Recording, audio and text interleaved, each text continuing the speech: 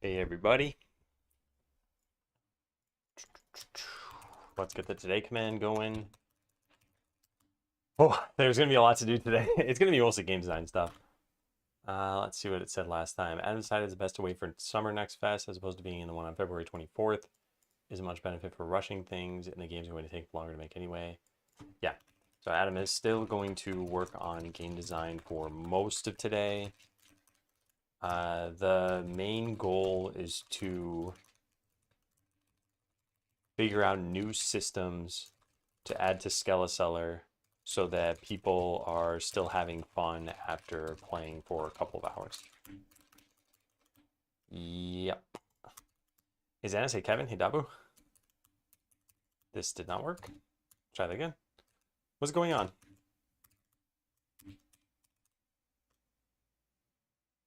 What? That was weird. I was pressing copy and paste. Very basic shortcuts, and they weren't working. I wonder if I don't know. I don't know what was happening there. Let me try something really fast. Yeah, this is what should be. Okay, so we're gonna start Monday the way we always start Monday, which is with the tenant stuff, and then we're going to just organize things and get things working. And yeah, I want to publish a new build today. I want to do a little bit of coding work at the beginning, but I then want to move to game design. I think game design is the most important thing to do right now. All right, so today, tenant review, sustainability, going great. Yeah, I don't think there's too much to say. Bricklaying also going fine. Brakes going decently. I still should probably be taking more breaks. But in general, I don't think there are any major problems right now. I need to work on game design. We bailed out of Next Fest. That sentence should probably be first. And there was one other thing I want to write here. Oh yeah, I want to get to some personal life to-do list tasks, etc. that have been hanging around for a while. And that's kind of my goal for this week. A lot of times I get done, it's evening, and I think, okay, I still want to be productive. Let me open up Skeleseller stuff, and I do something.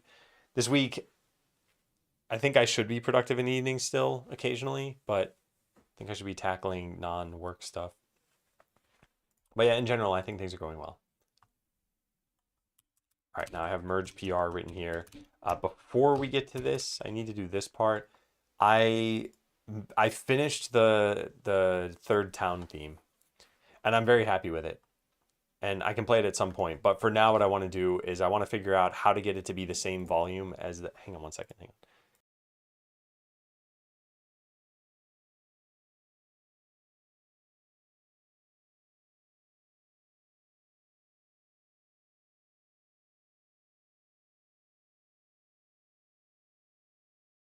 Okay, sorry about that. You can see this waveform over here, and if you just look at the general height of the waveform, you see that this is a little bit shorter, and this one is even shorter than that. So I want to level these with respect to one another, and I think the best way to do this is to get them all to play in the context of the game, and then hear what their audio levels are. So how do we do that? This node should exist in the hierarchy. Yeah, so we should have unhandled. Yeah, here we go. All right. And then let's go get this code. Put this here. UI page up. Don't need this. All right, how do we play the next track?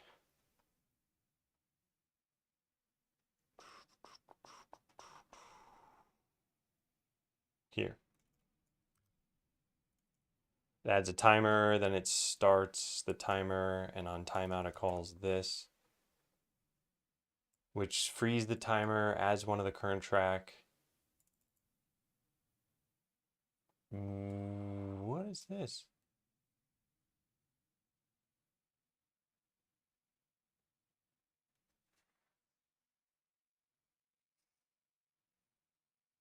am I just doing here?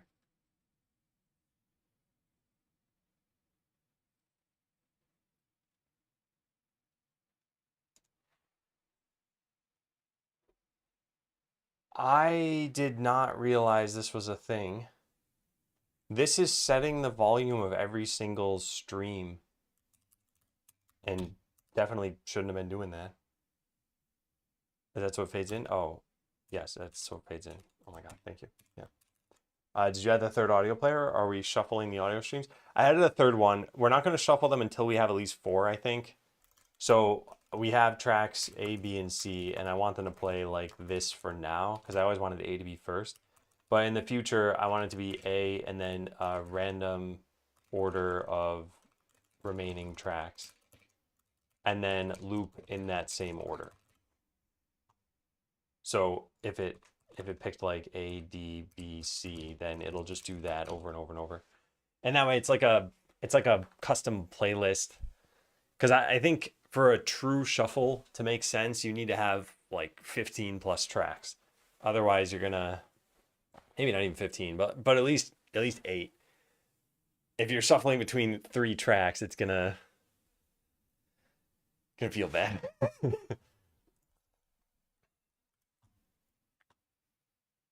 Okay, so then I wonder, we set this back to 1, which means we're going to override whatever I do over here, right? Yes, we are. Guess I just never thought of that. Yeah. Hey, James. Hey, WMs. Got some suggestions I post here in Discord. Had fun, by the way. Either Discord or the survey. It depends. Here's what I would say. Discord if you're okay with it being public. Survey if you don't want it being public. Or if it's something that's like less than 500 characters, yeah, feel free to post it here. That's fine too. It's just if it's going to be a lot, then I would say probably one of these other venues. Yeah, you could just randomize that one. Bad. So here's what I'm thinking. I think we can start this at half of the volume it should be, and then raise it to the volume that it should be, which means we need to keep track of what volume levels these things should be. We can do that by storing them directly in the volume that we have here. Or we could store it in code. It doesn't really matter as long as I don't mix them. I'm not sure how I feel about that. Yeah, I'm not sure how I feel about that. Also, should we even bother making these things? Is there anything interesting going on here that we've customized? It doesn't look like it. They are on the music bus, but other than that, yeah, nothing. Yeah, okay, so then I think we'll do this all through code. Let's go get the tracks. I think they're all named pretty much the same thing too. There's a stream here that we load. How do we get the underlying file name? I know, I see it right there. I just, how do I copy it? I guess show in file system is fine. Yeah, that should be a copy path. There it is. Okay, so let's do that then. Private dictionary. It'll be a path to. Actually, we could just make a music data thing and have a hash set of that. Although we probably want to keep track of them in order, so probably a list. List of like music file descriptor. Music files.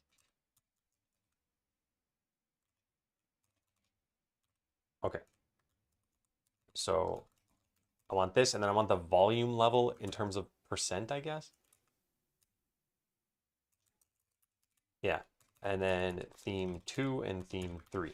Now, I don't know what these should be, but just looking at the waveforms, it looks like track 2 should maybe be a little quieter. Starts out the same way, but I think it's a little louder. But maybe not much. And then track 3 should be even lower. So maybe something like this, 0.95 and then 0.85. Now we need music file descriptor. We have some pragma for this, public record struct. Yeah, these. We also already have what is it? Sound data.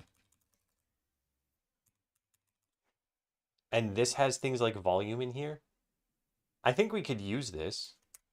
I don't think we need to. We also have things like the pitch, which shouldn't be used for music. This isn't gonna work, is it? Hey, Karada. We lose the hat and stream icon becomes Skele. Yep. I changed the banner too. I just felt like I'm doing so much Skeleseller stuff, and when I raid, people are like, "Oh, Adam learns live. What do you learn on stream?" And I have to be like, "Oh, I'm actually making a game."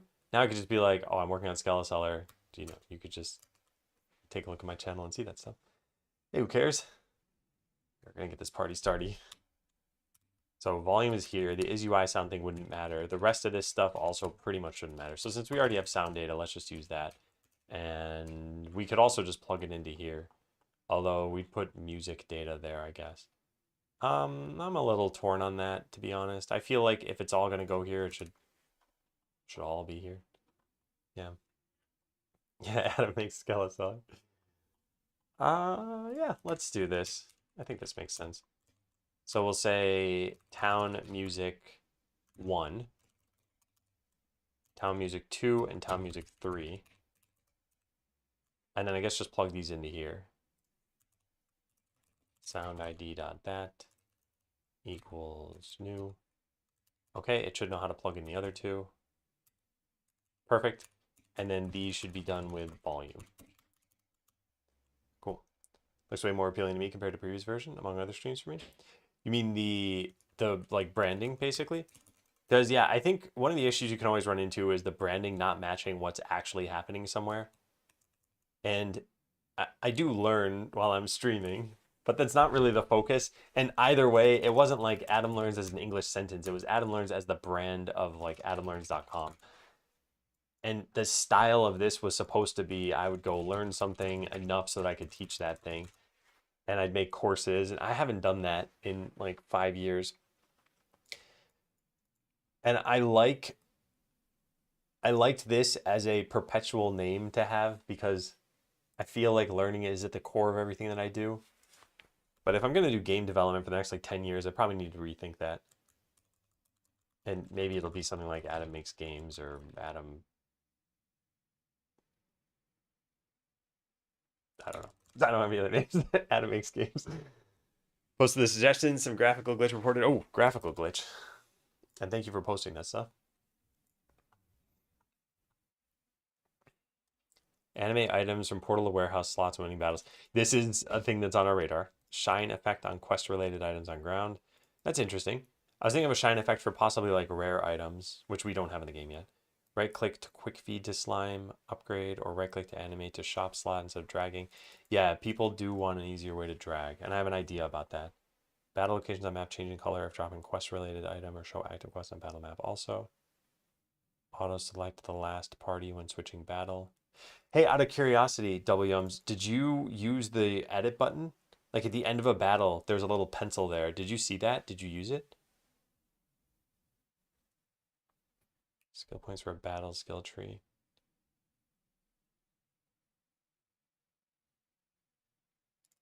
Interesting. Okay, wait, I suppose I had two questions. Did you see that button and understand what it did? And did you use it? So this, I definitely know the answer is no. But what's the answer to this question? Hey, Stockton. Okay, also no. Yeah. So does that button suffice for what you're looking for there with that one suggestion at least? The auto select last party when switching battle? Because the more I think about it, the more I think I have seen people miss that button, even though I try to make it more obvious. So I wonder if we should always have the last party there. I was just worried because now you can start a battle no matter what, whether that party is doing battle already or not. And I don't want you to have to preempt all of your battles by not realizing like, oh, that character's already fighting. Okay, so we don't need this here anymore. We do probably need some kind of tagging to figure out what these tracks are. Maybe what I should do is just have this be a list of sound ID, music IDs. Yeah, and then just put these in here to Should know how to type out 3. Good. So those are the music IDs. Now we need to do is set up audio stream players in here. So we'll say for each sound ID, music ID, and music IDs. What is going on with my copy paste right now? Maybe it's just slow. I feel like people will ask for a button to quickly empty it too. You know, it's always possible. And then it is also possible that people are just like, oh, this does exactly what I want. And more often than not, it's doing what they want. I think that the edit button, yeah, for whatever reason, some people aren't really clicking that, or at least not in the first like hour or two. Maybe eventually they would. Maybe we should give a tip on it. Like, hey, did you know you can quickly modify your party? We'll have to think about that stuff. All right, so audio stream player. This is Git node. I want to make one. And I don't think there's anything special about the player. I think it is just, oh wait, no, there is. The bus. The bus needs to be modified. Bus equals, how do we have to write it out as music?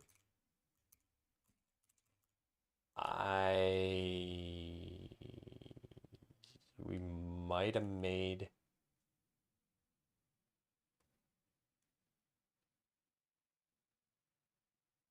huh. I know we customized the buses somewhere in like audio player, but I don't remember how we did this. We just search for bus, we should find it. Bus name, here it is. All right, how do we customize that? Town bus name? Where does that come from? All volume slider data. Whoa, I don't remember this. Okay, well, that's exactly what I want. Let's go get that. All right, so this is going to be volume slider ID dot music. Hey, Chippy. Happy Monday. We're doing a little bit of coding before getting into game design stuff. It's going to be a mostly game design day, though. All right, so that gives us the bus. Now we need to add this as a child to this music system. So, oops.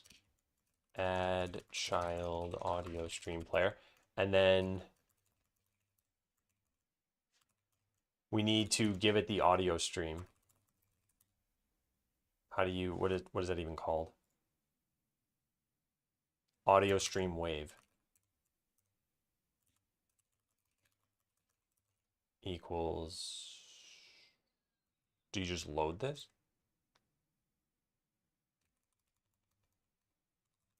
Why does that not pop up? This says audio stream wave. Is that not a Godot type? It might be a subtype of this. If I search for wave. No, I don't know. As in Atom art? No, no, no. As in just game design in text. Godot audio stream wave. What is happening with this? How do you make one of these? Huh. Weird. I don't even have this type unless I typed it wrong. Audio stream wave. No, weird. Huh. Maybe fine. Yeah, new systems. We've got to get to them eventually. And I think coming up with them now is a good idea, even though we probably won't be coding them for a little bit. But I have some ideas. We spent a lot of Friday working on that, and I don't feel like we made a lot of progress.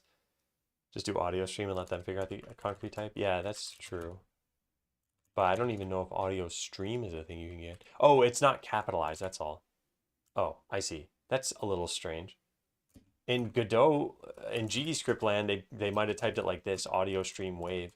But in the editor, they call it an audio stream capitalized wave. And in C#, it's like that. I just didn't expect that. Yeah. All right, so we can make that lowercase. That. So there's our thing. We set the stream. We need to set the volume based on the volume that's stored in here, which this thing won't know which music ID it has to be, huh? And there's no unfinished that we care about, is there? Actually, yes, there's. Okay, so these can all be deleted. In-game menu.show, I don't care about this. So to do play the next audio track. Hey, Nuka, hand too.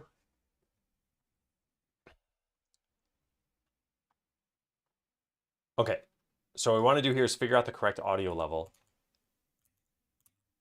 So we need to get sound ID, music ID. There we go. Perfect. Easy. And then get float volume. And then set this to volume divided by 2. I'm going to type 2F just in case, although that shouldn't matter. And then here it'll be volume. Fade from half the volume up to the regular, or the regular? Yeah, regular. Sure. I don't know. All right, now we did save off the audio stream players here. Is this important? Yeah, I think so. Okay, and we can put this here then. Make field read only. Make field read only. This can actually be static.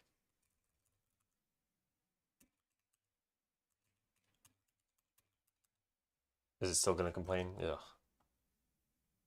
Whatever, I don't care. Just make it read only. Doesn't matter. There's only going to be one music system anyway. Read only fields would be, yeah, that doesn't matter. Oh wait, no, it does. Because of that. All right. So hopefully we haven't messed this up. Now I got to do this part. So how does this work? We add to current track. Then we get the next audio stream player and do this stuff. This should just be play track. Private void play next track. All of this stuff goes into there. And then this is just play next track. Is this nulled out? No, that's never nulled out. Seems like a mistake. Where do we make this? Yeah, I think we need to set this to nullable. Make a new one, add it, blah, blah, blah. Question mark Q free. If it's null, return. There's still one thing missing here. I guess setting this to null. Are you still AIing? I tried the Copilot extension, but apparently it was only a free trial. I am still AIing, yeah. I really only use it for smart autocomplete, so I'm very rarely doing something like this where I say something like add in music tracks or something for all this stuff. The edit button solved your issue. Okay, cool. Yeah, so it's a matter of making it clearer, which is, yeah. We need to make the new pencil icon for editing parties clearer. It does seem to solve people's problems, but they don't really know it exists. I actually started a small links page project Friday night and shipped it the same weekend. That's a first. Nice, yeah. Got a lot of momentum then. How'd the hunt go? Find anything particularly interesting? A few denials today, which is more than I've been getting. Oh man, I'm sorry to hear the Nuka. I do not like the job hunt process. I think very few people probably do. And it's exacerbated by the modern era of resume spam. All right, so play next audio track, play next track. Okay, so we got to have audio playing for this part of the stream. I need to make sure that these are all leveled appropriately. So we got to listen for a little bit.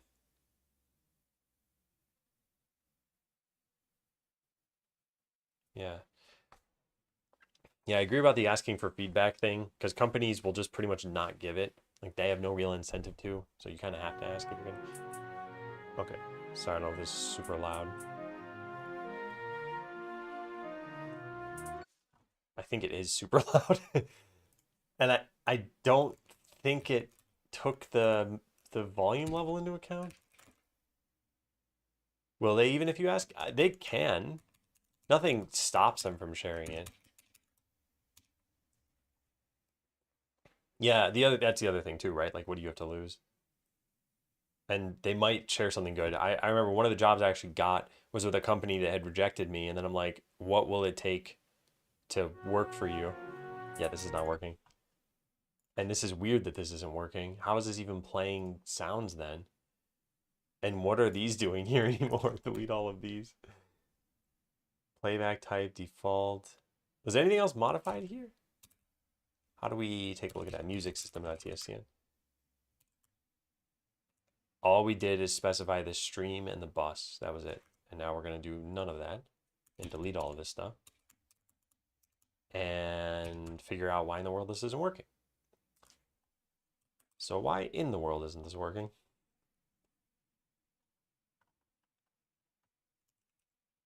Music system. Add all of these. They should not just automatically play. It's not until we get into this, which should happen from, no, it doesn't happen from that. We have some other thing that starts this, don't we? Play. What is this? Yeah, unstarted, unloaded. It just has play here. Well, that's not good. Why? Why did we do that? Yeah, I think we should call it play next track here. So it's going to go back to track 1 now. Yeah. 2.5D platform, trying to get it done for GDC. Nice, nice, nice, nice. Yeah.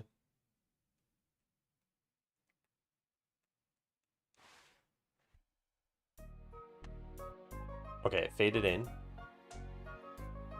So I'm just going to look at my audio thing in OBS. It's at -35 right now. Now we're going to go to the next track. It doesn't stop the current track when you do that. We got to stop the current track. Play next track.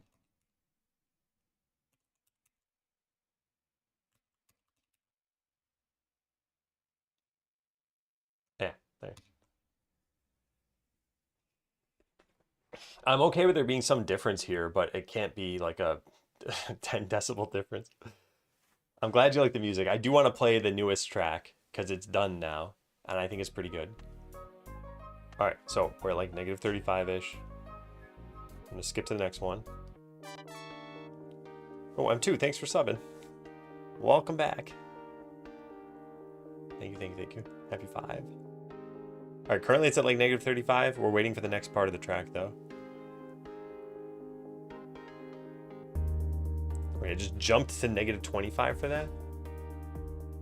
But I think it's okay still.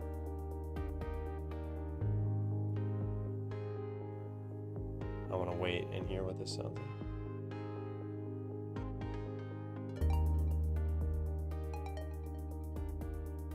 Okay, this is pretty good, I'd say. Let's try the next one now. Okay, for laughs, I had thrown that down to -15 or something like that. We gotta obviously not have it be that quiet. But this one is the loudest of the tracks, so maybe 85%. Maybe we start with 80% and see what that's like. Wish you could auto resub with Prime. Yeah, I think a lot of people do, and Amazon's never going to allow that.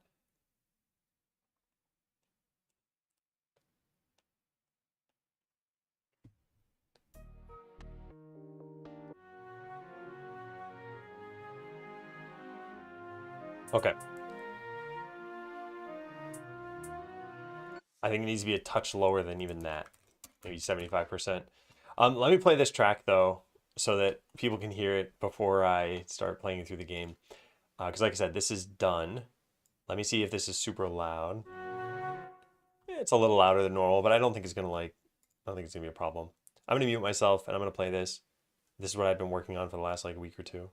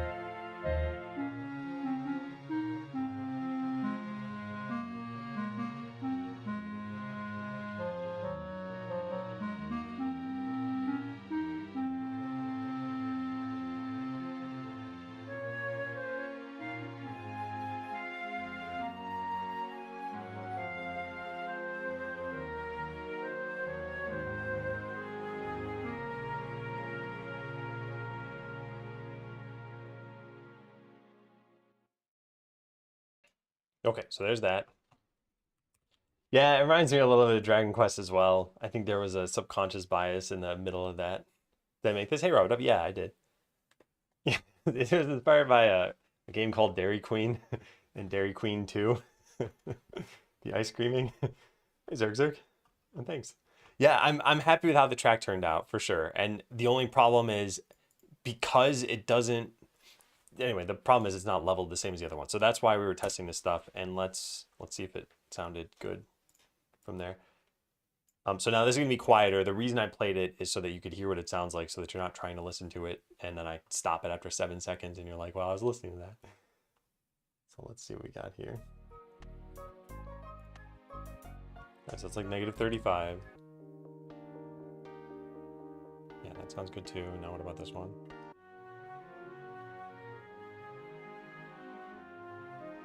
Yeah, okay. This one does go a little higher than the other ones. It's like -30. Did I compose all the music? Yeah. All right, I just gotta take a look at the meters for a sec. I want to see what happens when it hits the middle part of this.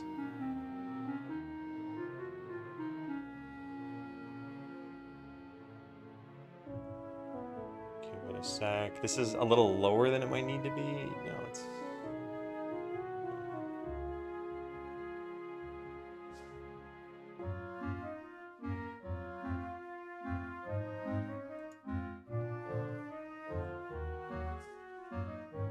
I think we gotta lower this a tiny bit more. Yeah, I'm gonna set it to that and we'll see if that's good.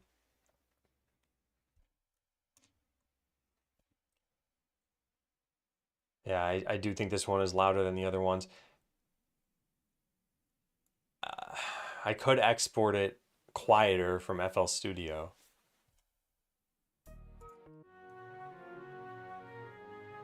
Normalize it in Audacity. Yeah, I should probably do that. The thing I wanted to be careful about is that I'm not changing the dynamics within a track, which I recognize you can normalize it, not have that happen. Not a fan of adjusting audio like this. I feel like the song should be mastered so they have the same volume. I think that's a pretty good idea. But now that we're on this track and I don't want to spend a lot of time on this, this is probably the route we're going to go for now. So far, this is fine. Let's hear what this next part is.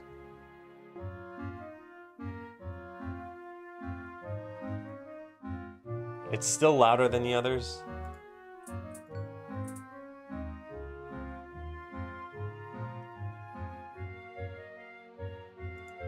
All right, with this in mind, let me switch to the next.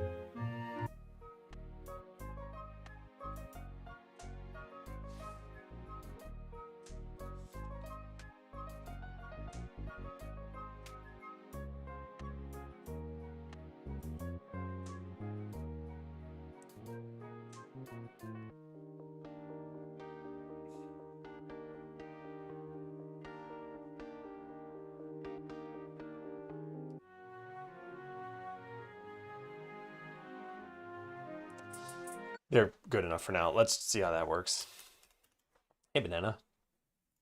Okay, so now we need to delete the thing where you press page up and it goes to the next track. That's in music system. Then I can check this in, and then we will have 3 town tracks instead of just 2. And the only other music that's in the game right now is the title screen music. Where is this? Here. Okay. So we added the new wave file. Yep, that obviously needs to happen. We got rid of the hard-coded music players. This cannot happen here. This modified town, it did. Stupid UIDs. I'm just going to delete that. Because that's all that changed, right? Yeah. I don't want to pollute this too badly. Town Hall level 3 changed as well. No, it did not. And waving flag changed. So sick of these stupid issues. None of that has to do with music. All right, so we manifested those. The title screen's not manifested, but that's okay.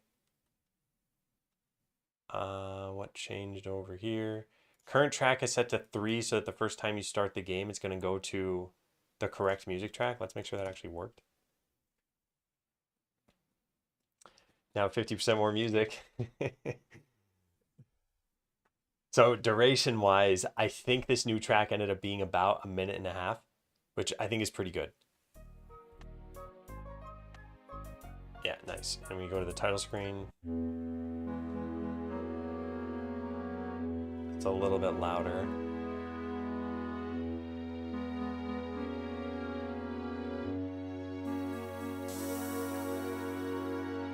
Yeah, I want to see what the next part is at.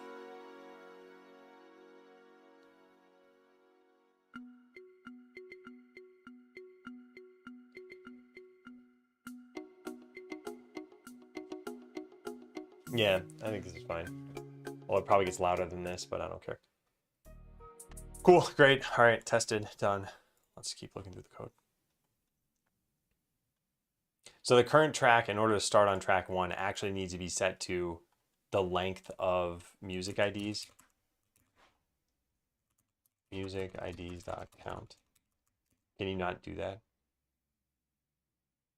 Field initializer cannot reference a non-static field, method, or property. Yeah, we could put this in ready. Yeah. Current track equals that. Does it loop? No, it just stops. Never heard that title track before? I can play that in a sec. This is good. This is good. Good. Yeah, cool. All right, all that sounds good. Let me just make sure that we didn't break something with this line, but then I'm going to check this in, and then I'll play for Monadic Bind the title screen music.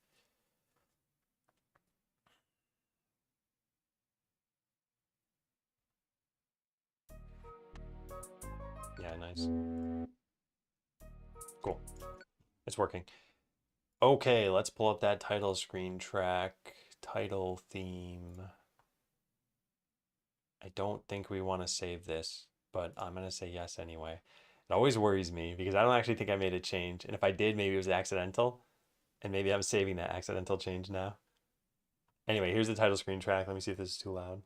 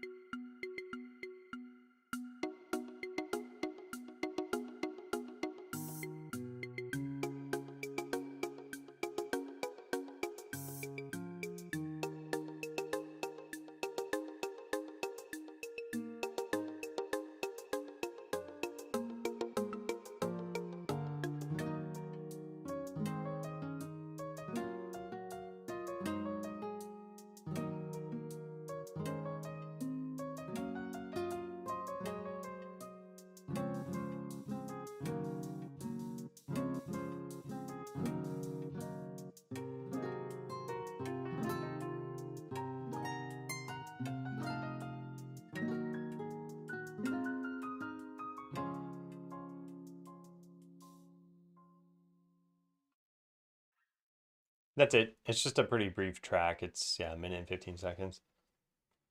Crazy tune. Did you do it yourself? Sounds like something I heard in my youth when playing games. Yeah, I did it myself.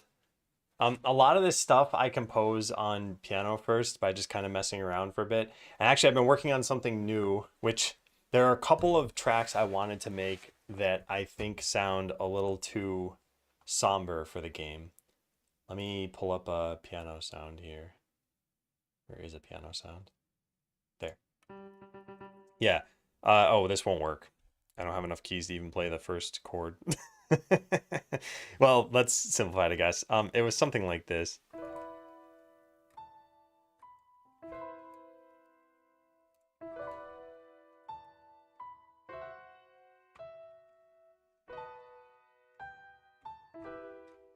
Wait, no, there's something else in there. Anyway, I don't know, something like that, where I felt like it would work in a game, but it wouldn't work as the town theme in this game. And then there was another track that, again, I need more keys to be able to play, and I don't feel like going and grabbing a different piano right now, so we're not going to play that. But I'll probably do another improv stream at some point, and we'll figure out another track. Okay, so I think the next thing is to merge PRs. We gotta organize the Friday list as well. So publish new build, reach out to Red. I gotta do the reach out to Red part tomorrow. Reach out to Red about the green flag to play.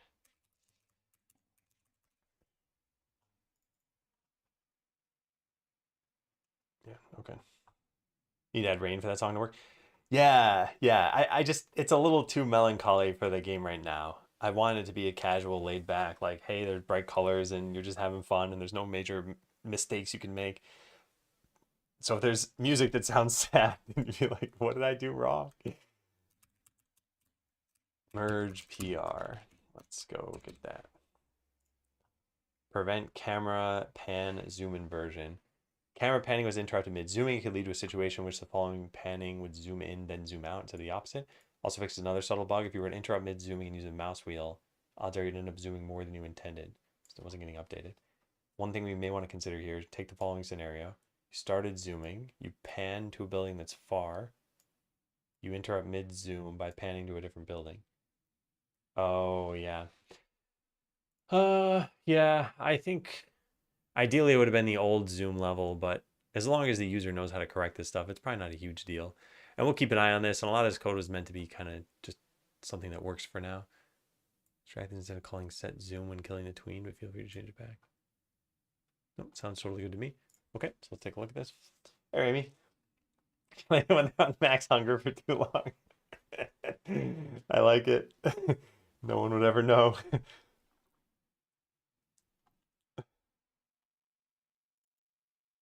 Get zoom index. Hold on a second. Let's pull this. 785. HPR checkout 785. Camera. Get zoom index. I'm guessing this is always accompanied by a set to get zoom index. Yeah. This should probably be like update zoom index. I think we're going to just do that. Because this is never called outside of this, right? Yeah, no, it isn't. Okay, so we'll call this update zoom index. We'll make this void, and we'll just have this set zoom index equals that.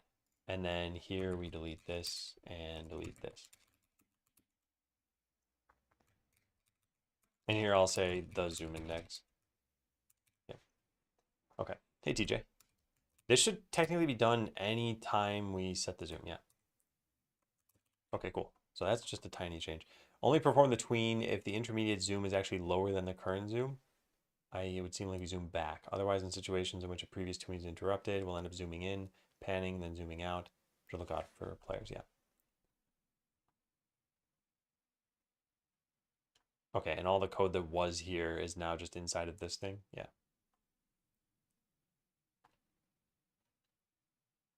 All right, good, cool. Let's go try it out.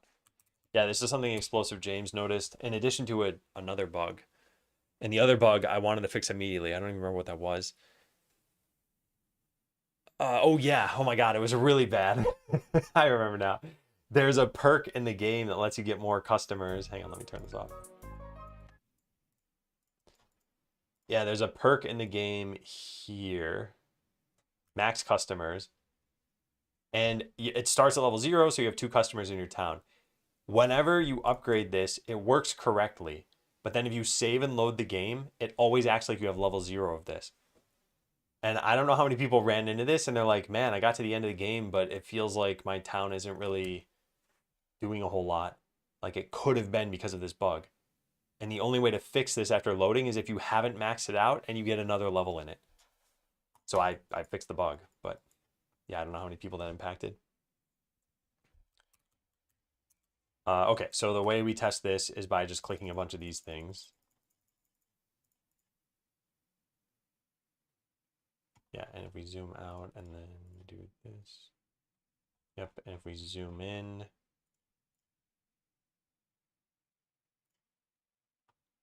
It's not going to zoom in again, right? Yeah, that's fine. Okay.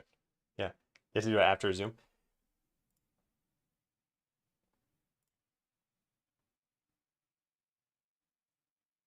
Yeah, I don't think it's broken anymore. I think Kevin did fix this. Not sure many people would have saved and come back. Most probably knocked it out in one. Most probably did, but there was actually someone who made a YouTube video about Skeleseller, and it did pretty well, so they made a second YouTube video. yeah, this video, and then they made another one, and in the other one they loaded from their save file, and there were like a couple of problems that were immediately obvious, and one of them was a tip was showing that should have shown from the original session that they did, and there was a reason why I didn't, and it's too bad. This is just change function definition slightly.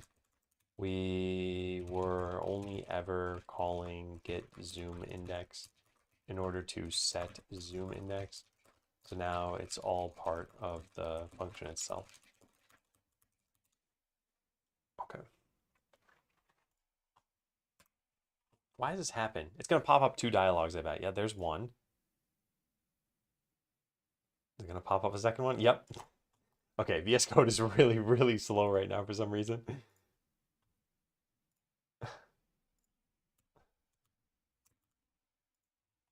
All right, I don't think we had a bug open on this. Yeah. This works and looks good. Thank you. Comment and squash. Okay. I think that's it for code changes today. I want to publish a new build now, but then I want to get to game design stuff.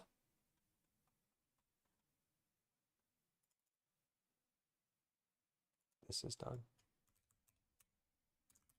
The response, I'll leave this here. Yeah, we got to do this now.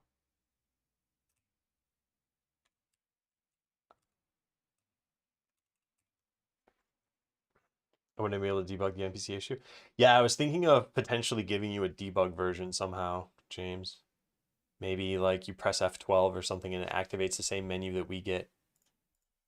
Because that would make it way less tedious to test if you plan on testing stuff. And I definitely appreciate you taking a look at this. I don't want you to feel an obligation for any of this. But yeah, like I said, the way I see it is if you're going to do something, you might as well have an easy time at doing it. So this menu that exists, so you'd have a way of basically starting and just saying like, give me everything, or, you know, make me invincible, or grant a bunch of items, or add a bunch of workers here. I'll have to think about that. Yeah, because any way that we expose for players to do this means that someone might find this themselves, and I don't really think that's a problem, because all this stuff is going to do anyway is it's going to do something that you could just do by modifying your save file, and we're never really going to have it be difficult to modify your save file. You can make a base save file so I don't have to do the intro. It's the only annoying thing. I'll still write it down. Yeah.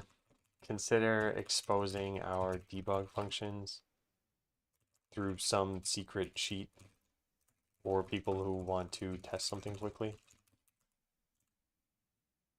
Yeah. Yeah, I know you can change this stuff, but even this is like you could speed things up.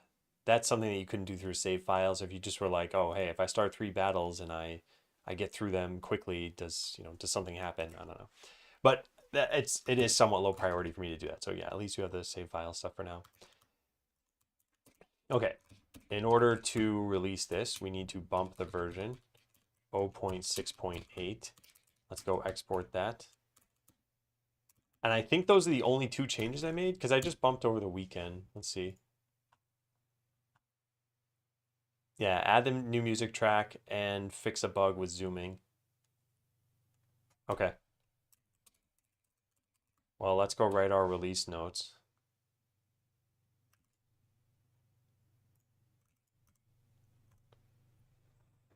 You have to plug in a second controller. You mean the first controller? There is no first controller already. I wonder how many NES games had something like that. Wait, I keep forgetting. There was a Metal Gear on the NES, right? Yeah. I don't know if they had a second controller thing. I think the PlayStation version did. But I know at least some Nintendo game had it. I think Mario even had it.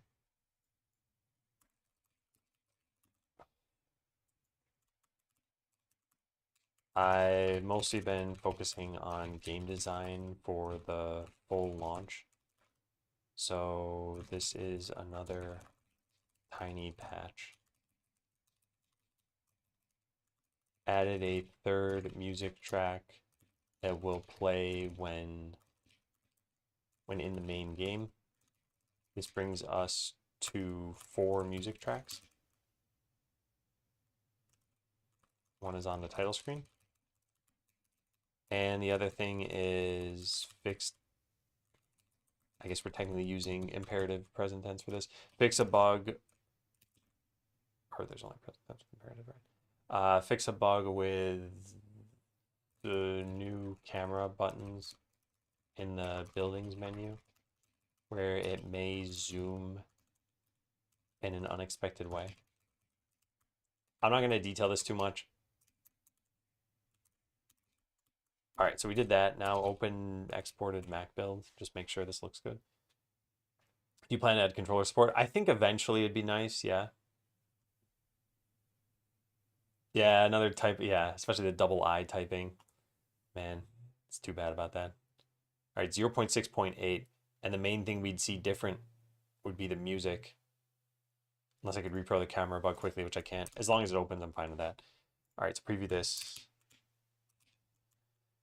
What do we do? Export to, why does it, is there a way to not have it autocomplete with a thing that's not even gonna, whoops. Oh, it's not even export as I want. I want upload to itch. Yeah, nice. Okay, and then over here, I want upload to Steam. Cool. Let's publish this somehow. Where'd the event go? Here. What? Publicly, what? Did I publish this? I don't remember clicking that button, but I might have. It's got a thumbs up already. What?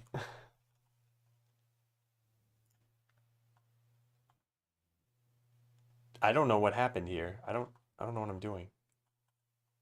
I should not have published this, and I don't see it on the store page. Save anyway. Library visibility pending moderation. I am so confused. Let me go back a step. Oh man.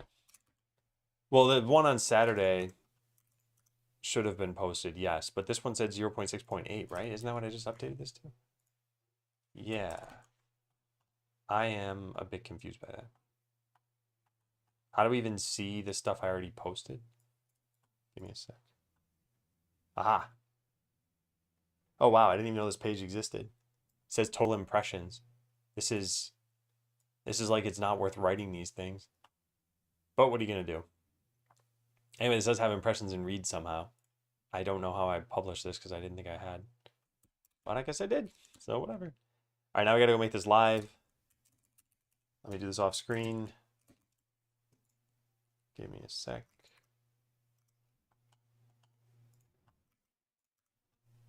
Whoops, wasn't supposed to do that. Oh well. All right, so the reason why, it's fine if I show this. There's a password here that just shows in plain text. And this password is so you can get access to the alpha test builds. And I don't really care if people get access to this. And I could literally just go update this and change it to something else right now. But like, it's kind of stupid that this shows in plain text. There should be like a little view button there. Anyway, it doesn't really matter. I'm going to still just do this. All right, in order to publish a build, you got to use SteamGuard 0.6.8. All right, where is this? Notifications.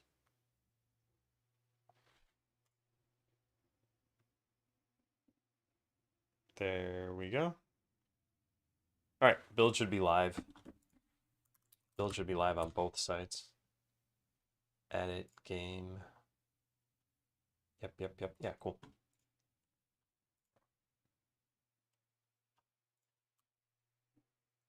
Hey, bro, what are you working on? I'm working on Skeleseller still. Did I finish the game? No, I definitely didn't.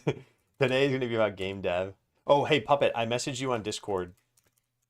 I DM'd you and M2 about mentoring. I am going to start mentoring up again. And it's going to be, I updated the contract as well.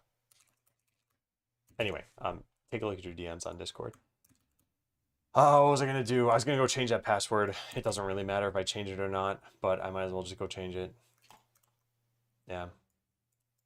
All right, update. Now here's a little trick. If you watch my keyboard camera now, you'll be able to see what I changed the password to. Are you ready? There. I don't even know what it is.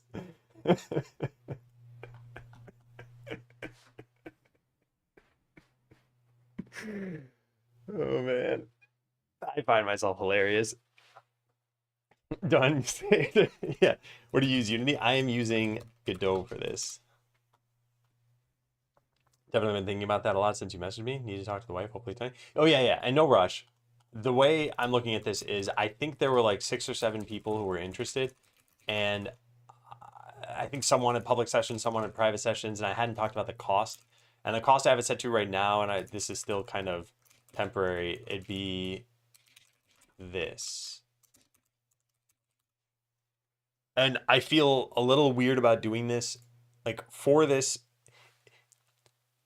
look, honestly, ideally, I just prefer not to monetize this, but I think that's possibly a little bit silly. So if I'm going to monetize it, then anything less than $100 per hour doesn't make sense to me.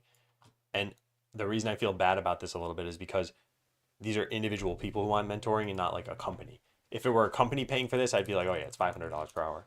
Like I would not be skipping. So I'm torn in so many directions on this stuff, but this is at least what I'm going to try piloting and see how this goes and see if people are still interested, and hopefully I can give off enough value to people such that they feel like it was worth it. If they watch it frame by frame, I don't even think that would help. Yeah. Rip companies. I mean, I'm not doing special company pricing, but if I were, I would not have any qualms about setting it to be pretty high. At least not for big companies. I mean, if you're like a company with 1 or 2 people in it, then it's very different. Bump version to 068. Okie dokie. All right, so that is it as far as coding stuff goes. I think we're gonna move on to game design now. Yeah, publish, build, and new music. We're done with that. Okay, for those who have not been here for one of the game design streams, for the next like 6 hours, we're pretty much just going to be in a document talking about stuff. And if you only tune in here and there, it's going to be very hard for you to give input. And I do welcome input. I think a lot of it, though, is based on the philosophy of the game so far. And if you haven't played the game, it's going to be hard to give input on this stuff. A lot of people end up saying things like, hey, you should, consider this thing for battles. And I'm like, battles don't even work in a way that can be a consideration. So it's a little bit of a juggling beat right now. Let's see where we left off with this. And I have these couple of things I want to do here too. And I'll give some context and try to catch some people up to speed here.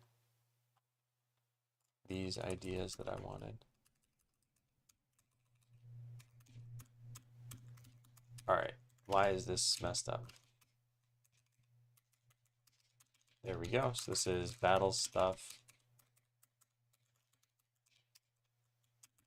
And this. Okay, so where we left off, so everyone's on the same page. Skeleseller has been in development for about a year. We launched a demo on Steam. We've gotten a lot of feedback. We've addressed a lot of the feedback. And now the biggest thing that most people agree on, including myself, is that there's like 2 hours of gameplay and there should be more. So it's not like people are saying, oh yeah, 2 hours, that's great, I'm done with this game. I'd even make it an hour and a half. Like people aren't saying that. They want there to be more systems. And by the end of the game, when you've got a town that's pretty self-sufficient and you're getting items and everything, let me just click this and this and this and this and this. So your town's going to look something like this, where you're getting items, you're battling, you're selling these items, you've got a decent amount of customers and everything. You've got a couple of extra buildings. Maybe you started some quests. Maybe you're feeding things to the garbage slime. But this stuff's all kind of under control and now it's old. And you want new stuff. So that's what we're trying to figure out, is what is the new stuff. Now, most of the time, I kind of said this in the past, game design is you have a specific problem and you try to come up with a system to solve that problem. And ideally, it is not complex, it works with existing stuff, and it actually solves your problem. And ideally, too, it doesn't add new problems. Our problem right now is just people want more stuff in the game. So if you think about the problem, it's like we just need to add fun stuff. And phrased another way, it's almost like make a mini game in the game. So it's an interesting way of looking at this stuff. And when people say like, oh, hey, I'd want farming or I want crafting, it's like these are not just standard things you plop into a game and it's like, oh, cool, okay, we did that. Like a settings menu is a standard thing. If someone says I want a settings menu in the game, there's no real thought you have to put into it. But if someone says they want farming in a game, like what does it look like in this game? Very little information on what it is. I think you can still comment. It's just if it sounds like I'm dismissing ideas, that's at least sort of the reason why I might feel like that. And I try not to be dismissive. I try to at least like think about something or consider it. I mean, what's the game loop? Well, the game loop right now is battle to get items, then sell those items in town, and then use the money to improve everything. Your battling and your town itself. Oh, nice, Yassine. Yeah, or Yassine. I'm not sure how you pronounce your name, but let me know. I don't think you have to deviate much from the core game loop, much if at all.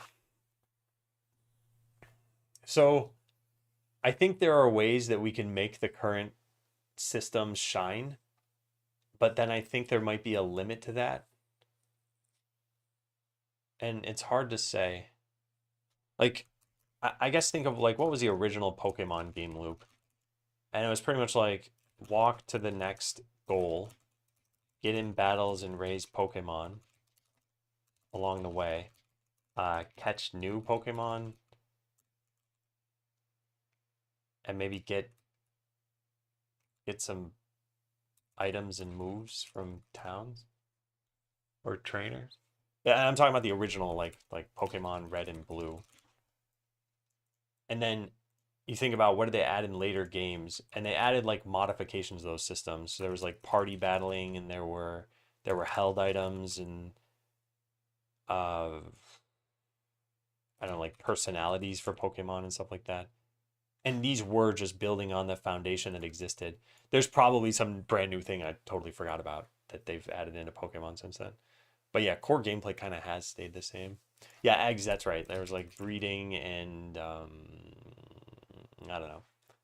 Yeah, I haven't played a lot of Pokemon. At least not recently. Some kind of mini game where people play or complete and they get special items in game that benefit their town. I mean, that's kind of what we're talking about. These new systems are going to feed into the existing systems in some way. Yeah, so one of the things that I had written here, I like the idea of quirkily adding in systems that people expect. So as an example here, in a lot of games you get an axe and you cut down a tree and that gives you wood. I was thinking, what if in Skeleseller you battle trees? They don't do damage. They're just like sponge fights. You fight them, and by the end of the battle, instead of earning a potion or something, you got wood, you got lumber. And I like that idea. It's like a quirky way of representing the same thing. It's still going to take time, but now it's going to feed into another system that already exists, which is the battling system.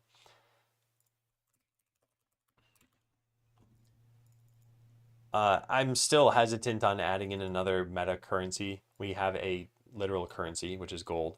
But then if we add in something like wood, this is something that probably isn't going to take up space in your warehouse. So it'd probably just be a number in the UI somewhere.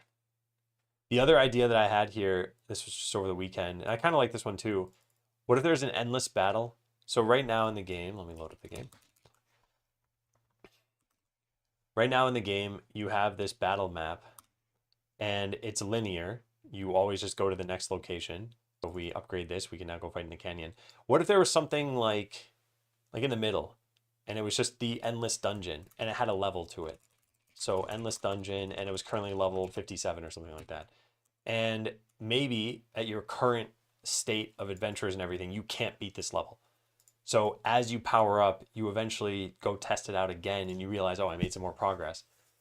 And this could be a way of, I don't know, getting more items or getting more power or something like that. And I like that. And I also said something about persistent battles. Write this here. Where's the table of contents? Oh, there it is. What, do I have to expand this every time? I guess I'll just add one at the top. Table of contents. There we go. Getting unique items if you'd like to introduce some.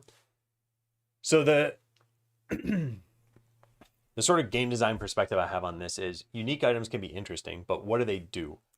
And in other games, items might have an obvious purpose. Like if you're considering an action RPG, items are probably going to give you stats. Maybe they give you abilities. And maybe they change your gameplay somehow. So for example, in a lot of games, equipping a sword is very different from equipping a bow. It's range gameplay versus melee gameplay. So in Skeleseller, none of these things exist really. Like items currently just have a value.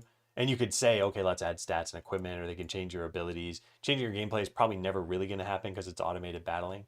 But that's what we need to think about. So the idea of unique items could be cool, but then how do they work? And that's the hard part for this. Man, restarting VS Code a bunch of times has not made it less laggy, even just to type things. This is how I type things in here. It feels like it's lagging. Strange. Maybe some tactics would be nice for battles. My general philosophy has been that unless we have a big difference between the floor and the ceiling of the game in terms of efficiency, that people aren't going to be incentivized to want to invest in battle strategies.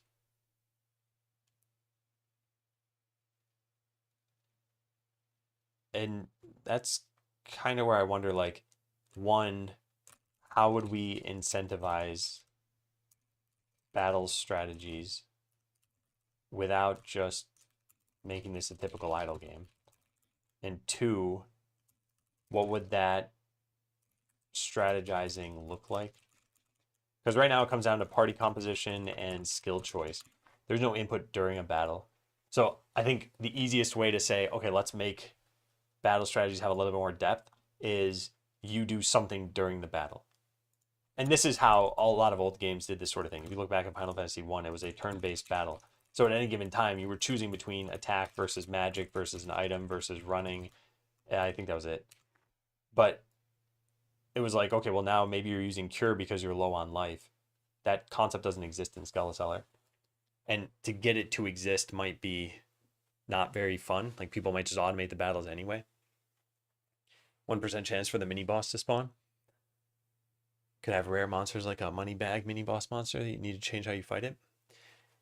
Yeah, but the change how you fight it, I think this is where I think this is all very difficult. Like we have automated battles in the game, and if you knew that there was a 1% chance of fighting something different, should it like pause the game when you get there and say, okay, you got into this battle, do you want to change your strategy? So the way I'd probably surface that is you have a 1% chance to find a key, and then you go through like a boss door at your leisure, and you can see these keys accumulating in your warehouse. And that way you bridge the gap of like, this thing happened without you even paying attention to it. This would force you to pay attention to it when it finally happened, because you'd be like, oh, I have a bunch of keys. Any extensions update or need updating? Don't those happen automatically? It apparently does not. And it says restart to update. Huh. I guess let's just quit the whole thing.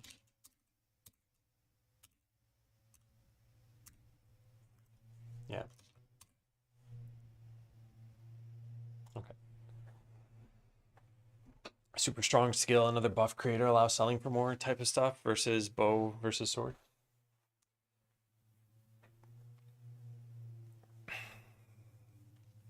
Yeah, I think I need to scope down what we're talking about here because I know I'm all over the place right now. But when I'm talking about new systems, I think of like the systems right now are these systems that we have here.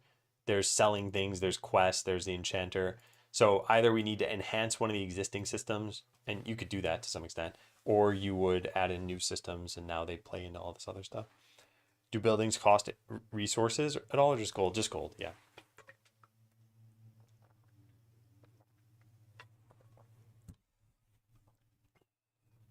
All right, I did not write down a battling section, but I want to put the ideas that I had here over there. Oh, and then the farming slot machine thing I want to talk about a little bit. But yeah. All right, I had some general ideas for battling. if we ever had specific resources, it may be fun and quirky to battle the resources themselves, e.g., battle rocks or trees that don't do damage to you in order to get their resources. Okay, another thing was we could have a mega battle that spans all 3 windows and is like a 12 versus 20 kind of fight. There could be an endless battle whose level keeps increasing. And so you always want to try fighting there. It could be that this battle also persists enemy life. So you could auto battle there, and you could auto battle there and eventually wear down the enemies, but it may not be efficient to do so. This idea is kind of interesting. So to write this out, here's Funky Monkey, thanks for resubbing. By the way, Funky Monkey, I listened to a little bit of the mom test, but it had to be through my wife's phone because I couldn't get it through the library that I have, and she wasn't interested in listening to it, so we only listened for a little bit. But it did seem like it was a good book. Has locked doors every 10 to 20 levels you need the keys for, and there's a boss behind them. Well, okay, so what I was thinking is this: what if there was there's a node on the map? So imagine this: there's a node on the map for, I don't know, like the dungeon or something like that, and it's level 1 to begin with, and anytime you lose a fight there, enemies still stay at whatever health you got them to. Every time you beat it, it levels up. So the way this would work is you could choose to go. Why do I keep closing the game? Oh, because I had to restart VS Code. Yeah. You could choose to go there. So I'm like, okay, here's that dungeon area. We can choose to go there and we'll get into a battle. And here, for example, like we're doing a little bit of damage to this ogre, but we're going to die. So now whatever life we've got this thing down to, it would just stay at. So we took out about, whatever, 25% life maybe. Well, we're still going, but we're about to die. Okay, so we took out like 30%, maybe 40% life. And now the next time you repeat this battle, it would start there again, and you'd eventually win this. But at some point, it's not going to be worthwhile for you to do this kind of fight because it'll just be taking so long for you to get their life bar down. So is that fun or interesting, I wonder? And I'm not sure. Yeah. Maybe it doesn't level up, you're going deeper. Yeah, that's possible. I think we need to indicate to players like what is the level that this thing is at. That way, if you did go idle, you'd come back and you'd be like, oh, I got through 20 levels or something. You're able to beat level X, the entire world levels up. Mobs and dungeons get harder. Interesting. Yeah, I'm guessing that second game, I know a little, Genshin's an open world game, right? I'm guessing the second one is also an open world game. Yeah. I was gonna say open world games have to do this because they don't know what order you pursue the game in, and you don't want to trivialize all the content depending on how you play. So they eventually make things level up. Even Breath of the Wild had a system like this, where the more key things you did in the game, the stronger the average monster would get. So I think this is an idea we can use, and I want to write it down at least. This was kind of what we had out of bosses, that you could keep fighting them. There could be an endless dungeon where enemies don't heal in between battles. It would level up as you go deeper, so the enemies would get stronger. And while you could always auto battle there, it wouldn't necessarily be the most efficient way for you to progress.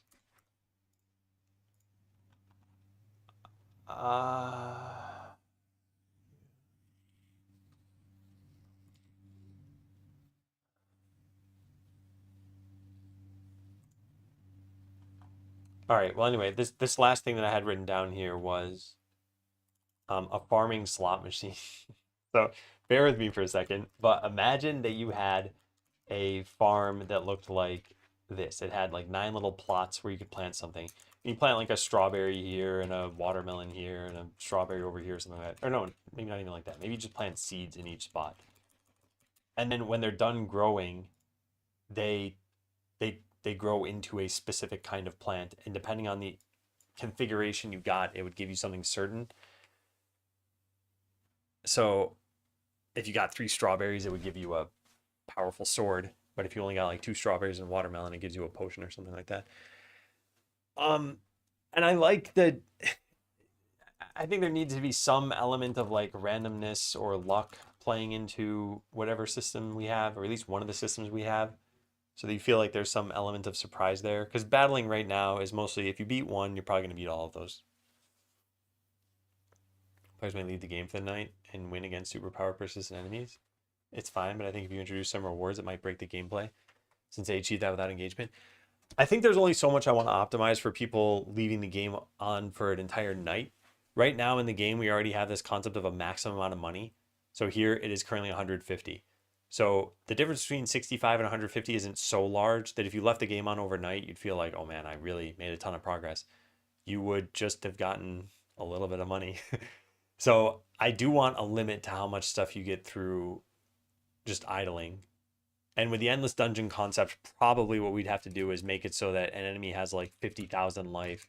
And if you're only doing like 2 damage per hit, that it's just not worth it for you to do 25,000 hits to beat this thing. So you come back in the morning and yeah, sure, you beat like one boss, but you need to change scaling.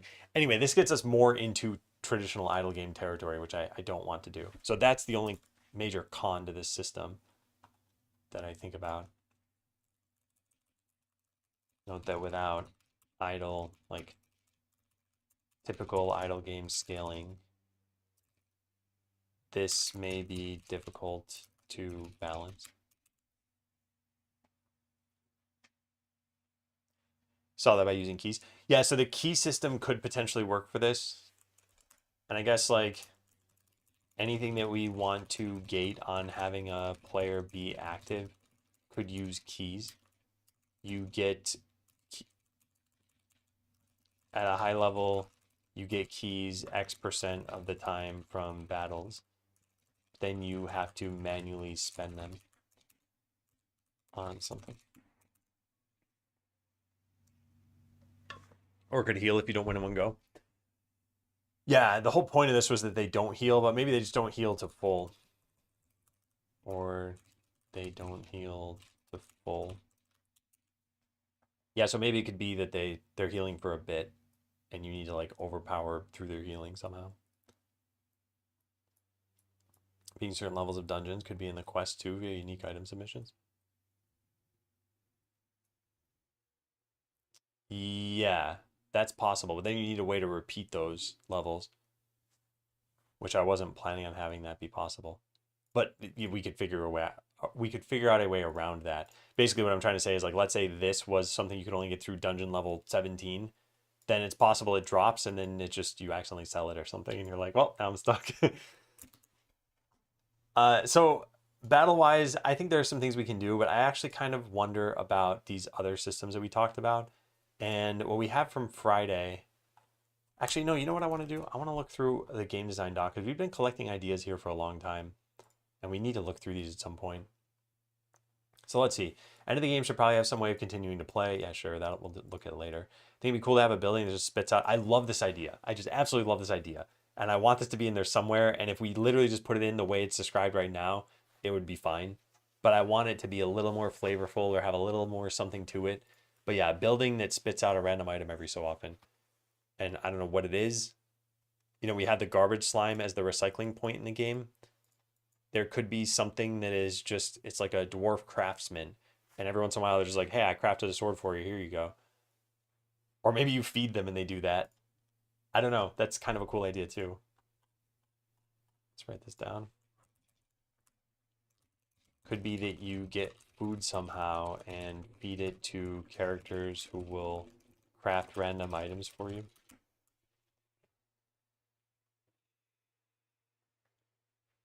But there's a famous adventurer doing stuff in the background, fueling consumer trends. They could fight an ogre with a sword. You get word and know that you'll get a ton of customers wanting a specific sword soon.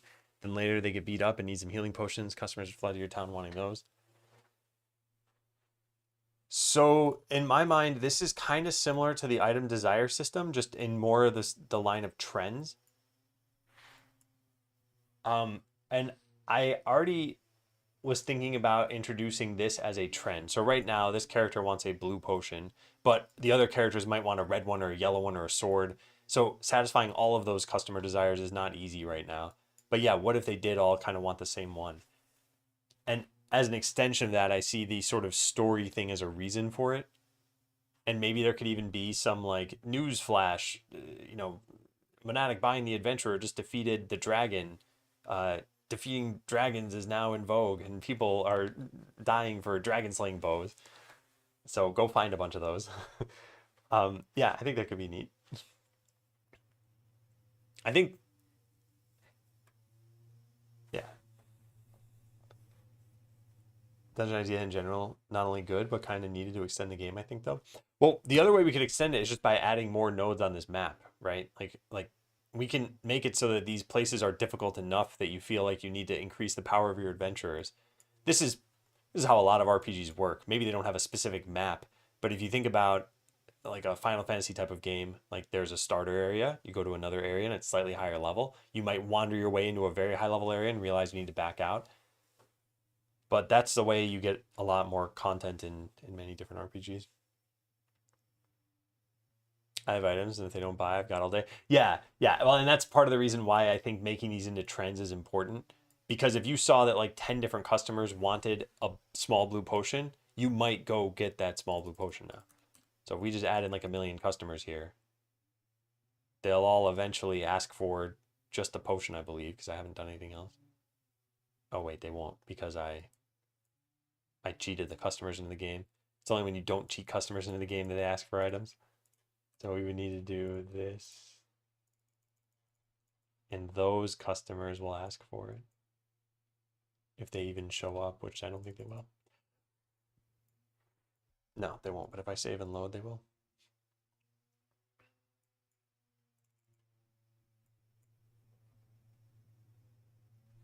Oh, they will eventually. I guess it takes a while. It doesn't give any money compared to high level items. So the way that the item desire system works is that the tip will always be worth at least as much as the most valuable item you've found. So a small blue potion is typically worth 3 gold. But if you found something worth 80 gold, then they'll buy it for 3 gold and give you like a plus 77 gold tip. Or maybe even more than that. I don't fully remember. But that way it's always worthwhile for you to fulfill customer desires, at least from just a monetary perspective, maybe not from a time perspective.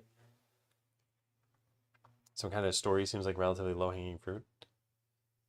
Well, I don't mind the ton of extra work. The way I see this is we're going to spend another several months probably on the game. And I think having more systems and more ways to engage would be fun. Like, I like a lot of the distinct systems we have right now. Like the quest system feels like its own fleshed out thing. You put in items, you get more power. The recycling time feels like its own thing. You feed it and I'm waiting for it to pop out of the warehouse. There we go. You feed it and you get money and you can eventually upgrade this. Same thing with the spell system. Like there are some systems now.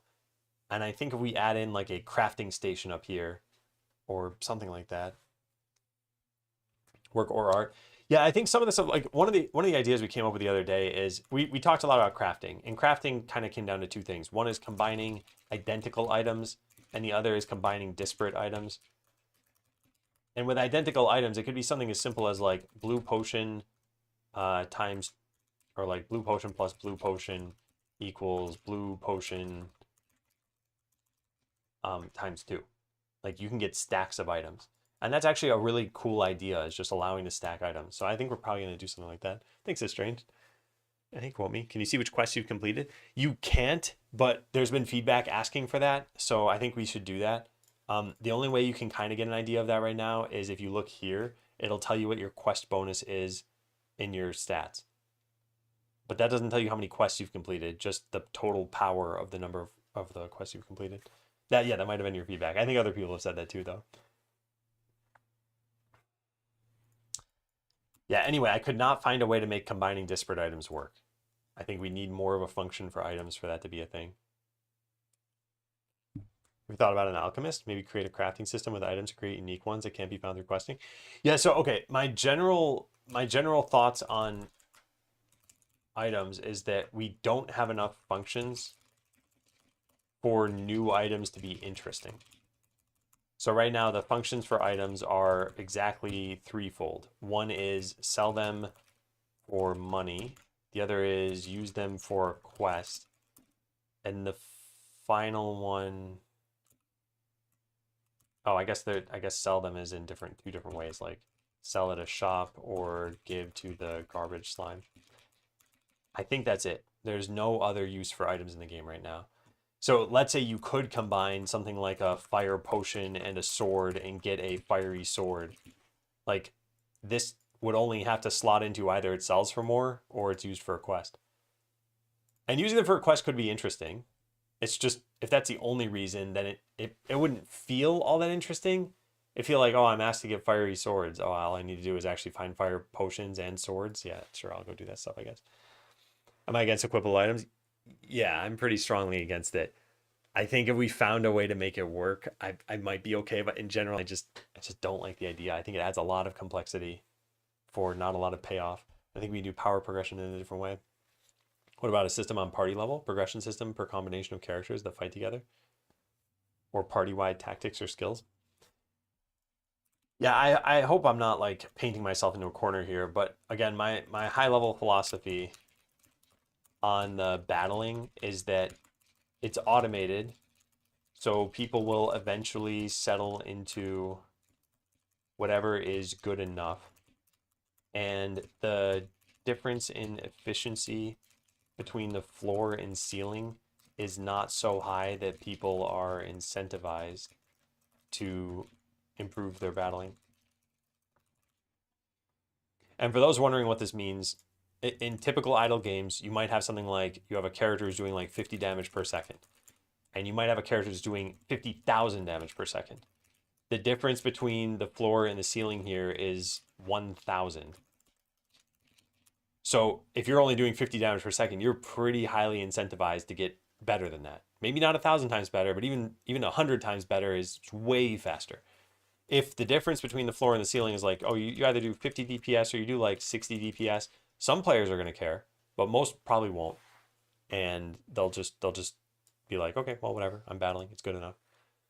So that's the core of why adding in equipment isn't necessarily that important, why party tactics might not be that important, because people could just outright ignore the systems. And this plays into another problem that people have talked about. They're like, oh, I made changes to my skills, but it seems like I was winning battles before and I'm winning battles now. And so like, do these choices matter? And yeah, that's the problem with us having a small difference between the floor and the ceiling. Now, at some point, I should probably clarify why I don't want there to be a large difference. And I think it's that I just don't want to go into the sort of traditional idle game route where you've got numbers that just get to absurd values. You're doing like 1 times 10 to the 37th damage per second, and it's just hard to compare things and hard to realize what's going on. And it feels like it's an infinite game. I don't like that idea. And I want this to be like a laid back, oh yeah, I'm doing 1,000 damage. That's a number I can understand. It's purely a philosophy thing.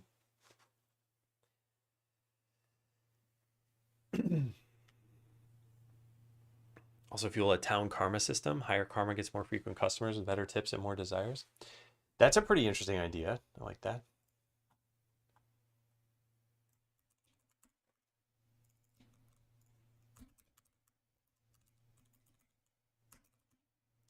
Town karma.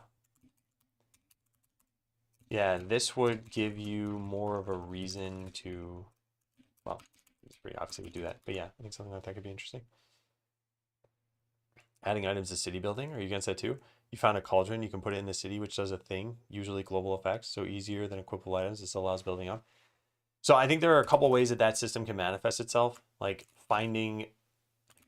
So you're basically saying items should have a function in building. and it shouldn't just be through selling them to get money to then spend on buildings. So yeah, I think of two basic ways of doing this, and maybe there are more, but high level ways of accomplishing this is one, have resources like wood or stone that you find, and two is you find the building, well, I guess generic resources or have specific resources that you find. So instead of wood and stone, you find like town hall roof and town hall wall, and these are not generic. Once you found a roof and four walls and a door or something like that, then you built the town hall. Is that about it? Is there anything else I could think of there? Yeah, I guess another kind of general way of doing this is like you found a town hall part or something like that. Um, and I don't think it's a bad idea, but I think it needs to connect to another system that's such that that makes it interesting. Like, where are you finding this stuff, and how does progression work in the game? Because right now it's like, okay, you battle in the forest until you feel like, all right, I'm ready to go tackle the next area. So at any given time, it's like, well, where's the town hall stuff dropping from? Is it here, and you need to like grind this area enough times? Is that interesting, given that you could just turn on auto battle and send in all your adventurers and be like, all right, I'll come back in an hour and I'm guaranteed to have all the town hall parts. So I think this automated aspect of the game makes it very different in how you approach game design, because in a lot of other games you have a trade-off of, is this fun for me as a player? Like, yes, I can kill bats for hours on end and get like one experience per battle, but it's not fun. And at some point I'm gonna get bored to tears doing that. So I'm gonna go battle in a place that's more fun. But here I can battle bats for hours on end and not even be paying attention. It's like, it's not gonna take up my time to do that.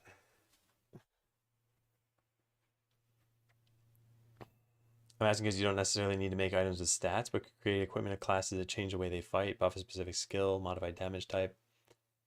Yeah, so I think I'm just opposed to doing that via equipment. I think it could be done a different way.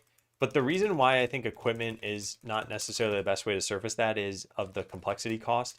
So you need a UI for seeing what items do, equipping them, like figuring out how to get new items, I guess, and then some amount of like uh, you need reminders for how to equip and even that you need to equip.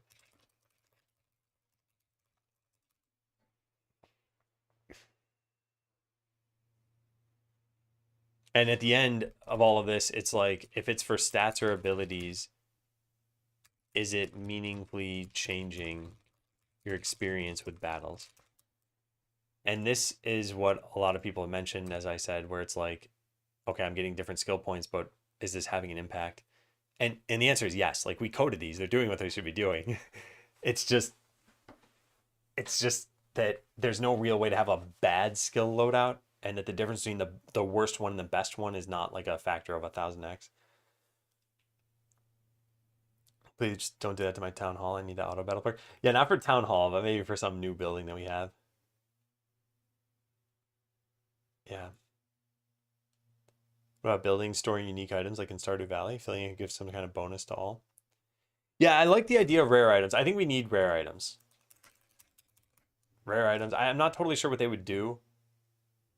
And the collection mechanic of like get a bunch of rare items is pretty similar to this mechanic, at least, where, let me turn this off, where instead of getting these common items, there'd be some building somewhere that would say like, give me a bunch of rare items. I need to think about that. Could be a museum or something that you need to fill up with rare items. There's something like a tavern building.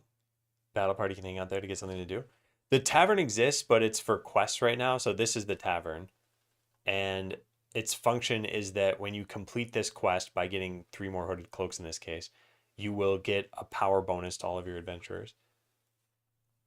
Yeah, honestly, that's where a crafting system could make sense. This could allow crafting to be interesting. The system would just be a bunch of mini quests, I guess. Yeah, so you do have something like collect a fiery sword so you can display it, or collect the ice armor, and yeah, you get something like fire potion plus sword. And for this, you get I don't know what, like ice cloak plus like rainbow thread or something like that. Um, I, I'm the way to make this not exactly feel like quests, although I don't know if this helps too much, but like a failure to craft maybe, or like a chance to craft from a pool of items. Because if you only need one of this thing and it only takes two ingredients, then like I said, it's like a mini quest to say, okay, go find the two items, right? So is there a way to make the crafting system interesting? And I guess the failure to craft could be like there's some manual mini game that you're doing. Like maybe there's like as an example, a tiny rhythm game where like you have to use the forging hammer at the right rhythm to be able to successfully craft your item. I don't know. Tavern will also open for a night and you can send the party there to get some buff. Yeah. Yeah, something like that could be possible. And I think probably having a system that makes your battles go faster or better could be helpful. The way that the regular battles work in the game right now is that if you can beat it the first time, you're almost certainly going to beat it another time. And the maximum number of allowed adventurers is so high that there's almost no chance of you losing this battle ever. In fact, I don't think there is a chance of you losing it if you put in 6 adventurers. Like, I think it's just impossible. Now, that's not true in the later areas. You might put in 6 adventurers here and still be able to lose. But yeah, that's what makes you think, like, do I want that buff? Now, we could do something else that's kind of interesting here. We could have like a turbo speed button where you're able to do battles faster. Like imagine if an actual player could, hang on, let me close this. Imagine if an actual player had access to the speed controls that I have access to, and they could just enter into 5x speed mode for a little bit and like race through battles. So it's not even haste on your adventurers. It's just to make the actual battles themselves go faster. Pay a time mage to speed the battle time for some time. Yeah. So from an implementation perspective, we have what I'm showing right now, because obviously I'm showing it or else it wouldn't have been possible. But this is changing the entire engine time scale. So everything's going faster, including customers.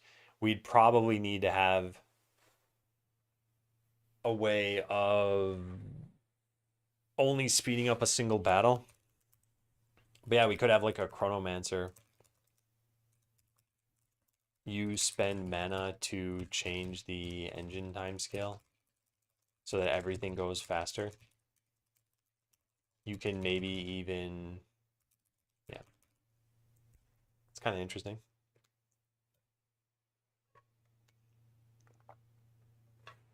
First you get a scroll, then yeah, yeah. Could be recipes for crafting. And you have to find the recipe. Yeah, so it's, I can't help but think of things in terms of like, what is the game design that we boiled this down to? So you need a recipe, and then you need the reagents, and then you get the rare item out of the like rare crafting output, I guess.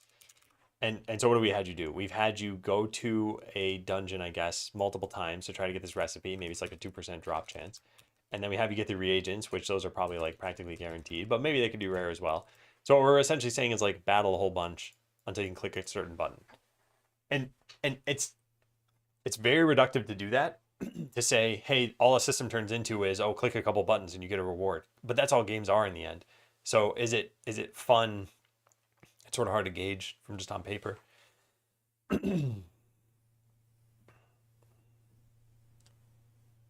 A sugar rush from the fizzy drinks in the tavern. Yeah. I had to be 3 teams fighting the same dungeon and winning. Making decisions is what makes games fun. I don't I don't think that's all that makes games fun though. I think sometimes just looking at all the stuff happening can be fun. Like I'd argue Vampire Survivors, at least at the beginning of the game, the decisions aren't really that interesting and you're probably still going to have some like super overpowered character. Or I should say the decisions there aren't that many. Like you pick what you get and what you upgrade. And I know that it's a manually played game, so you're also technically making a decision every split second of like, do I move left or do I move right here? But that's about it, right? The inputs are the directions and which items to upgrade or get or upgrade. But it's just fun to watch and it's fun to feel powerful and it's, yeah. And I think if they cut out the decisions, there'd probably still be a lot of fun in that game. Where you could poke a character to speed them up. People have talked about that. I'm not. I think of that as an idea, sort of like the apples in the game. You can click an apple and get a gold. Is that going to be something you do all that often? Probably not. At some point in the game, you'll probably just stop clicking characters altogether because it'd be like it's just not worth it. I do like the idea as like the people who want something active, they could click a character and see them get a little speed buff. Could implement the poke a character to make them move faster for a bit. This isn't a big system, but it's another fun little Easter egg that you can engage with if you're otherwise bored or just want to click something.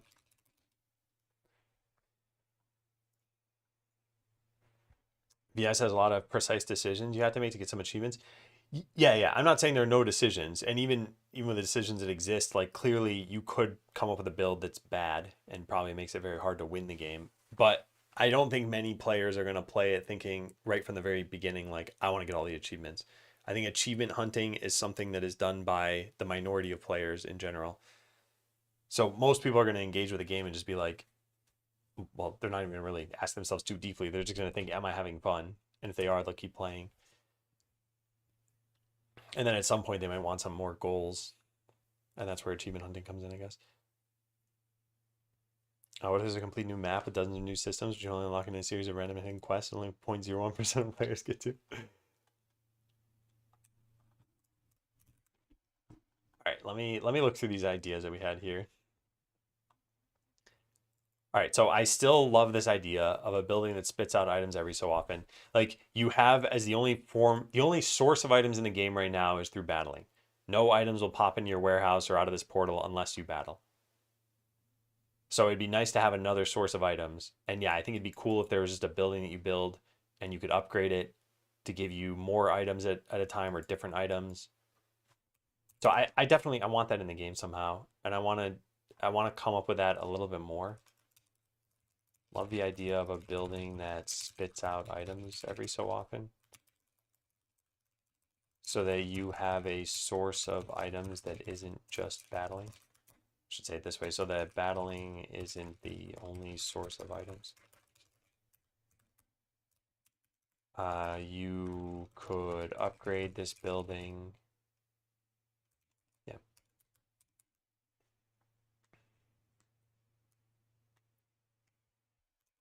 Or find some other way to, maybe via money, maybe via something else. Well, it has some creature that gives the items. I think the lake could be for like I said, fishing up treasure chests somehow. I'm still not totally sure how that's gonna work. Maybe they're related though. Maybe you do fish up treasure chests from this, and the treasure chests contain some reagent that you use to upgrade your building for that. I'm not sure.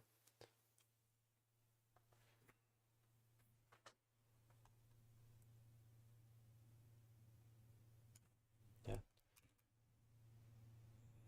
Yeah, I'm not totally sure about that. Let's read through a lot more of these things. So it could be cool to have manually used abilities. Maybe cloning is reframed as a manual ability. We kind of did this.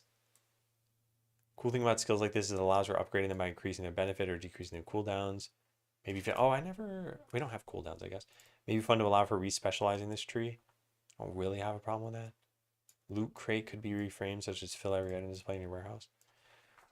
That sort of thing is kind of cool too. I like that idea.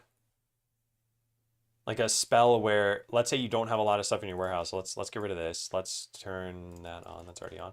And then let's build up these shops. And now speed everybody up. So I guess we want to speed up. Let's do it like that.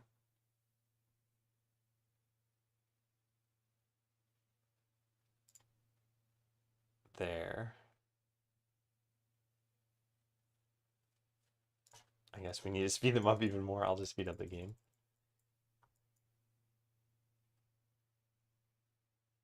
All right, there we go. Okay, yeah. So what if there was a spell that said like fill your warehouse with items? Maybe this could be no, never mind. Yeah. Hey, Tommy Man, and thank you.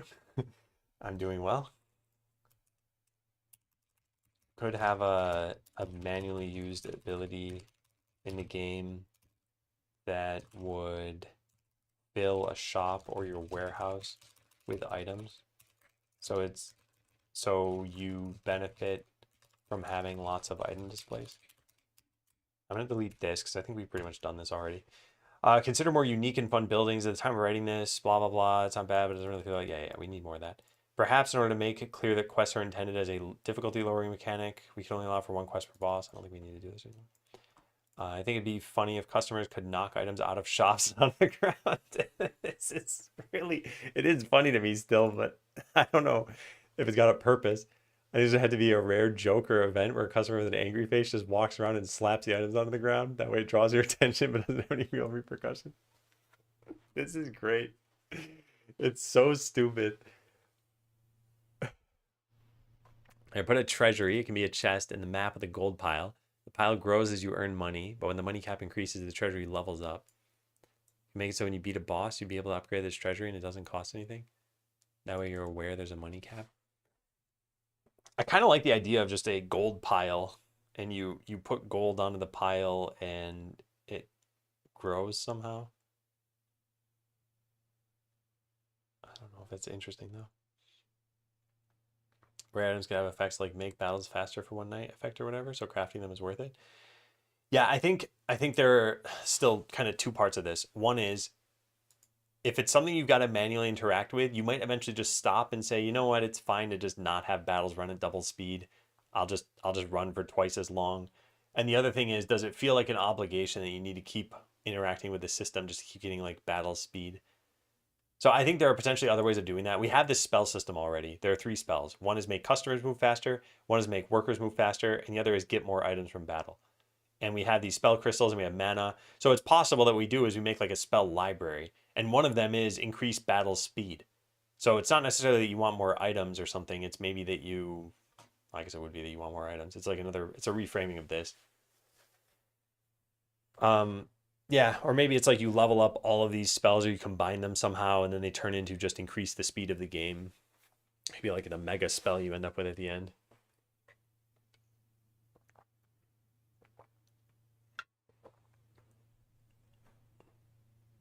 Oh, cool, Atomic Man. Yeah, I'll take a look really fast. Quite a lot of things in mind. First, I have some expectations in the long term. Each player will have a more dynamic set of teams and abilities for battling bosses. I have a backlog on VODs, so I don't know if you talked about that. There will be more to picking your characters, but not too much more than what you've already seen in the game. We have 7 adventurers so far. We'll probably end up with at least 10, but there will probably be the same number of skills on each character. But we will probably change how power progression works a little bit. And I do want to talk about that too. It'd be very interesting to see players battling other players instead of monsters and getting some benefits for winning. Here's a list.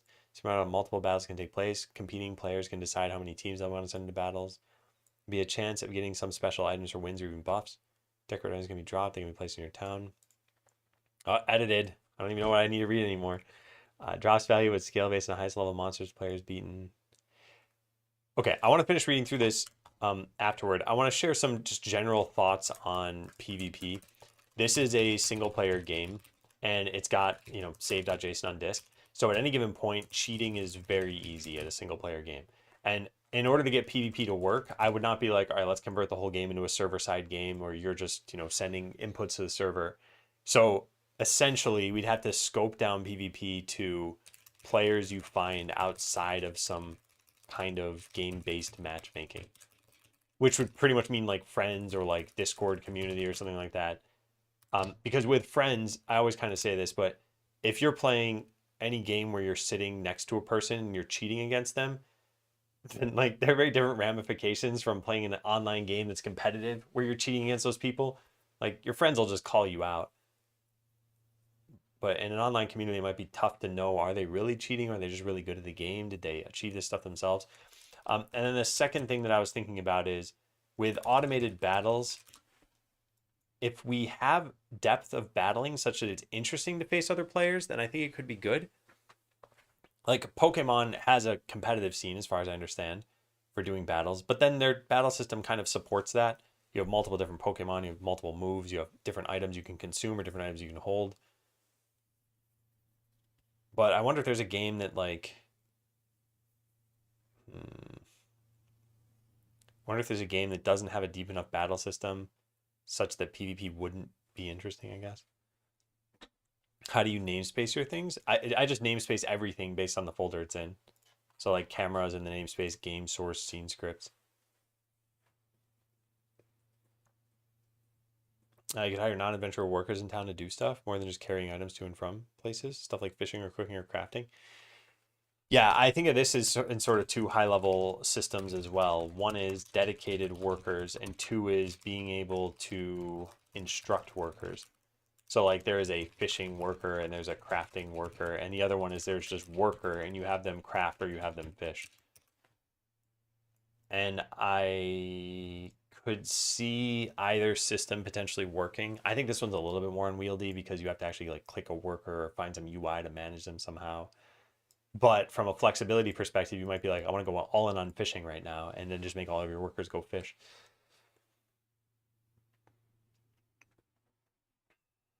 They're an obvious hacker. Exactly. My controller wasn't plugged in. Go Deke, thanks for the 4 years. Welcome back. Welcome back.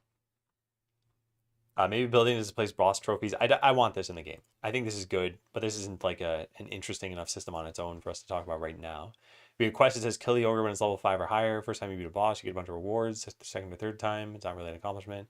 But to kill the same boss at a much higher level would be interesting. Consider having support for purchasing extra portals. Place them next to a shop and update the character logic to put up an item for sale.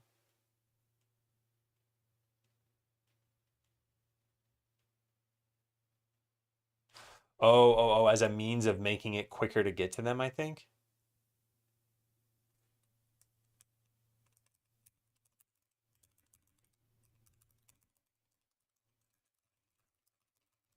Quicker to get into battle.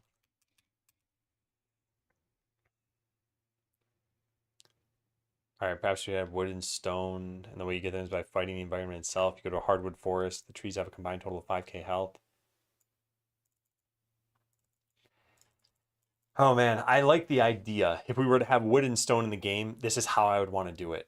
But I don't think having wood and stone in the game is a good idea.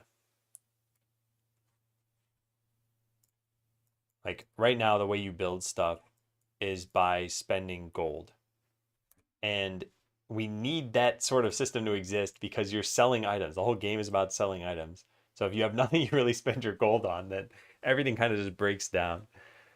I wonder if we need some kind of I mean, I'm just gonna say it like this, but like a gambling system where you choose to spend 1,000 gold and you might get something out of it that you want. Because right now, every purchase you have is a guaranteed purchase. But should we obfuscate that a little bit and say, yeah, you don't know how much this thing is going to cost?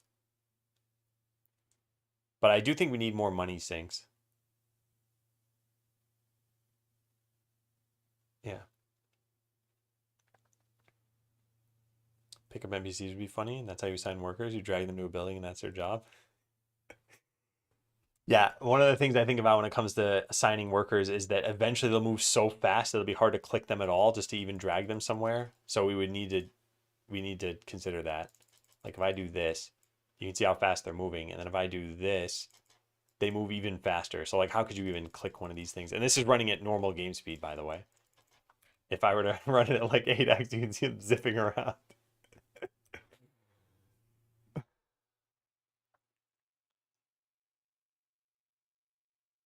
Yeah, I don't believe PvP fits in the game as of now. Even if it's something you consider, it should be after the game's released. Yeah. Yeah, no, and I appreciate that. And I like hearing what people expect because I think there is a pie in the sky idea that people have for some of this stuff. Like, oh, if you did want to take this game to the maximum, yeah, I'd love PvP and I'd love manually taking over battles and all this stuff. And then it's a matter of figuring out, does this fit with the game philosophy and the game design right now? Couldn't the slime eat items close to disappearing for like 20% of the value? Yeah, that's a plan that we have. Like some way of upgrading the slime. They get hungrier faster. They pay you more for items. They automatically eat items that are near them. Those sorts of things. The thing about a thief appearing every once in a while and you needing to manually interact is that even for the players who are actively playing, just like seeing that there's a thief in town would involve you paying attention to all of that stuff. And people's attention is already pretty split in this game. Because like usually there's a battle going on and you're paying attention to that. And, ooh, that's never happened before. Let me get a picture of this before it's done. I don't know how that did happen though.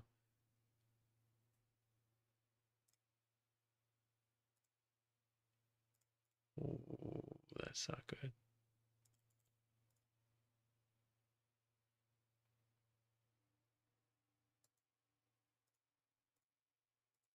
How did that happen?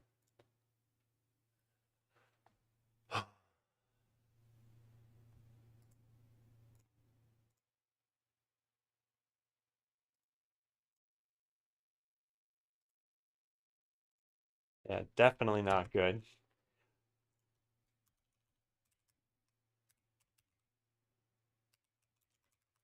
Bug. End battle screen is visible even though the battle is ongoing in the background. And I started it through here, right? Am I on main again? Yeah, I'm on main.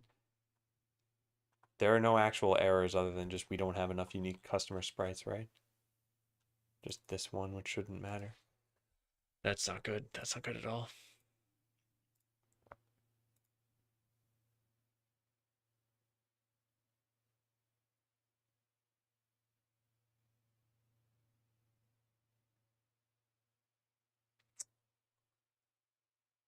I've never seen that happen though. And at least it gets fixed by closing the window. But what would have caused that? Is it fleeing in the middle of a fight? Maybe it is. Is that what happened? Or in the middle of a wave, I mean? I might have also cheated to get that to happen. I'm not sure.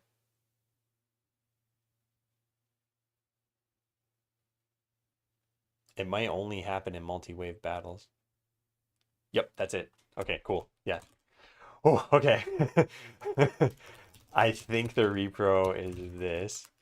Get into a multi-wave fight while transitioning between waves. Right-click the flee button. And then click auto repeat. Yeah, all right. I don't think that's a bug that normal players can run into. Although, let's try that again and just see, does clicking the flee button do that?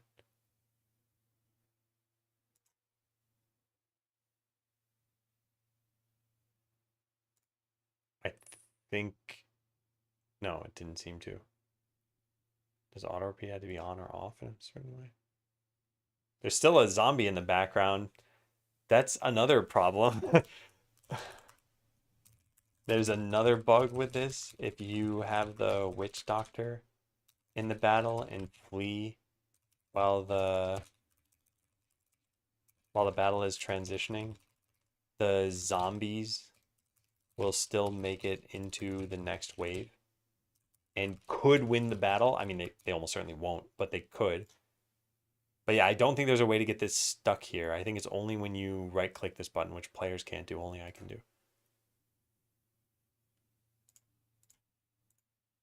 Yeah, now this is broken. All right.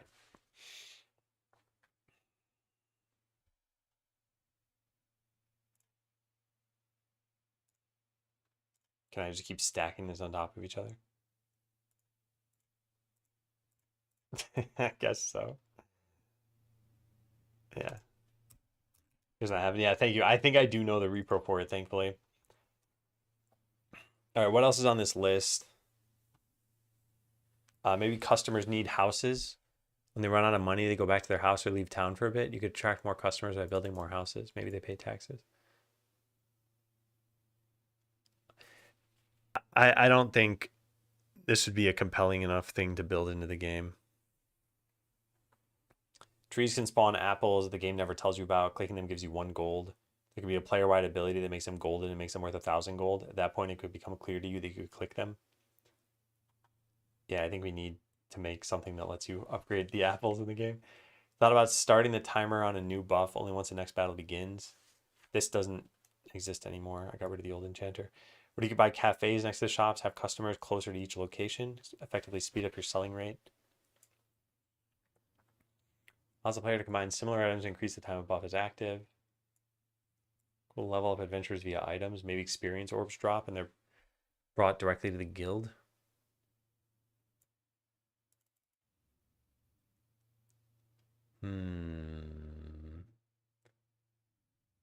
Level up via items. We never finished that conversation on leveling up. I wanted to gate how you get skill points in the game.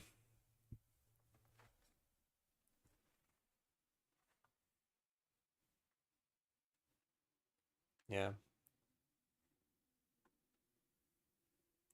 All right. Want different layouts based on the resolution. Gate how much maximum money the player can have at any time. We already did this.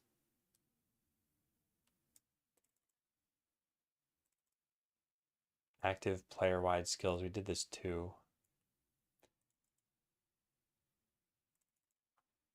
Customers could barter. What if you had a randomized set of abilities? Ability to speed up battles.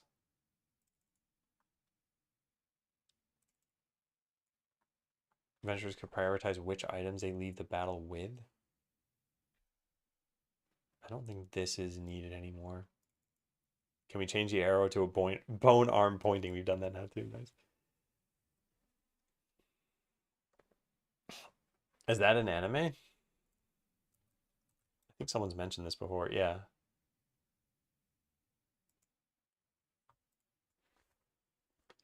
Do bosses should have trophies? Yeah, a bunch of people have suggested this, and I think we've got the idea now.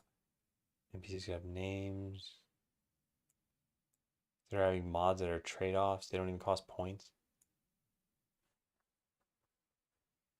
Checkpoint 1 ideas? Item rarities? Automatically start battles. We did that.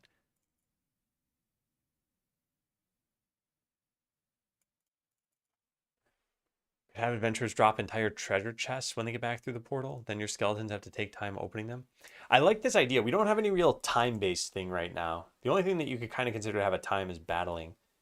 But yeah, what if you were finding treasure chests and you had to assign a worker to them or something and it's going to take like 10 seconds to open?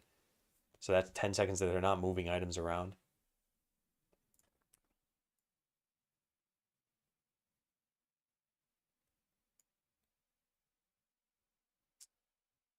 I don't know. Yeah, I think trophies are something that will almost certainly end up in the game. Also, we could potentially do them in a pretty cheap way. You just desaturate the bosses and throw them on a pedestal, and they might just look fine that way. So it might not be a lot of work. Could have a chef shop or stand that sells baked goods and don't require winning battles.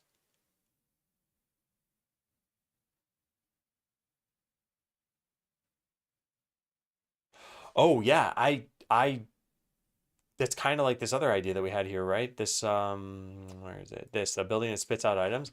I was kind of thinking about it. You could have a chef stand and it's it's a shop just like your other ones, but instead of you putting items there, it itself is a generator and it's putting like pies and cakes and stuff. And customers might go by that shop and purchase some things.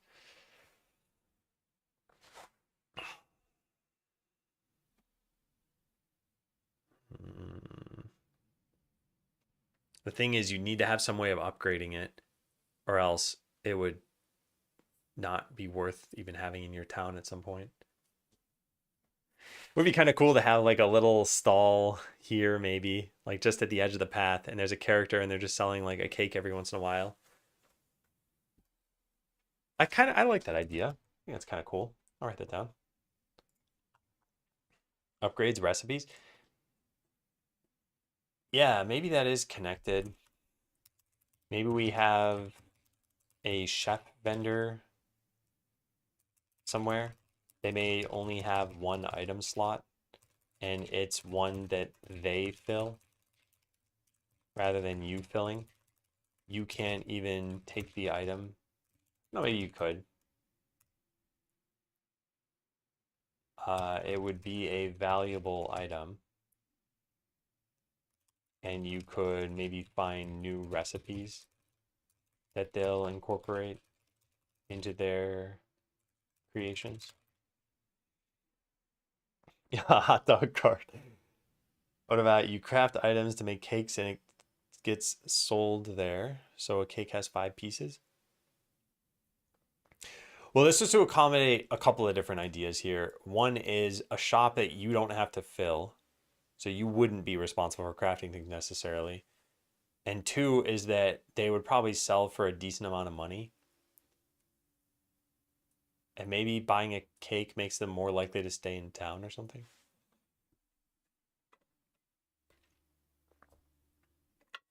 Oh, maybe, it'd be kind of interesting. Maybe the cakes could also confer some buffs. Like the next item that this character buys, they'll give you 50% more for it.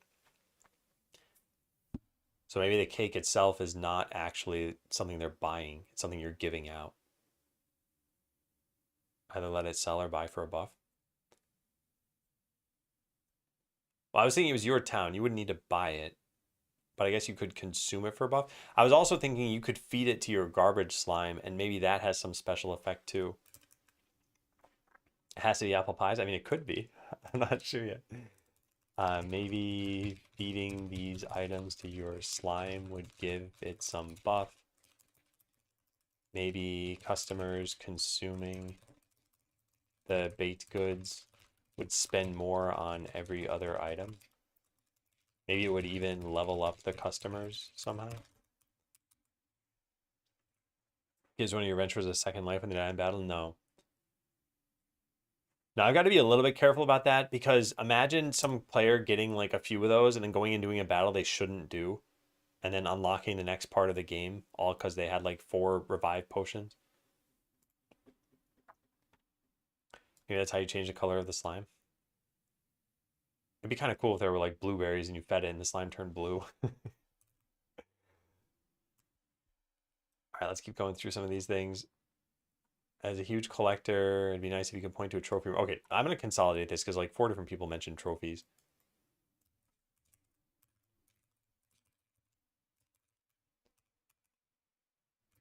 Wait, is Matt suggest something like this, right? Yeah, trophies. Oh, not the word trophy, trophies. And then there was something about statues. Yeah, here. Boss statues / trophies.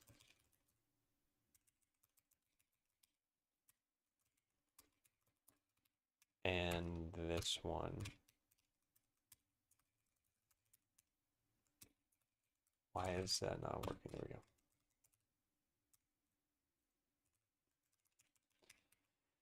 Cool. All right, where did we leave off of this? I'm skipping over some of the ones I don't want to look at right now. Item displays have some kind of benefit, diamond displays and stuff. Idea a while ago where you would have to upgrade shops in order to sell higher level items.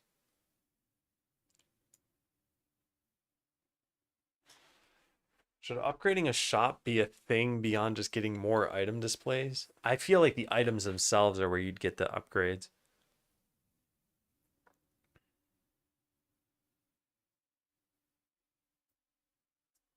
Yeah. Being able to store so many items in your storeroom. I think we already pretty much did this. Maybe you're managing skeletal helpers by their task. I don't think I want to worry about this.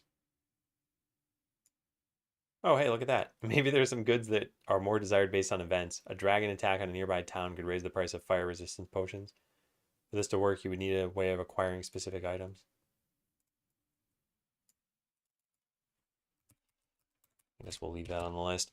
Could have larger one-shot battles you can only do every so often. May add some excitement and different opportunities for loot. This is where that key system could come in. There could be a dungeon and you find keys, and the keys might even dictate what level that dungeon is.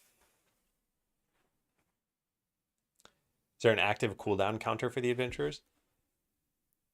If you mean their skills, they're just baked into the ability. So, for example, Quick Strike is 0.2 seconds, Fireball is 3 seconds. Shops have their own perk trees, only so many things you can upgrade there. Yeah, I'm not sure if they'd be interesting to upgrade through the shops, though.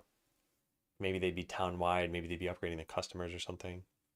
I think weather would be cool, but weather in my mind is just a cosmetic thing. I don't know if we'd make it modify customer behaviors. Like it's rainy, so now you don't have as many customers.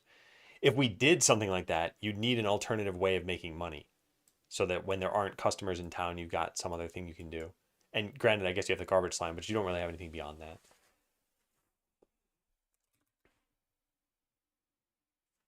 You combine with the crafting building idea, sometimes it spits out a key. Yeah, I just wonder what would the keys be used for? Like, I guess you're finding them rarely from battles. And then, and also where do they show up and everything? Like, are they an item that's in your warehouse, but no place can sell them? So you hover over the key and it says something like, drag this onto the portal to unlock a dungeon. Or maybe it shows up as a meta currency in here and you click one of the places and it says, like, activate special battle at this location. Do adventurers do each of their skills and cooldown sequentially or simultaneously? Simultaneously. So yeah, so like the mage has a 3 second on fireball and a 5 second on lightning zaps. So after 15 seconds, they'll use both of these at once. I think it would need to be a UI thing, but I think it could also be kind of cool to have like imagine a like a dungeon door or something like that, and there's a slot for this is like the red slot and this is the blue slot, and similarly with like green and yellow or something like that. And you have to drag the keys onto the correct slots, and then there's some animation of like the door opening. What is this? Create enemy battlers. I think this stuff's getting hit by that issue I found earlier. So let's copy this.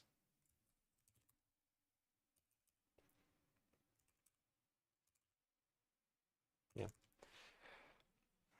there a way to see those when they're in battle? No, there isn't. It'd be interesting to see when they will release the skills, like 3 dots with different colors on their head and they slowly fill up. Yeah, I was thinking maybe we could do it so that they have like hovering over them shows, excuse me, some details about them in battle. So you could see what buffs they have and everything. I think that could be done. Skeleseller. A malter that takes items and builds a meta currency. This is not the right list. Go with the idea of making things more simple. Maybe have to an auto equip or select feature that can turn on. New house blueprints can be found in different dungeon zones. Doesn't even necessarily have to be for houses. It could be for buildings. You can't upgrade the blacksmith without having to beat in a certain dungeon. I think something like this probably needs to be done for the town hall. And I wonder if it makes sense to have some special items that are glowing that you have to interact with. So you find the town hall blueprints and you click it, and clicking it pops up a little banner saying you've upgraded the town hall. You can now get new perks. I don't know.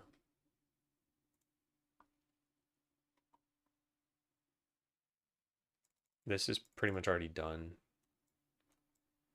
Venture's inventory is shown to you at the end of the mission. You buy what you want from that. I don't think we're going to do this. Skeletal pickpocket who can take some of the remaining money from NPCs. I don't think we're going to do that either. Have you thought about letting battle windows be movable?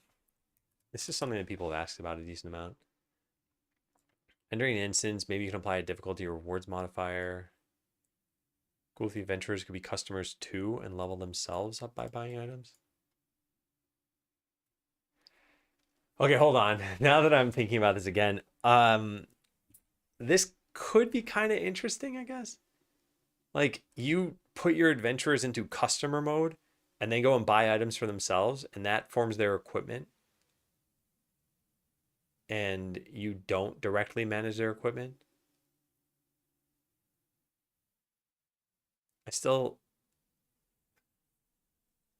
I think it'd be confusing. I think having adventurers act as a different entity and seeing them buy your items, I think would be a little weird. Also, because they'd probably be spending your money to do that. So, like, why are you not the one doing that?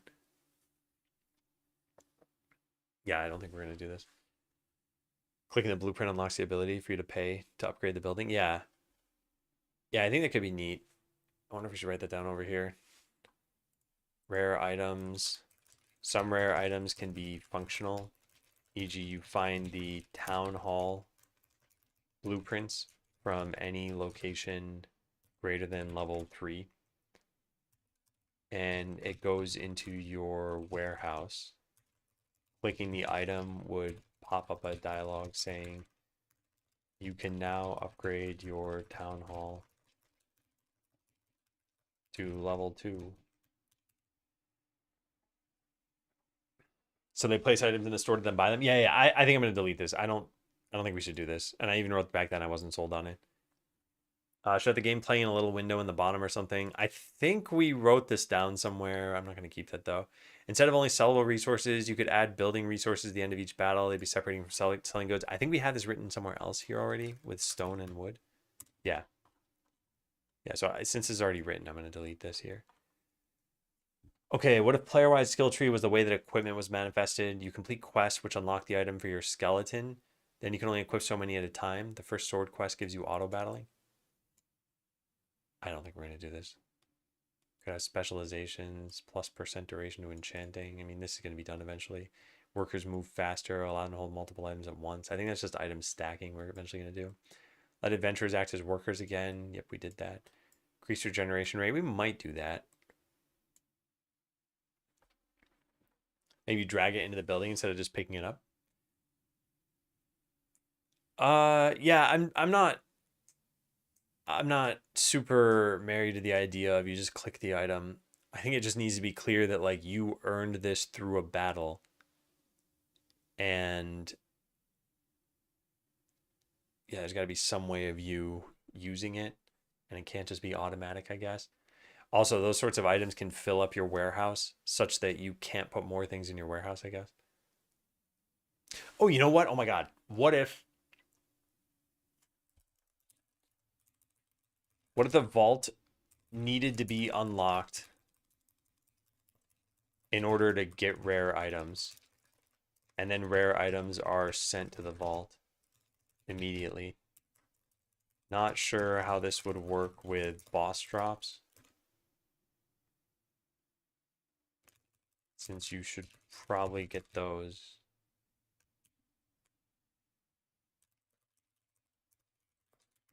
Love it so far. Can't wait for more. Thanks. How do you pronounce your name, by the way? Is it Katsa? Casa? Maybe some items need to be marked as key items so they can't be sold accidentally. You can only find it once. I don't mind the idea of you selling something that had a functional use. So like let's say you got the blueprints and they showed up here and you were like, oh, drag this to the garbage slime. As long as you can find it again, I think that'd be okay. And something that is functional, like the blueprints thing, I think once you've used it, you shouldn't be able to find it again. And it should only sell for like 1 gold. So you have no incentive to sell it. But that way, if somehow you got it and you're like, I don't feel like using this item, you could get rid of it.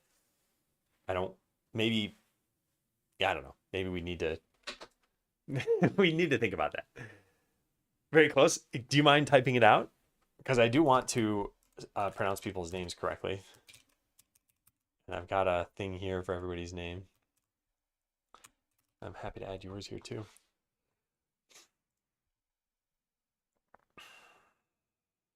All right, where we leave off of this. Address items disappearing. Items teleport to the storeroom from the ground if there's no space. We already pretty much did this. Higher rarity items drop. Maybe they can't drop it all until you do this quest. Yeah, this is what I'm thinking. Like the vault is how you get rare items. And you can move the rare items elsewhere. They'd show up in your vault. I hope it's not tedious to move them because they'd really have to be rare. X% chance after selling an item reappears in the same spot. Higher sell value for specific items. Every time an item sells, heals some amount of HP. I'm not sure I like that. And type bonuses. Put the shop upgrades in the player-wide skill tree. I mean, this doesn't matter anymore. Could have item-based rewards. 20% item drop rate, 10% value, 5% chance. That's a Swedish name. I think if you take Kaiser and switch the for A. Kaiser. Gotcha. I will say it like that. If you're okay with Kaiser.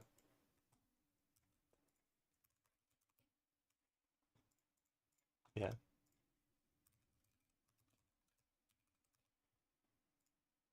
Okay, cool. Well, welcome in, Kaiser. Thanks for playing the game. Battle stuff. Merrick, thanks for the raid. And welcome in. Let me check out your channel.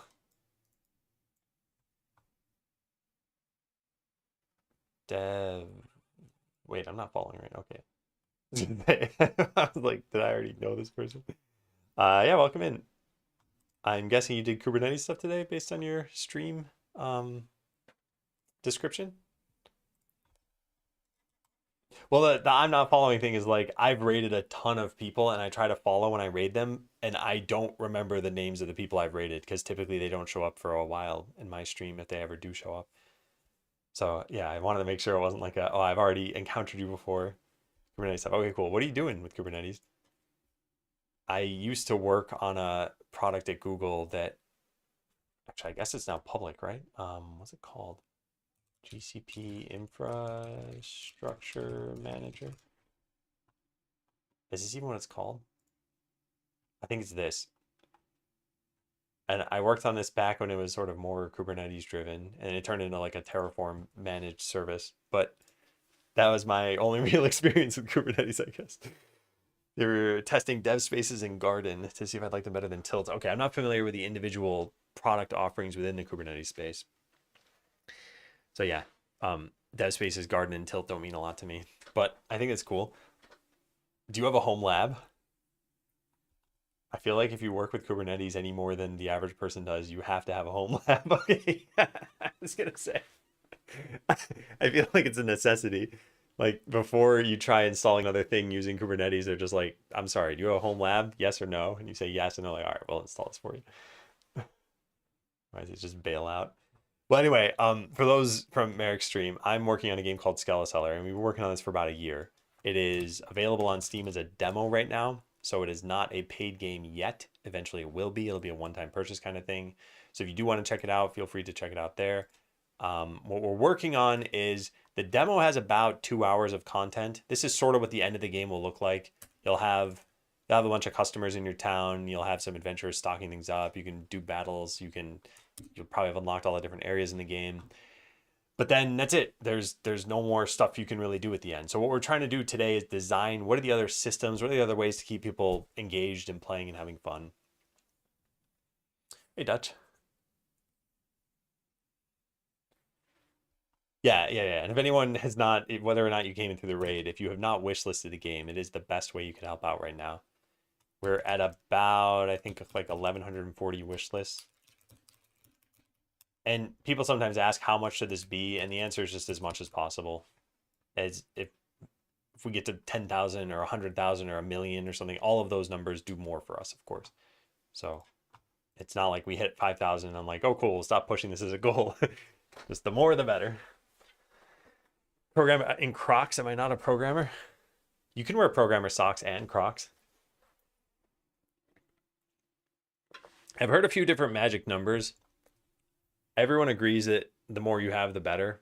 But they say that for sort of maximum chance of success, you should have a minimum amount of, I've heard different things like 10,000 or 40,000. Thank you, Dutch. I appreciate it. What if instead of finding blueprints, you have an engineer in town that you can select a quest for unlocking or upgrading a building, and the quests are unlocked following each player milestone? So the engineer, you select a quest. And when you say quest, are you thinking about quests like they are in the game right now, where it just requires a certain number of items? Because I wonder if we should have quests that are based on something other than just finding items. But then the reason why quests take items is because really the only item functions are selling and quests. So quests are like a form of you not getting money because you're not selling the item. So we need money sinks, and making an item sink is essentially a money sink. But we do need more like proper money sinks. So maybe the engineer is someone you just pay money to.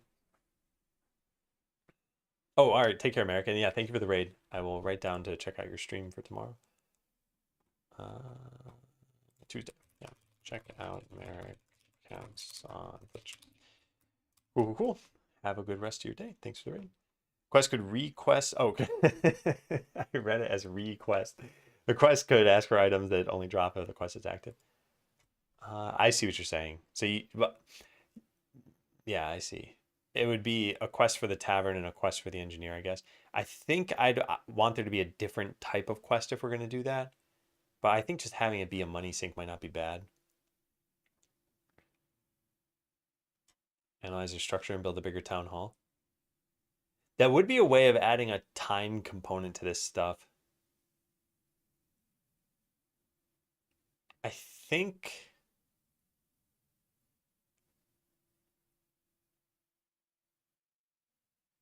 Huh.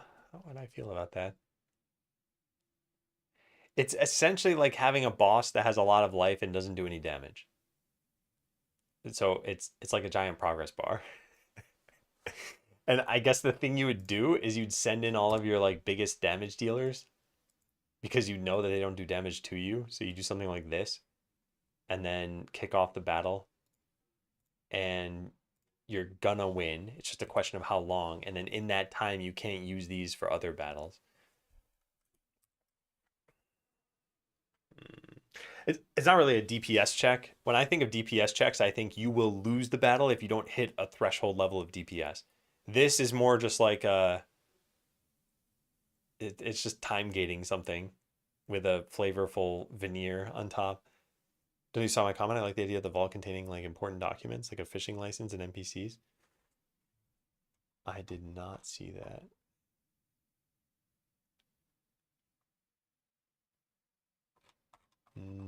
Interesting. I think if there were supposed to be ways that you manage the vault, like you need a fishing license in order to fish, I think we need to allow you to expand the vault out quite a lot. And I also think the vault holding specific items would just be one function that it has, but maybe there would be like your fishing licenses in a little frame on the wall, or there are statues and stuff in here. I think the vault should probably turn into all of that. Could have crafting and salvaging mechanics give quests and items more meaning, require more thinking. Enchanting would play a role in this. I'll need to think about that. Building upgrades could have those timed battles with bosses with different resources. Yeah, so here's one of the issues. I mentioned we do need a money sink. Like the game revolves around money. And every system that we do where it's like battle a special thing and win to get the whatever upgrade we're talking about here is not a money sink. So what we could do is we could combine it with a money sink. Like, yes, it's a blueprint, so now you have the ability to get it, and you still have to spend money to build that thing. I think that could work. But then the other thing we need to consider is now this adds a level of obfuscation that some players won't realize. Like, oh, I got the blueprint. Why can't I build the town hall? Or why is my town hall still the same level? And it's like they need to see that there's a button there. You only have so much space, so you can't have everything. You have to pick what you care about. Yeah, I know what you're saying. I just think that it it goes a little against the sort of casual nature. I think what I'd want to do is make it so you could, if you were only to have a certain number of functions you could do at a time. No, I'm not sure. I don't know if I'd want to gate those things.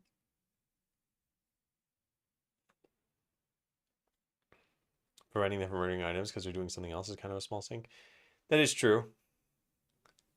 Yeah. And they're not stocking things either. I'm not sure it's fun. Like anytime you see that that battle is available, you might go try and do it and then realize like, wait, this is gonna take 5 minutes.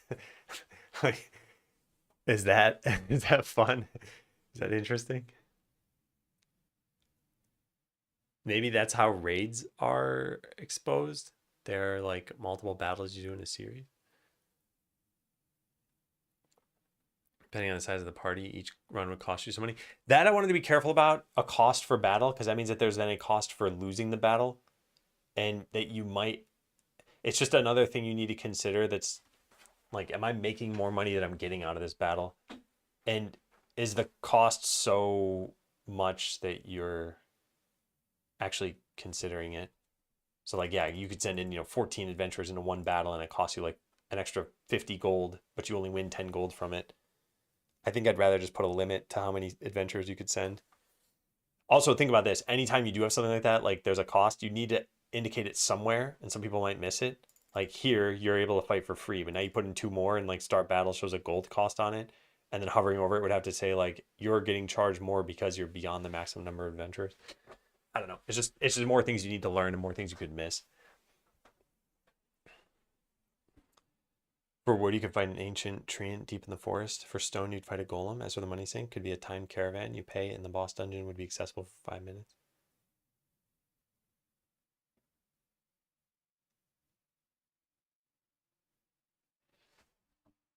Yeah, I think it's something we'll need to think about a little bit more. Let me write it down in here and make sure that this is. Why does it keep closing this thing? This could even be done for some functional items, e.g., blueprints to upgrade your town hall. It reminds me of the Street Fighter fighting a car. I know I talked about this before, but this is the kind of like zany thing that I think stuck with a bunch of people in their memory who played this game. Like, how wild was it to have a fight against a car and it didn't fight back, and you had a time limit and it was a manually played game? But like, it's just a funny idea. All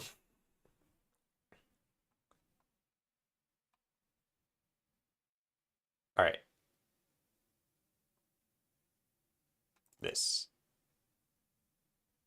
lab or special machine, walking mimic that. Ooh, that's a really good way of doing things. Yeah, there's a mimic that walks around town and just dumps items onto the ground sometimes.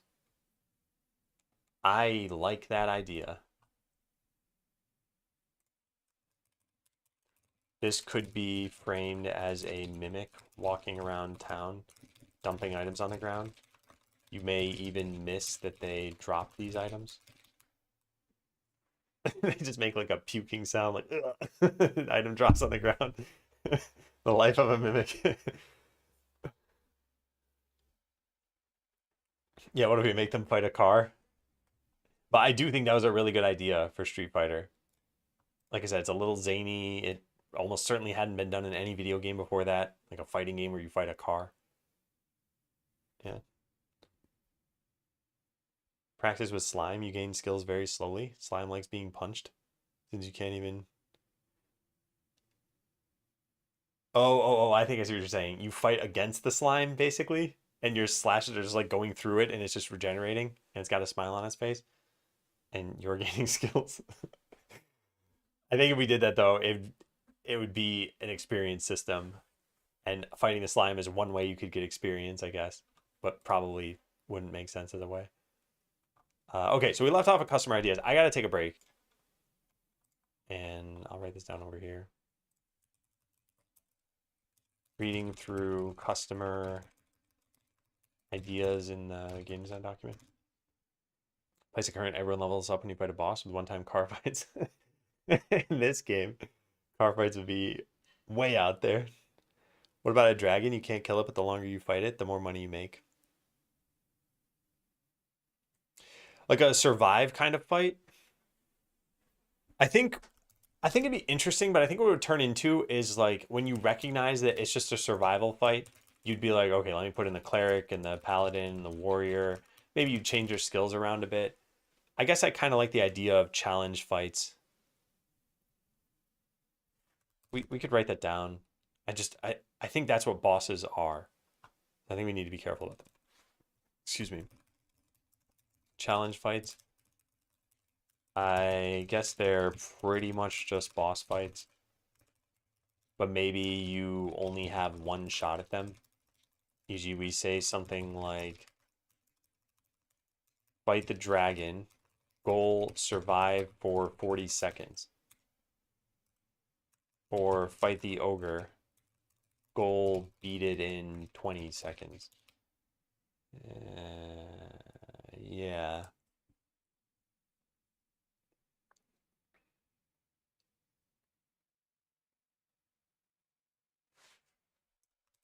Or fight this pile of money.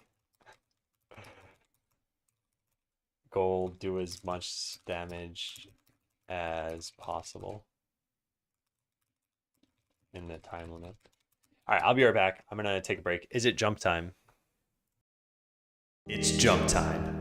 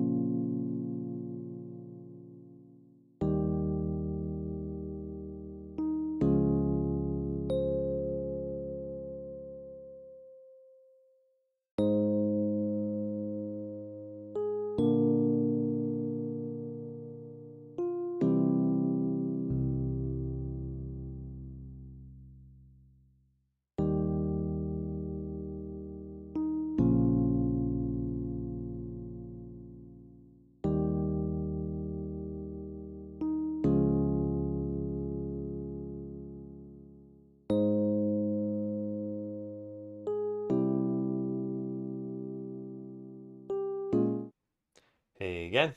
And see Atomic Man. I don't know if you're still there. I know this was 3 minutes ago. You said you were going to sleep. Close the game. Cool. All right. We left off with the customer ideas. Do something with the running characters. I want to click on them. Yeah, a bunch of people have suggested this. I think we should do this. Customers to hold items above their head. Special titles. Speech lines and text bubbles. They have names. A literal whale that's flopping around on the ground. Pays tons of money.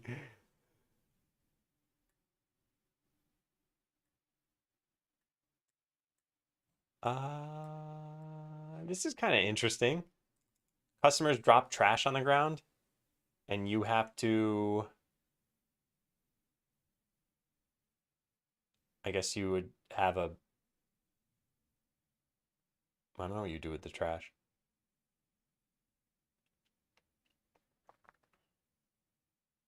I like this as a beginning of game idea, but it's not a. I don't think we should consider too much right now. Boss ideas are just for bosses. I think that we're not going to find anything there that's going to help us for right now.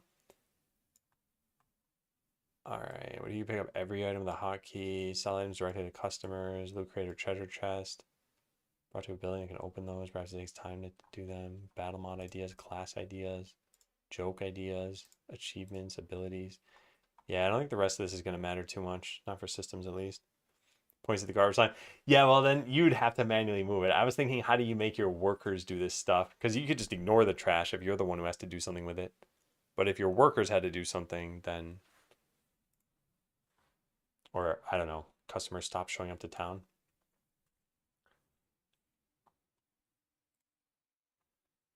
Okay. Yeah, auto slime pickup. Yep.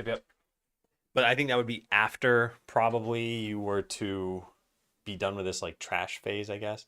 They can take it to the slime too. That's true. I guess it's accessible. Oh, actually, what would be kind of interesting about that is it would actually cut down the hunger of the slime. So you'd be feeding it literal trash, and it would pay you 1 gold per time, but then it would be depleting this meter. Excuse me. So you'd be incentivized to get whatever upgrade stops them from dropping trash. But I mean, is it interesting? You know, one of the things I always think about is, let's say you've made a game where there's, I don't know, fire damage, and now you want that to be mitigated somehow. So you add in something like fire immunity. It's like these are the opposites of one another. So you've now negated fire damage by adding in this mod, and once you have it, it's just done. So we have this concept of like trash drops, and then you get an upgrade that says like trash doesn't drop. And now this system just ceases to exist and ceases to be meaningful. Yeah, once it's solved, it's solved. Yeah, and that is a thing we can do. The other thing we could do is there could be other sources of trash in the game eventually, and I'm not sure yet. Yeah, I think it's moderately interesting. I think it's the kind of thing where in a theme park kind of game, it would make sense. I think Roller Coaster Tycoon even did this. Coaster Tycoon trash. I think they just dropped stuff on the ground, and you needed trash cans, and you needed like maintenance staff that would. Why is Bing so bad sometimes? Yeah, this is closer to what I'm thinking. Yeah, whatever. Planet Coaster for sure has it. Yeah, and I think it makes a little less sense in the case of like this kind of town. Like, sure, customers might have a reason to have trash, but why they would just leave it in your town, I don't know. This is not a theme park. Well, the slime upgrades and drops 2 coins per trash, cycling around that idea. Well, so the garbage slime will pay for your items. Like if I drag this potion over there, it's willing to give me 19 gold for an item that's normally 15. So the trash giving you more gold is not really the interesting part of it. It's that it's consuming hunger for you, so that the more you feed, like 11 gold, 13, now I'm only getting 4, now I got 4 again, now I'm getting 2, now I got 1 gold. So like trash is lowering their hunger meter here.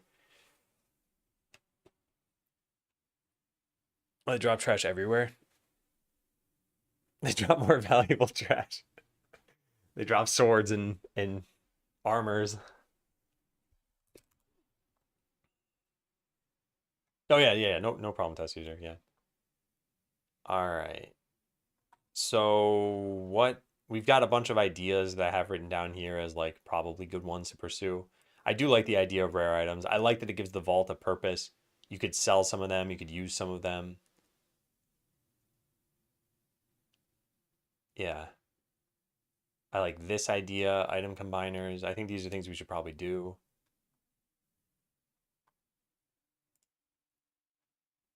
Could allow crafting to be interesting. There could be recipes for crafting, and you have to find the recipe. The recipe is a rare item.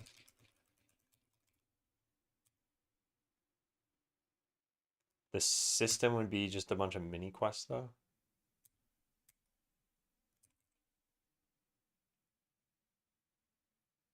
Like battle here for a 1% recipe drop, then battle there for their reagents. Then your, oh my god, quest is complete. They buy a sword in the shop and they drop their old one. So, first thing that comes to mind, I kind of like the idea, but that customer would need to know that they dropped it so they don't buy that one again. Or else they're stupid. But yeah, it is kind of interesting. Like if you got an upgrade saying customers sometimes will replace their gear and drop the old stuff on the ground. I don't know. What about a slime pet? It eats trash and poops out the new slime that follows you or does something. I think we could eventually have like a slime pet, or just, I don't know, the slime like shoots out a little slimy tendril and eats an item off the ground. But in my mind, those are visualizations for something I want to do, which is having the slime automatically eat items. Hey, Commander. I am doing well. Welcome to the stream. Previous one may be broken, and that's why it's trash. Oh, you're saying as a trash system. Oh, that is more interesting to me then. Let me write that down. Do we have the trash idea here? Yeah. So the trash, rather than looking like literal trash, could just be broken gear, e.g. a broken sword. Your workers would need to spend time moving it to the garbage slime, and then the slime would waste its hunger on the trash rather than on your valuable items. Maybe there's eventually a repair system or something? Yeah, this is what James is saying too.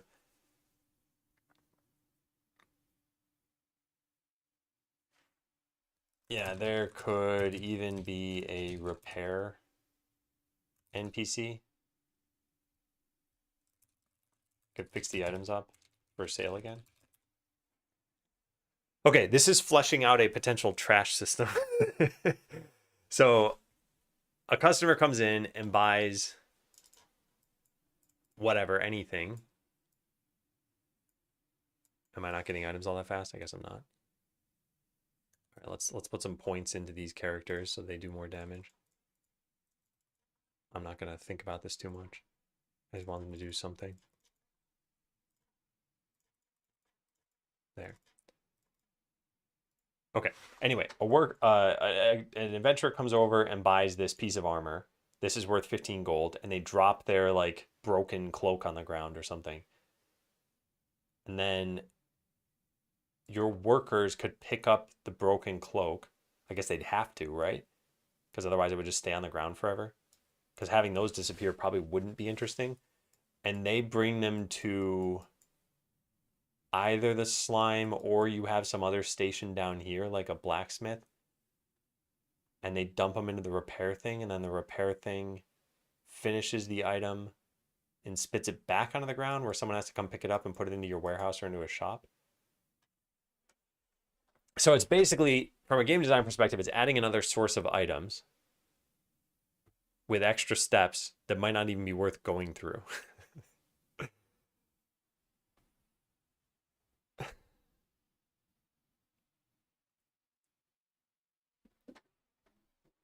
I'll need to think about it. It's at least written down here.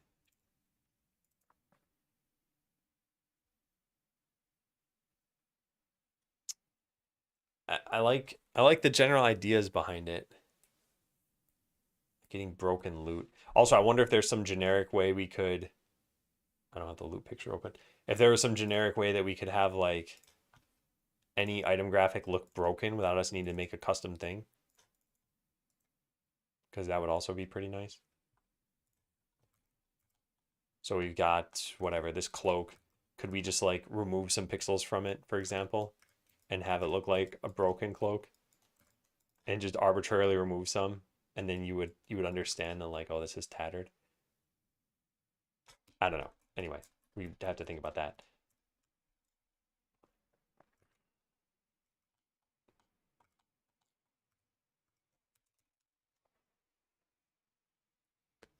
Okay. So what else do we have here? Choosing which adventure to get quest reward. Billion spits out items. Yeah, I like the idea of a mimic that you get. But I guess you're not interacting with the system. I think we still need to, yeah, remove some color. Something like that I think could work. So after all of this ideation, I think I still want some system or set of systems that you interact with in some way. E.g., adding a mimic that spits out items doesn't really change your gameplay too much. It's just a way of producing items without battling. Yeah. Could just be in a bag if we feel like that gives the right effect. Yeah, or there's like one generic trash thing. Like Breath of the Wild had dubious food. And technically it was its own item, but it was made from anything that just went wrong. So we could have one generic, like, this item sucks kind of graphic. You run around at some set speed, and when you click it, they give you money. And the more you click, the faster until he gets until he runs away. I like that idea. I think that's kind of cool. I think these are the kinds of things that are little fun things to add. But I don't think they're gonna give you like multiple hours of content. And I think we need something that gives us that multiple hours of content. Yeah, like a loot goblin. I guess so. The first thing that came to mind was actually that like Running Man in A Link to the Past. Although it's not like you could click on them, you just walk near them. But yeah, what in the world? Why is I put A Link to the Past? I bet Google does not do this. Yeah, there's no Arnold Schwarzenegger in here. So yeah, this guy, you had to dash to catch him. And yeah, I could imagine like click, click, click, click, click, and he eventually runs too fast for you to be able to click anymore. He should look like this. What is this character from?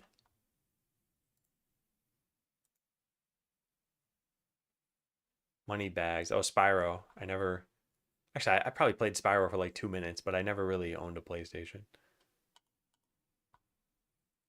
Yeah. Hmm.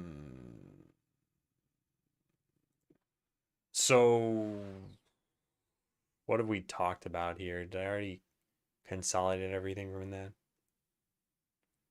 Talked a lot about adventure customization.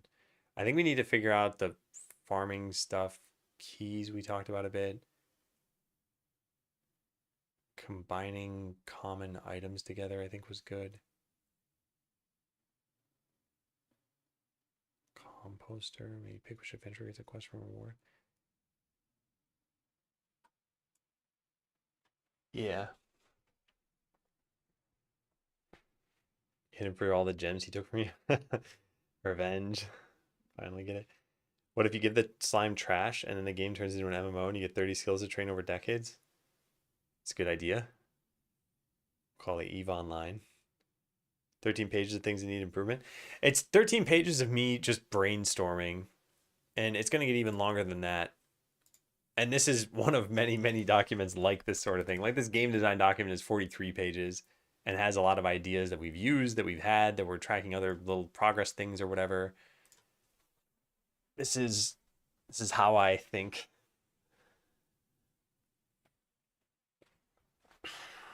All right, I'm still thinking in terms of something like a farming or a crafting system or a fishing system or something like that. Because what's going to happen? People are going to get to this point in the game, which, by the way, it should never have been balanced like this where you're getting so many items, but they're going to get to this point in the game and then they're going to want, like, okay, what's the next thing I'm trying to get? And if we were like, oh, now you can finally unlock the farm area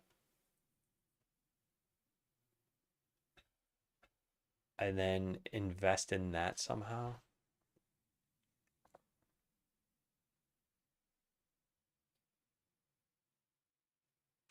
What if your farm turned into that idea of you're battling your own stuff? Like the town now becomes a selectable location on the map, and it's actually your farm, and you're battling the farm. And as you battle them, maybe you're watching the stuff grow or whatever. Would those be idle features too? I'm not sure because we haven't designed them. Probably there'd be some way of interacting with them idly, although maybe it's not the direct thing that you're doing. Like maybe fishing is only that you have to click here, but then you fish up treasure chest and the treasure chest can be opened idly. I'm not sure. It need to be another node. I mean, we could just teach you that, oh, hey, in order to raise this, make sure to select the town node that now you have access to. Or maybe the node doesn't show up and then it shows up, something like that. Yeah, I like that idea. What if we could make these things be connected to the battle system? This has a lot of benefits. One, it allows you to assign roles to adventurers using a system that exists, the party/location chooser.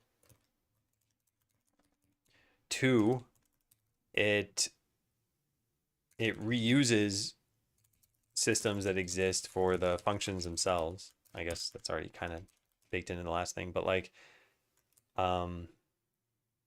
it lets you automate these using auto battle. And yeah, I don't know. I think we gotta do something like this though. Hey Pretzel. This is League of Legends, yeah. We're making League of Legends 5, Revenge of the Dota. Like making townsfolk do the crafting or farming or fishing. Well, townsfolk is a little ambiguous here. So these, in my mind, are townsfolk. These are customers. They move slowly. They go around and buy items. These guys moving really fast are adventurers or workers. The skeletons are just workers. They can't fight. The adventurers can do anything. So they can battle in battles and they can stock items when they're in town. Yeah, the buying houses thing, I'm not sure I want to do that. Yeah, having customers stay could maybe be interesting, but it's something that if you think about it, any feature is going to have some phase of the game where it matters. Either it's going to be like the beginning, the middle, the end, or it's going to cover maybe multiple phases. So something like manually battling is like the first 5 minutes of the game. It's not even an early game thing. It's like a very early game thing. It's a tiny sliver of the game. And if you had manually battling at the end of the game, it'd be like, wow, this sucks. Like I don't want to do that. So something like customer housing, I think what would be the purpose? And it's like, okay, get customers to stay in town. But now if you don't have this, it means that your selling throughput is going to be very low. And chances are it's not going to be very fun to have it stay low for a while. So either customer housing is a beginning of game feature, or it's something that has a different impact than just making customers stay in town. So maybe they're willing to spend more money or something, or maybe the game gets to sort of ridiculous levels of having customers in your town. Like sure, you have 10 customers in your town, but they wander out of your town for a long time. And when they have customer housing, then they stay around and just buy all your items. I'm curious, how does it save or track user progress? Is it through a database? It's just a JSON file. So saving anything just means putting data somewhere. And it could be in a file on your file system. It could be through some like obfuscated files through a database. Like databases typically have some proprietary format, and then you're storing things in a way that makes sense for the database. So typically some like probably combination of B trees or something. And for our sake, it's just a JSON file, so I can show you what it looks like.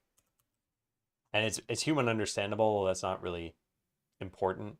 But you can see here, like, have you built a town hall? If you set this to true, you would end up with a town hall in your game. And same thing, you could go over here and see like, oh, here are all the entities you have. If you just copy paste one of these, you'll have another one of whatever this thing is. And you could change like skill levels and stuff too in here if you want to. You need to add a dust particle when they run around that quickly. Yeah, someone had suggested that. I think that was a good idea. You have a map node with multiple areas or jobs to choose from. Yeah, it's pretty much what I'm saying here. I like right now, if I'm just talking about a farm, yes, maybe you only have this one node and it represents your town, but maybe in the future you actually have like this stream is where you fish, and then you have a little farm node here, and you get to pick where you want them to go do that thing. And they don't have to be battles, but I like the idea of them being battles. I think I think people would probably expect them to go do a different thing.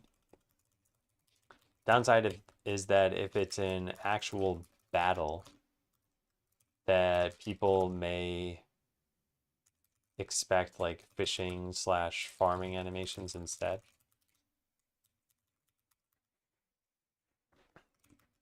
I don't know if we have that written down, but I want that to be written down somewhere. Like dust. Yeah, this, yeah. Someone did that written down. I like that idea.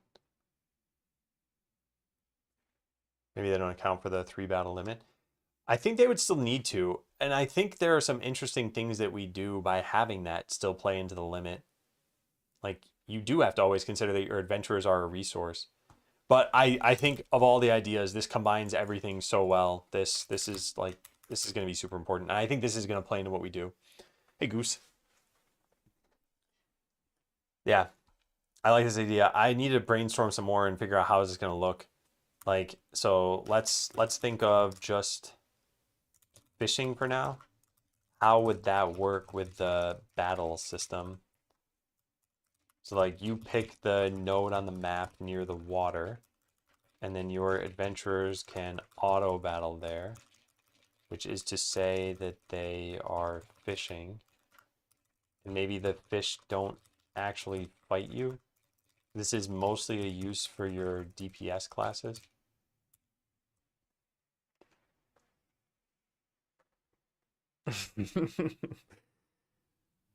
All the attacks are just throwing fishing poles. It would be funny, like, here's someone heard that fishing exists, but they have no clue how it actually works. And yeah, you're just seeing a battle window where they're just like hurling fishing poles at enemies. And every once in a while, it like nabs one of them over to your side. I don't know. We need to think about how this is actually going to play out. I also sort of like the idea of just the pond being there and you doing damage to a pond. And every once in a while, a fish pops out. But yeah,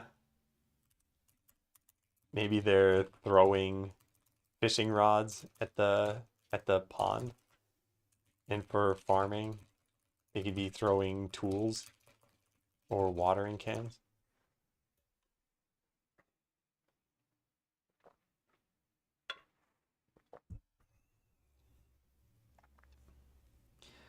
But okay, if this is all we're doing, it's really just like making a new battle location. So we've got to think about how this is going to play out. How do we make this more than just a battle location? It would have to be that fishing or farming has some other elements to it. After you battle a node X time, it opens a node for fishing or hunting.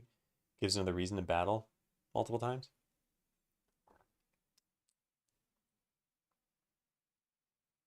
Yeah, I know what you mean. I think it would have to, like, for fishing, it'd have to be a location that has water. So if you're in the, like, Inferno area, it probably doesn't make sense to fish unless you're fishing in the lava, I guess. But that's a minor reason. I think the question would have to be, like, no, let me say this. I don't think it has to be a question. I think from a game design perspective, I wouldn't want you to level up your fishing by just going to higher level areas because you're already incentivized to do that. I'd want this to be some tangential progression system. Excuse me, like this is your fishing area or your representation of it somehow, and there's a little bulletin board on the side just like there is here. And when you click this, it pops up something like here are your fishing perks, and it's like fish, I don't know, are worth more fish pop up, blah blah blah, some other perks that are there. Town has farming, other one has fishing or something. Yeah, I think the issue we need to figure out is like what is interesting about this system. Because here's what would be bad. Here's a bad way to do this. A bad way to do this is we say, okay, here's a fishing node, and you click it, and you pick your battle party, and you click start battle, and you it looks like you're fighting fish, I guess. And at the end of the battle, it says like you won 3 blue fish, 2 red fish. And it's like, that's a bad way of doing it because it's just, here's another battle, right? Like, what's interesting? How is this different from your regular battles? What are you doing with fish at the end of this? So we got to figure all that out. And I don't have answers for that yet.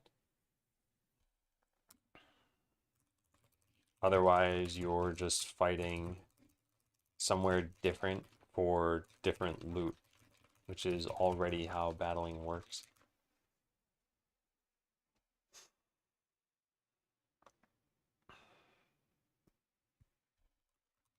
I still feel like this all comes down to items having different functions.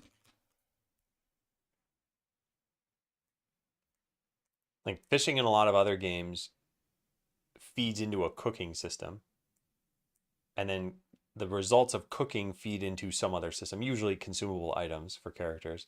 So like heal HP, for example, or give them a buff.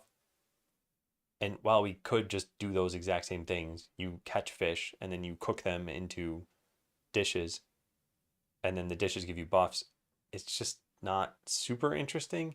And even then, it wouldn't feel like, okay, you need to interact with the system. Does this game have buffs? It has it has town buffs. So like you can cast this spell that says grant customers 50% more speed or grant workers 50% more speed.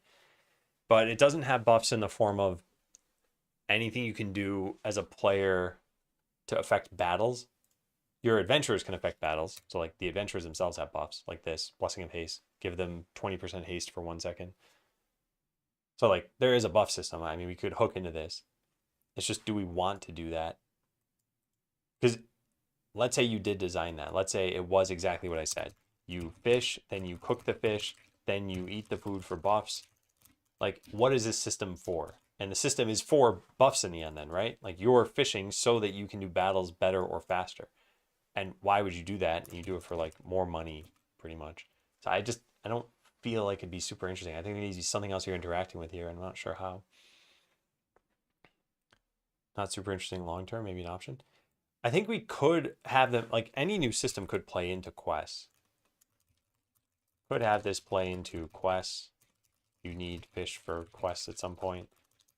But I think what I want is for there to be another function for items. I'm still not totally sure what it should be.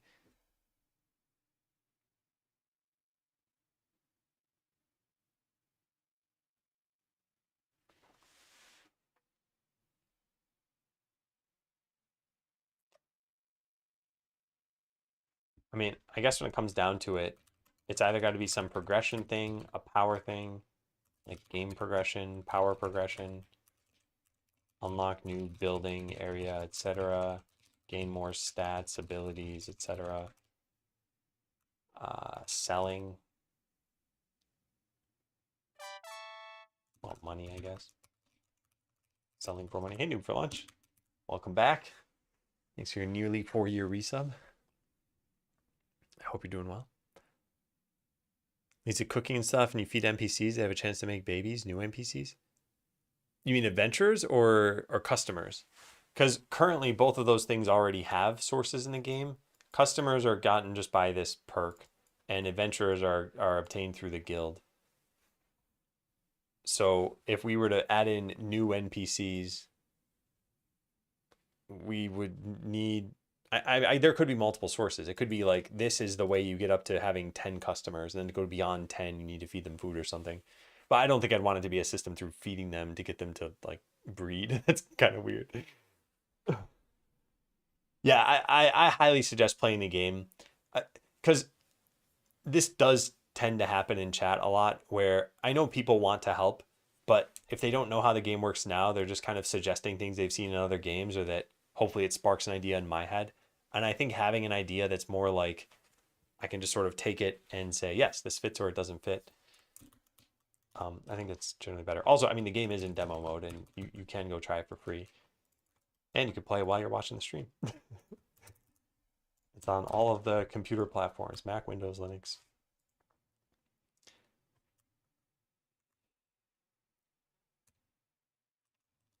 Okay, there was an idea I had in the middle of this stuff that I was saying, oh yeah. I think we need more sources of randomness. And I wonder if the decision making should center around this randomness. So as an example here, an idea that people have proposed is, right now we have this concept of like a mage or a rogue as an adventurer, and they come with certain skills, fireball, lightning, mental swiftness. So, some ideas that people have proposed is, what if you randomized the skills, or what if you randomized the adventurers?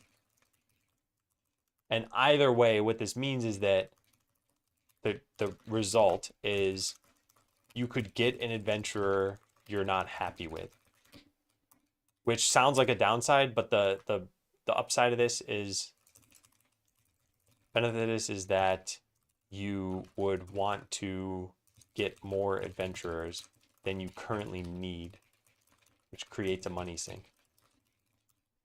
Yeah. New to game dev, what do you think of Godot? I like Godot. By the way, I'm responding on YouTube for those on Twitch curious, because I get very few YouTube messages. Yeah, I like Godot. I think it's good. And if you're new to game dev, I think it's a good way to start. I would suggest starting with GD script if you do that, which is what Godot is built in with. For power progression, it could be some kind of collectible system. Fishing and farming will unlock unique fish, trees, flowers that go into some kind of binder. Once you get to N of a given type, it gives you a buff. Bit silly and disconnected, but it's an idea. Yeah. Yeah. And I think we can do that. But let's say that's the only point of fishing. Is that fun? Like, what are you just auto battling in the fishing area for like an hour until you've unlocked all the fish? So I got to think about this. Maybe what we need to do is add a mini game. So I think like ideas to flesh out a source of randomness so that you have to repeat actions sometimes, so that we have you engage with the system for longer and spend more gold on it. I think that's one thing. And then I think the other thing is potentially combining some kind of mini game with the new systems. They don't need to be dexterity based. Some way of adding in extra decisions. Yeah. How much is it going to cost? The game? Probably about $10. Thereabouts. Consider adding dragons to fly across the screen and burn the town down for no reason at all. We consider having the game delete files from your file system.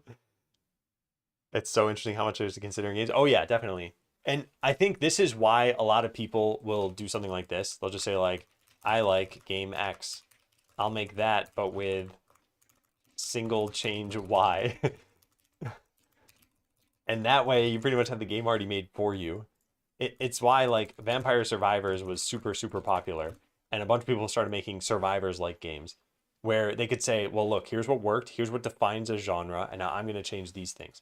I don't tend to do that. I tend to say I like the idea of doing something. And then like, how do we make this while not being influenced by other games as much as possible? I don't think this is a great way to come up with functional ideas quickly. Are we really paying attention to the adventurers that much? I don't watch them fight, and it's hard to know which guys are weak and who are doing badly. I think people are only paying attention insofar as they're occupied doing something. But yeah, in terms of the individual battles, I don't really think they're probably paying too much attention to that. Also, I think for the adventurers to make sense in a battle with fish, I think they probably need to attack and do some amount of damage so that you could have counterattacks and stuff. Then again, if they did some kind of attack, then it could trigger poison, counterattack, etc. Maybe they just do 0 damage attacks.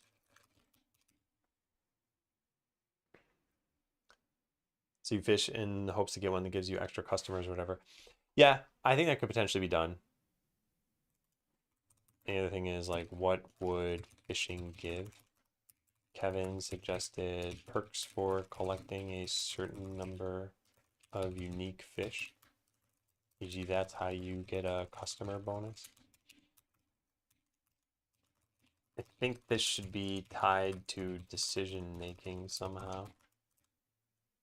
Yeah, I think we need to figure that out. More idle features, more manual interactions, more progression features. At its core, it's pretty much just things that are fun for players to engage with that fit in with a game that they would have already played for 2 hours at that point. So in the first 2 hours, you're going to experience quite a lot of battling. You're going to experience quite a lot of like how customers work, how they buy things, how they sell things. You'll have sort of played around with the spell casting over here. You'll have done some quests, and you'll have upgraded your town. So like those are things that if you're still playing it 2 hours, you found all those things fun. So now you're like, oh, cool. What else does this game have in store for me? So if all of a sudden we took a hard right and we're like, now you're going to enter first person shooter mode, like that would alienate people. But if we say something like, okay, well now there's a blacksmith and they can refine your items and they can sell for more. It's like you'd probably want to invest in that and see what that system has to offer and how to manage that alongside your other systems. So yeah, we got to think about that. Hiring Adventures is a one-time purchase, not an ongoing cost. Correct. Yeah, you're right, Fox. Yeah. Hey, Rex. Welcome in. Then why have it be you have a random bad adventure and you need to replace them? Oh, I'm not suggesting that we do this necessarily. I'm just saying that the benefit would be that instead of hiring an adventurer and having it be that one-time cost and you're just done, like, oh, hey, I've got a ton of money. What if I had to hire more adventurers? What if I could level them up somehow, but it was a random chance? Excuse me. Sorry. That came on very suddenly or I would have muted. Is this a human simulacra project from Stanford? I have not heard of that project.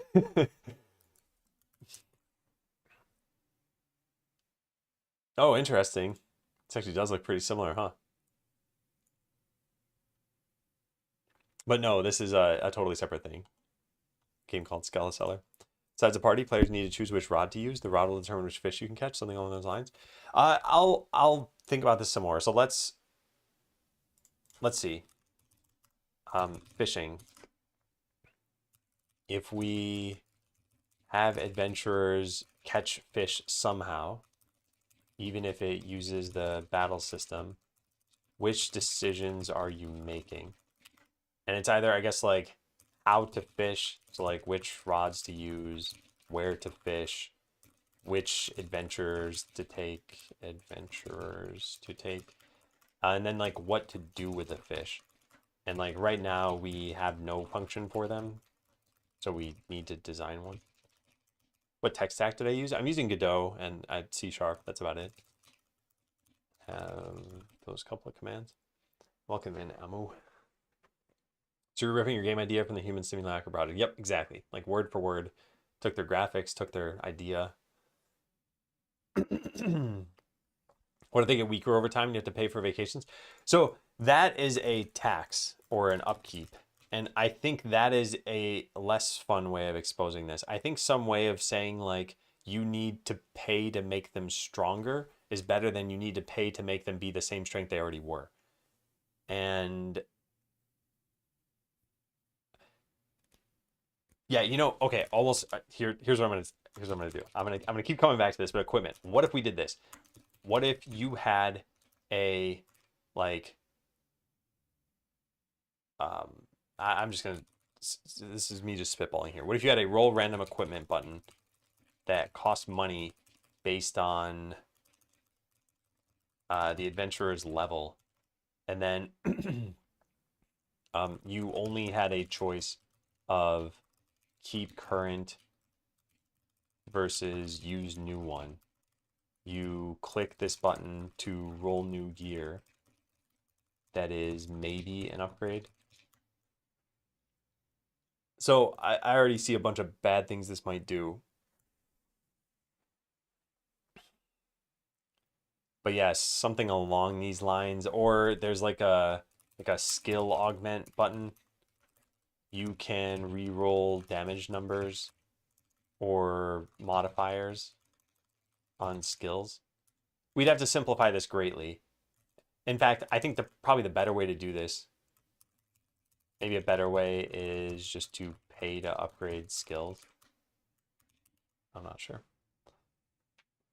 Thought you were building it for the web? No. That's not a plan. I want it to be a paid game. Like you pay $10 and you own the game. And doing that through the web is just a lot harder. Excuse me. So it's just going to be a game on Steam.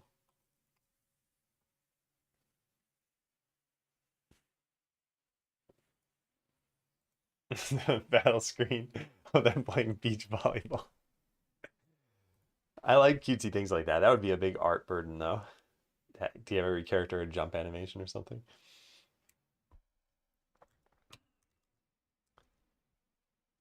Why did I even talk about this here, though? Okay, how about this? Let's ask the question of what do you do with fish? Let's say we already figured out how you're fishing. Now, what do you do with the fish? And I kind of wrote some possible things up here. It's either game progression, power progression, selling for money. I guess some kind of like flavorful thing that has no real purpose. There can be combinations of these things, by the way. Is there any other sort of function we have? Yeah, getting a currency, like converting into another item, e.g. cooking. Oh, then you have to answer the question with another item. So now you've answered the function for fish, but now what's the answer for the cooked fish?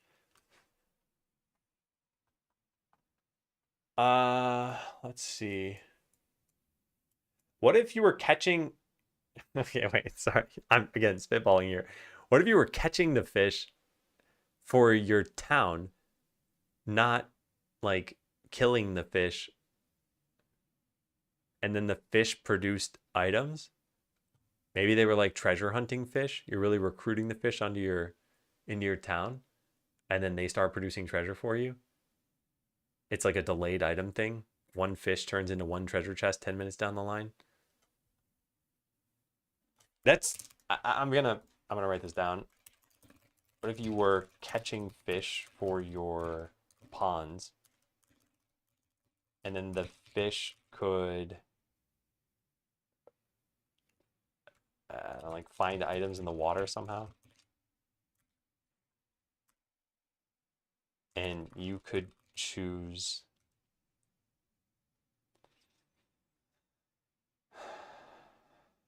You could steer them somehow in terms of what they find.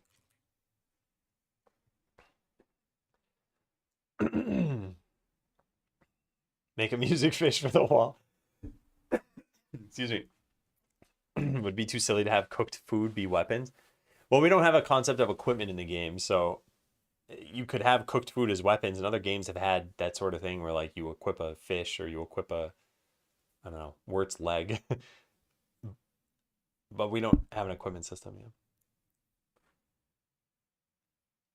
That's how I checked fish don't do so well out of water. No, what I was thinking is they're in the water and they're just sort of producing items somehow. I haven't answered that question of how do they produce items. Maybe they just like pop out of the pond. They're magic fish, yeah. Hippie on farmer. I'm not like I don't need an explanation so much for how do they find the items, but is catching them interesting?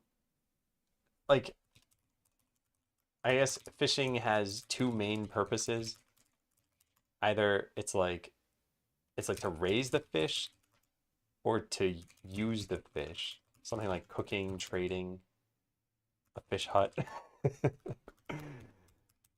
Yeah, raise the fish. Why would you raise fish though? I don't know. I guess we shoehorn in a reason. Like maybe that's what I really should be pursuing here. Is like what game design purpose is this supposed to fulfill? Yeah. Turning golden fish. Oh, actually, that's kind of interesting, right? What if you were fishing just to hunt for a certain kind of fish, like a golden fish? Let me bump this up here, I guess. What if you were fishing just to try to catch golden fish that gave you money? But since this might use the battling system, there would be a payout for this. So there had to be a reason to do this over. Okay, I have an idea. I have an idea for this. So what if your pond had a certain amount of fish in it at any point, and when it filled up, it wouldn't get more? So you had to battle the fish to drain the pond, and you get some valuable benefit for doing that. or the fish could represent. I I keep talking about fishing and fish here, but let's forego that for now and just think that there are some creatures and whatever represent some kind of threat to your town, and you're clearing out the threat every once in a while. I don't think this is fun. I think this is interesting though. I definitely think this is interesting. Yeah. You clean out the belly that contains an item and then you throw them back. Yeah, the fish could have just eaten items. They could be like gigantic fish. In fact, that's probably a good way of saying this, right? Like, fish may just be gigantic and have swords and armors in their stomachs. I don't know. Yeah, I hope you like it, test user. Also, welcome in, Adam.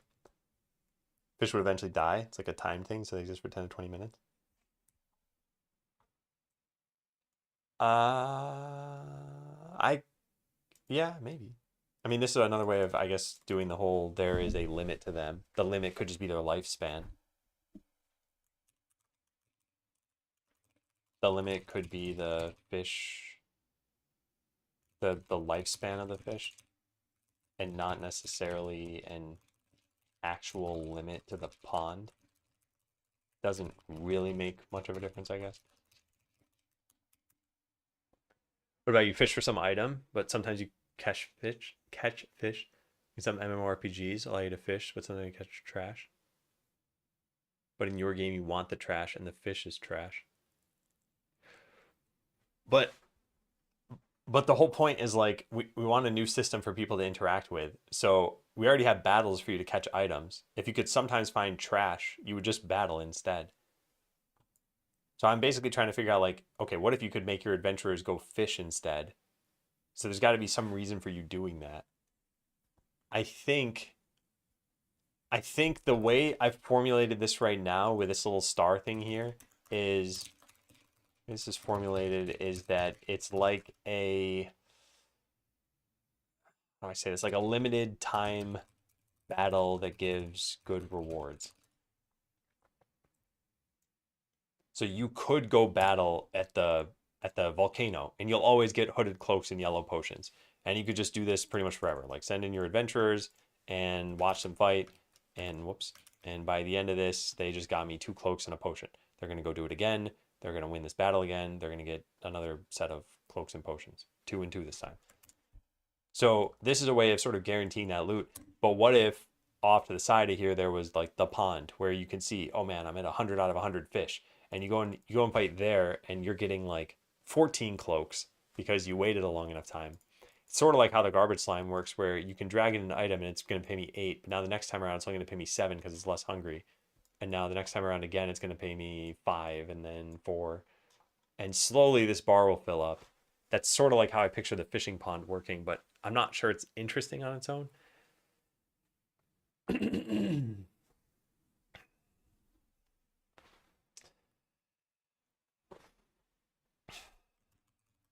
I think you need to feel like you're building something up while you're doing this. Feel like you're building something up. It would, because that's a lot of this stuff, right? Like you're getting money from some of these systems, but it also feels like you're making progress in them. Hmm. I'm still not totally sold on this, but I think there are some decent ideas that have come out of it.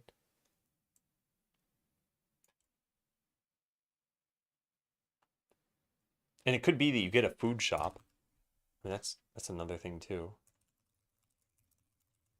Get a food shop and you can just sell fish.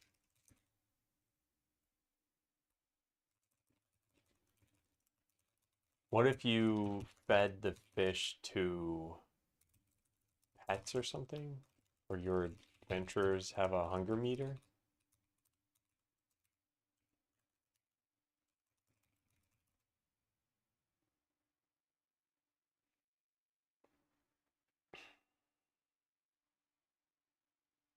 Also, you're forcing a concept without gameplay need yet. So to be clear here, that's the entire purpose of this stream. Like, people played the game, they liked it, they want more game. We don't have more game. Like, we could add more of what we have, like adventurers, locations to battle, items, etc. And we will do that, but is that going to make people still find it fun for another like 8 hours? So instead, what I want to do is I want to find what are new systems that they can interact with and have fun with. And that is, like I said, the purpose of this stream is like we are trying to figure out what are new fun systems we can add in. Are you also interested in talking about the mechanics of it? I have a rough idea of how it could be a mini game, but also allow for idling. I'm not sure about the mini game thing. I think what I want to find out is like, what decisions do you make around this? Because lots of games have had a fishing mini game, and if we want, we could always add one in and say you get like 3 times the number of fish by doing it manually, but you don't have to. Hey, Kevinator. It's going well. I think we made some pretty good progress in the last like 2 months alone. And I think the game's in pretty good shape right now as a demo. Do you want to mini games expand the game or extend it? Yeah, I think that sums up if you're saying like any of those sorts of options. It's pretty much just find other ways for the players to have fun in the game. And I'm not saying that they're not having fun now, but a lot of people give feedback like, look, I enjoyed the demo. I'm looking forward to the full launch, but I don't know if this that you have with just these systems would be fun for another like 5 hours or something. And that's fine. I never planned on that being the entire game. And I think if we add just a few more things, it could be good. So yeah, it's crafting this stuff. Just to let you know, I've been sub for 43 months. Thank you, Mitch. Thank you, Twitch. Yeah, and happy 43-month anniversary. On the item slot machine, you throw in 3 items and you pull a lever and see what you get.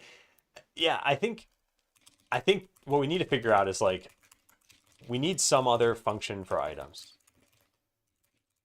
We don't have that. So even an item slot machine is like, you throw in 3 items, you get something out. What are you doing with that new item? Because let's say you literally just did that. You added an item slot machine and you fed it 3 inputs and you got 1 output. And the inputs obviously have a gold value, so it's going to cost X gold. And the outputs are going to have a gold value and they're going to cost Y gold. So you're basically saying, I'm going to take X and I'm going to convert it to Y. If this is not a positive trend, so if you don't go from like, if X is greater than Y, then you'll never use the system. So your expected return needs to be greater than 1x of whatever you put in. And then it's pretty much just a guaranteed, like, yeah, just put in enough stuff and you'll eventually get enough out. So there needs to be some other limit to this. Like maybe it takes time for your, item slot machine to process these, or there's like an upgrade you can do for it, or there's some other function for the items that we then need to figure it out.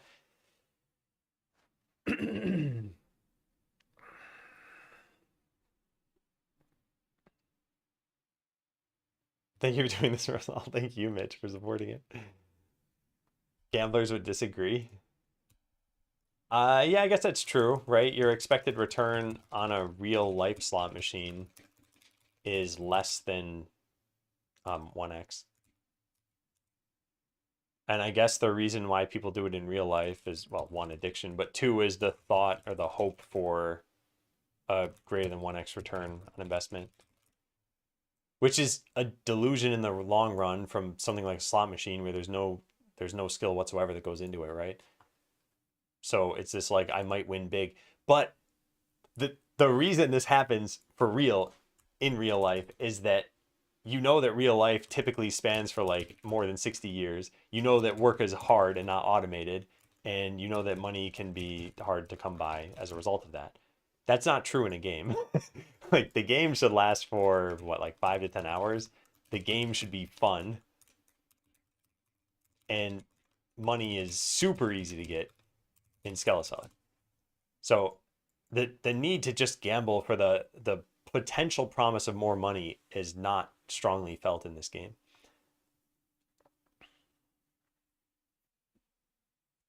Doesn't have to always gain, just have the chance. But it does have to gain. What I'm saying is you have a probability for some event occurring. So like when you flip a coin, assuming it's a fair coin, it's a 50% chance of either outcome, right? You flip heads, you flip tails, that's it. There are two outcomes.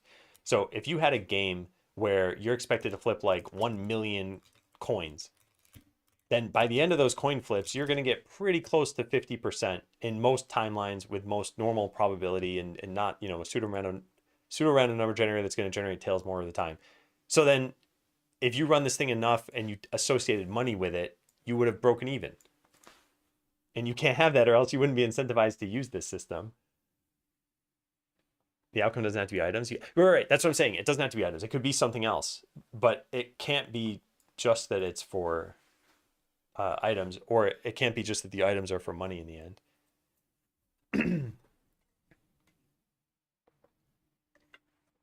Right, but 3 items gives you a 33% chance of gain until you take one out, then you gain that extra 33.3%.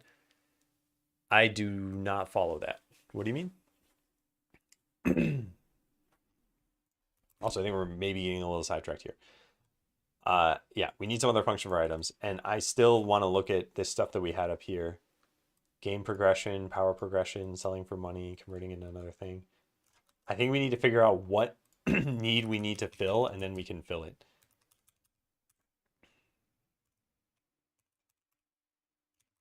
So we need some function for items while still having money sinks in the game.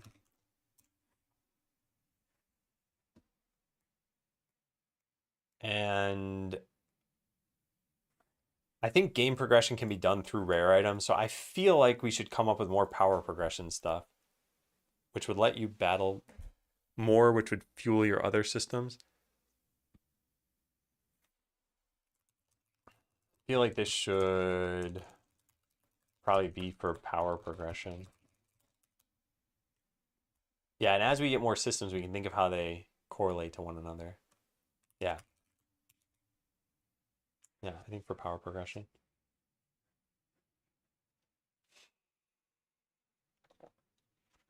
Slots provide a unique item that's only available from the slots. So, I mean, I feel like a lot of these things are leading us back to square one. Like we don't have a use for items. So we could give unique items from anything, but then what are the unique items for? What do they do? And what we pretty much have is like, okay, here's a fishing system. What do the fish do? Is the same question as here's a slot machine. What does the unique item as a reward do? And I think that's what I'm trying to answer here. I think it's power progression. I want to think of how that exactly works. And this is where I think we can start to come up with another system this feeds into, which works pretty well. So imagine, just as an example here, imagine you fish for fish. That's kind of obvious, right? Like you fish, fishing system exists. You get fish from it. You funnel the fish into a fish slot machine, which grants power rewards. So something like that could definitely work. And yeah, I think that's probably what we're going to do. That's because this took all of the design power that I possess to come to this conclusion. Yeah, and I just said fish slot machine here, but I don't think it needs to be that exactly. But what I'm thinking of more is something like this. Like you have a fishing pond. It holds up to, let's say, I don't know, 10 fish to begin with. When you fish at that pond, you will eventually get all 10 of those fish. And the pond will slowly repopulate. I don't want to answer questions here like how did it repopulate when there were no fish remaining? I don't know, there are eggs or something. It doesn't matter. So the maximum amount of fish, you are expected to get those fish, it'll repopulate, and then you use the fish to upgrade your adventurers. And I don't know what this system will look like, but I think it should be something like you trade with a fish trader who will give you a power orb based on how many fish you traded. So maybe you see something like if you give 5, it's going to be a 30% chance to get the orb, and if you get 15, it's going to be a 100% chance. So like how many do you want to give it, or maybe you always give it 15, and then you choose who you give the power orbs to. It grants permanent stat boosts or something. I don't know. Maybe there's some fish store. Maybe there's a fish store where you buy these power-ups. I don't know. Avocado. You can buy a fortune cookie. It just says something random that doesn't mean anything. I think they should all just say, "You have wasted your time." What was that show with the whole your life and existence is miserable when they opened a fortune cookie? You will experience pain and misfortune. Is that Rocko's Modern Life? You will experience pain and misfortune. Does anyone know what I'm talking about? What was that? Huh. He's putting the fish back in the pond. Yeah.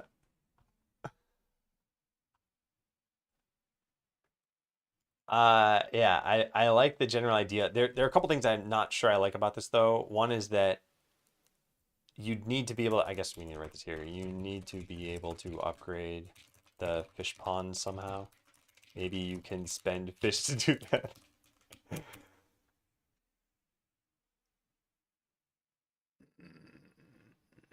Yeah. Yeah, so the thing I'm not sure that I like is that this is completely orthogonal to the money system.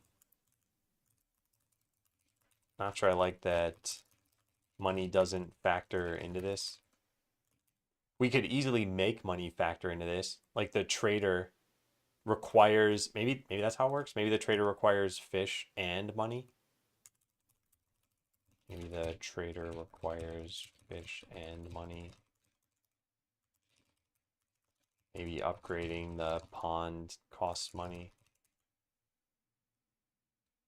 Yeah, we we certainly need, well, there is one other thing, I guess, which is there is the opportunity cost of having your adventurers, I cannot type that word, adventurers fish rather than battle.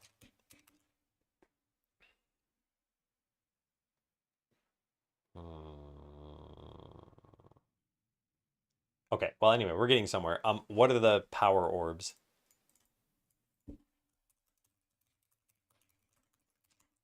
They could just be stats, like how quest rewards work.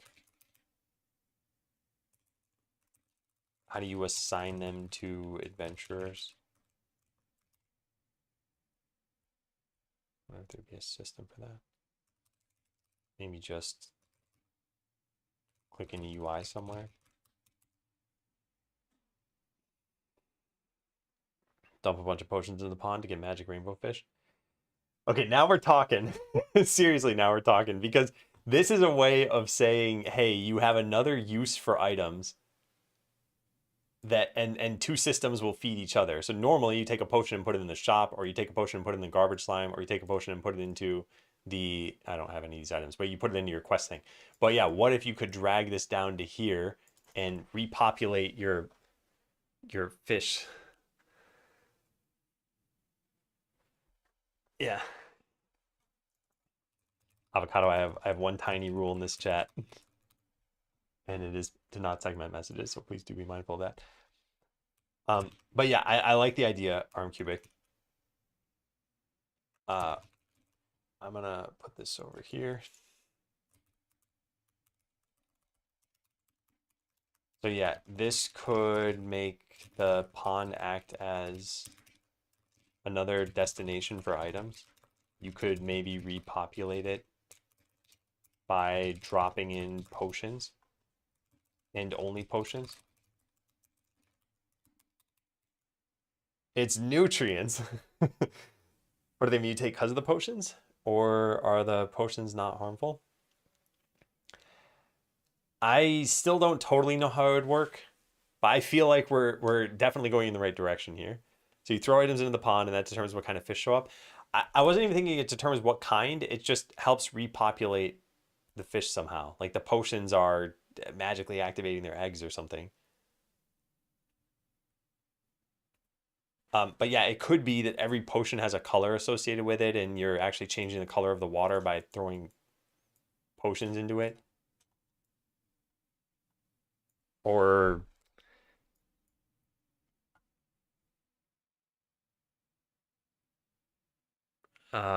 Something. I'm not sure. Because what I'm kind of thinking is it's pretty similar to the garbage slime. The garbage slime has hunger, and when you feed it, its hunger goes down. So I'm thinking is like the pond has a hunger, not really, fish population, and as you feed it, it goes up, and then you have to, yeah, battle the fish. What I do with all my canes, then you sell them. Yeah, I'm not sure. Maybe you can dump in any item. I think potions make the most sense because they're liquid.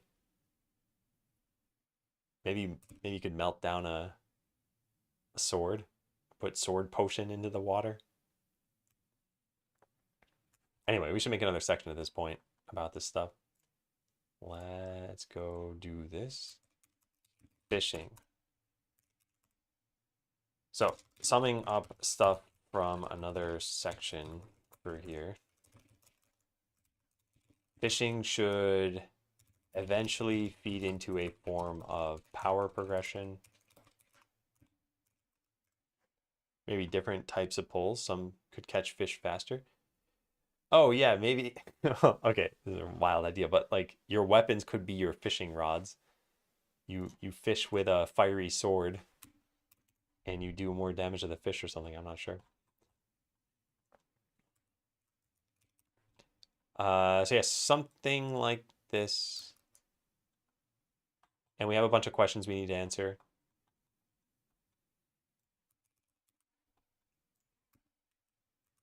All right, should eventually feed into a form of power progression, and fishing should probably have some interplay with other systems in the game. So what I have sketched so far, or like the sketch so far, you have a fishing pond, it holds up to X fish. When you fish at that pond, fishing at the pond is really a battle, so it takes adventurers to do. And then the fish get traded to a fish vendor who will give you permanent stat increases for specific adventurers based on how many, yeah. You get more fish if you fish with your dad. Get more fish depending on how many dads are there. So you get the dad collection system. Show up with 17 dads at the pond. Get a mega canoe. Fish all of them out at once.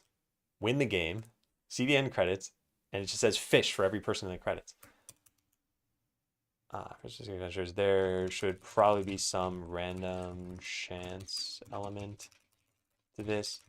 The trader offers a % chance to get a power orb, and you can increase that chance using more fish. Yeah. Fish % runs. Other games with battling have like pacifist runs. There's got to be a fishing only route in this game. All right, you choose who to give power orbs to, grants permanent stats. I already kind of wrote this down. Fish store. Or maybe there, wait a second, what? Buy these power ups. Oh yeah, you can upgrade the fish pond somehow. Maybe spend fish to do that, maybe, and I guess like dumping items, maybe just potions into the pond does something. Maybe this is how you upgrade the pond. When you feed it a certain number of items. I'm not sure how I feel about this now that I think about it. Because the more you have to drag to it, the more it's just going to feel like, why didn't I just sell these items and then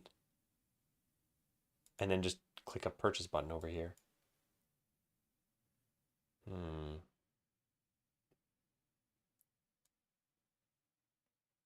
I like the idea of choosing an item somehow, and I'm not sure what it would do. Okay, well, what are the questions that we had? Because I put them down at the bottom of this list, and I need to pull those up to the top and then answer them. So what are power orbs? How do you assign them to adventurers? How can money factor into this? Yeah, so questions.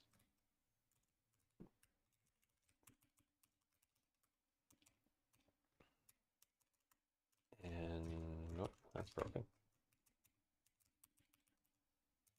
How does money factor into this system?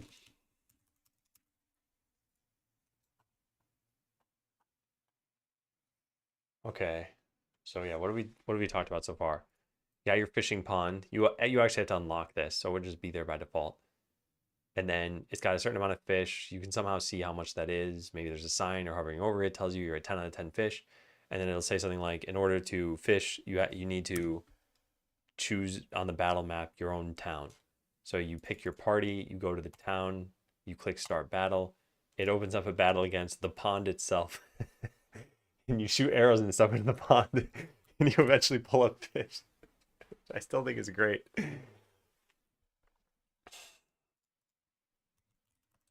As you do damage to the pond itself, fish pop out of it, and you can see at any point how many fish remain. Maybe they don't repopulate while you're in battle. No, that wouldn't make any sense. I think it still repopulate. Did I create the game assets myself? I created a lot of the code and all of the music, but none of the art and none of the, at least I don't think, any of the sound effects. Yeah, art-wise, I did not have any hand in that. Nor would anyone want me to have any hand in that. I'm very bad at art. It was originally asset packs, and then Quickie Joe has done a ton of custom work. So like all of these characters are custom made for Skeleseller, but none of these items were custom made for Skeleseller. This is just an asset pack. What was for lunch today? I actually haven't eaten lunch yet, and I don't know what's for lunch today. I bought some stuff from Costco. I'm gonna have to look through. Sorry, the dirty pond with enemy goo that you have to clean up. Would it make sense to clean up a pond by dumping in potions? Like, what could we use dumping potions in for? Do we want to use the idea of dumping potions into the pond or something? Watch you handcraft a beautiful left arrow. I mean, Windy ended up making the left arrow that's in the game in the tutorial now.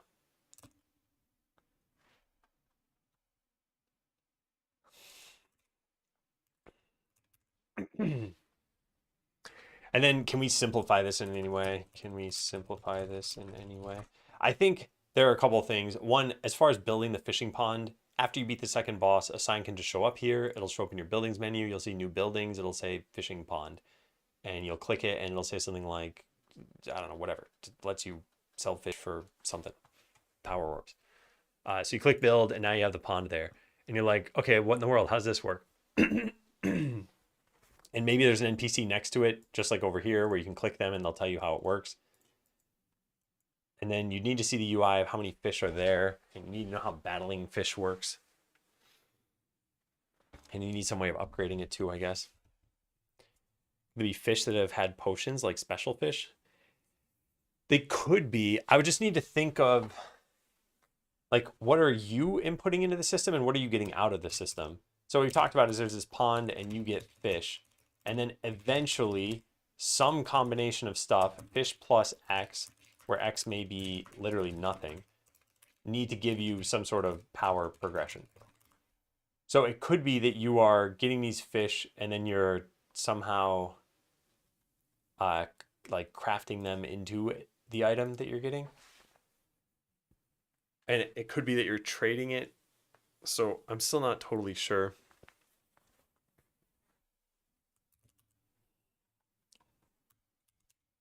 Yeah, is the trader the best way of converting fish into stats?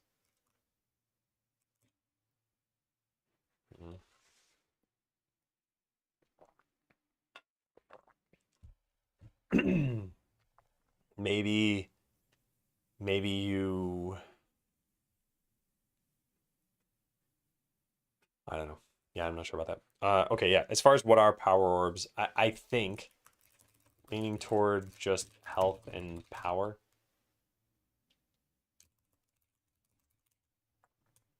That's how quests work. And those are kind of safe stats to give. We only have 3 stats in the game: health, power, and fortitude. So I think just increasing health and power is pretty good. Fortitude is damage reduction, and I think the more we increase that, I think the scarier it gets from a balance perspective. Like if you end up with too much fortitude, you might be taking almost no damage. It's still just another balance point in the game.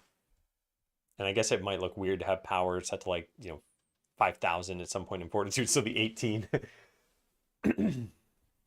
The way other games do this too is sometimes they'll have your fortitude number will keep rising, but the percent damage reduction is based on your level. So at level 1, 5 fortitude might mean that you have like a 1% damage reduction. But then at level 100, it might mean that you have a 0.001% damage reduction. So now you really need like 5,000 to get that same 1% or something. So you still see numbers go up. Can you lose or win in this game? You can win eventually. You can't lose at it. I want it to be a laid back game. So there are no decisions you can make that permanently hamper you. Even if, let's say, you hire an adventurer and you don't like that adventurer, you can eventually just get the one you would have hired. It's all just a matter of just play long enough, get enough money, you'll get everything in the game.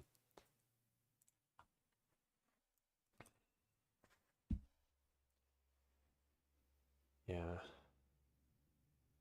Yeah, I think this is fine. How do you assign power orbs to adventurers? I kind of wonder, I mean, like we could make a custom UI for this. It could be that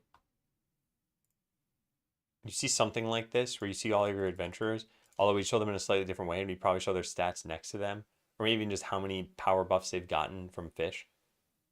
And maybe it can cost more every time you do. Actually, that could be kind of interesting. Maybe it costs more each time. How much do the power orbs cost?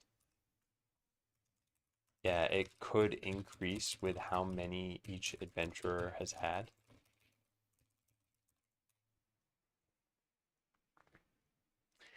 So I kind of like the idea of this somehow being more automatic. I guess you could just auto battle at the pond. Although we need to figure out how. Yeah, I gotta think through this a little bit. What stops you from auto battling forever at the pond with one adventurer? I guess it uses up a battle slot, and maybe fish have more HP than one adventurer can get through. Something like that. Maybe they're healing or something.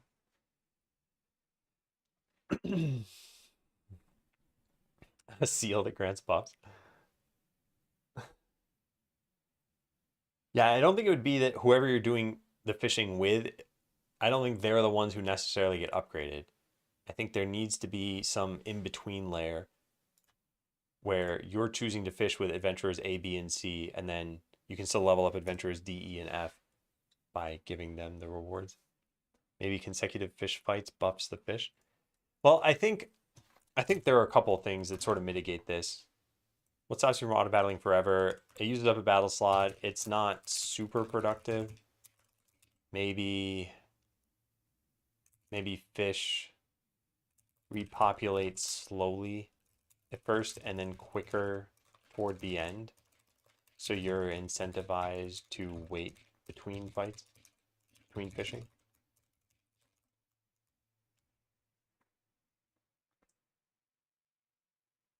You can't grind it.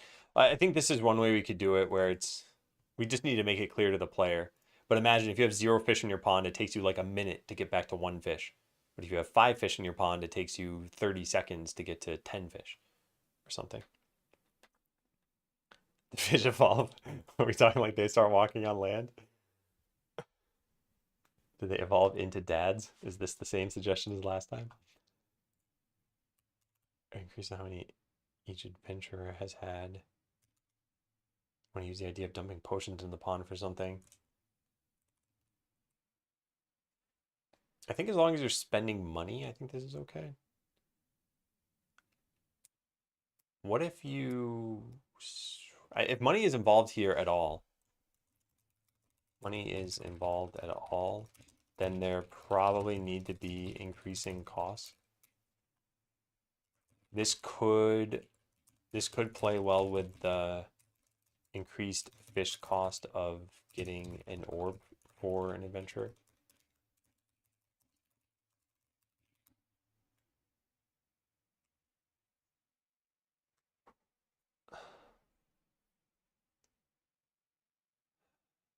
Not sure. So also, if we just zoom out for a sec, is this fun? What we're talking about? You build the fish pond. You go and battle fish, send them into battle. They get some fish. You see them stacking up somewhere. Maybe just like how you have a treasure chest here that shows how many things you need, you have a fish treasure chest and you see how many you have. And it just shows something like 1,400 fish. And then you spend those fish on power orbs. So what are most players going to do? They're going to realize the system unlocked. They're going to go auto battle there.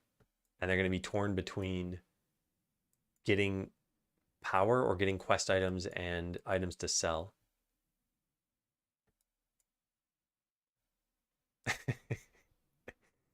I just love the idea of seeing a battle play out where it's a bunch of characters against a pond and they're just shooting arrows and fireballs into the pond. And every once in a while a fish comes out of it.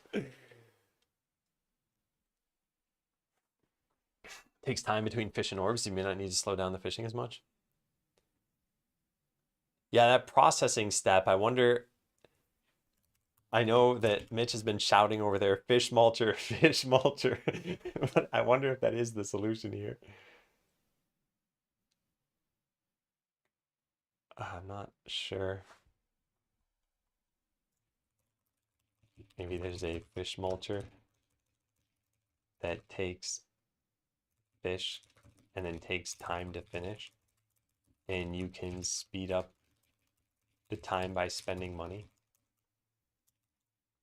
A rowboat. It's pretty good. Or do they just flop around outside the pond forever? It's probably not a very good way to count them.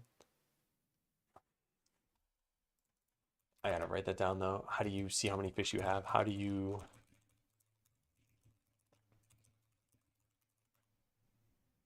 Maybe there's a sign like the quest progress board that shows how many fish are in the pond and how many you've gotten. All right, thank you, Avocado. And take care. Thanks for dropping by. I gotta get lunch soon too, actually. It's 12:30 already for me. More like patiently and nicely suggesting. What if it takes fish and presses them into whatever shape of the thing you need? Oh man. Like a little fish sphere, and your character just eats this disgusting thing. Oh,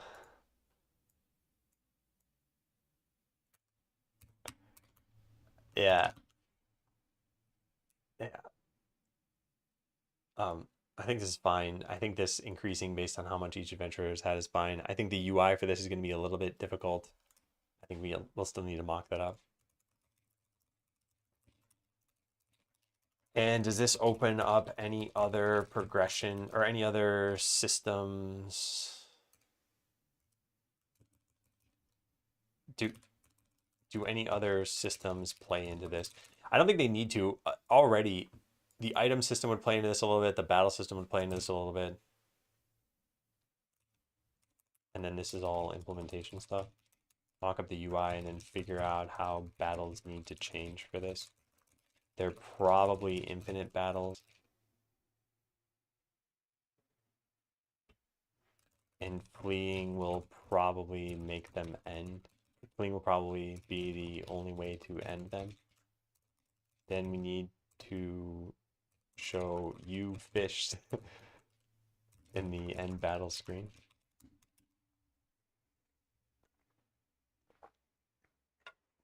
Am I hallucinating this fishing conversation? No. Do you want to know what we have so far? And this is still very much a work in progress. But all right, so you start, this is not here, just like how nothing else is there. So let's just do this. So you start the game, just like how there's a sign here for the tavern, there's a sign here for the fishing pond. So you click it and you build it. Now you have the fishing pond. And now your fishing pond has a certain number of fish in it. And the way you fish them up is actually by battling the fish. So you will click your little town icon here and you'll start a battle there. So now it'll walk. Actually, it wouldn't have to walk to the portal, right? They could just walk to the pond. In fact, I wonder if we should do that. Instead of walking to the portal, we could have them walk to the pond. Yeah, anyway, so you get in a battle against the pond itself, and as your characters are dealing damage, fish pop out of it, and you're like getting those fish. Then there is some way for you to convert them into permanent stat boosts. So maybe there's a fish vendor, and if you give them, 20 fish, they'll give you a power orb, and you upgrade your adventurers. So yeah, we gotta figure this out.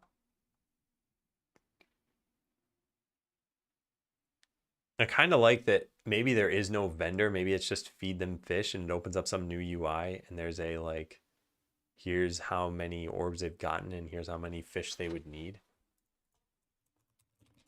I think what I like best is for there to be a dedicated UI for like turning fish into power orbs for a specific adventure. E.g., you have a slider for how many fish to give, and and then you see something like chance of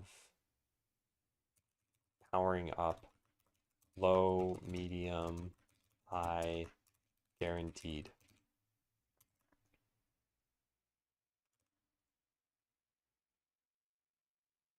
It's kind of stupid, right? Yeah, it's kind of stupid. I don't think randomness needs to fit into this. Yeah, I don't want it to be more confusing.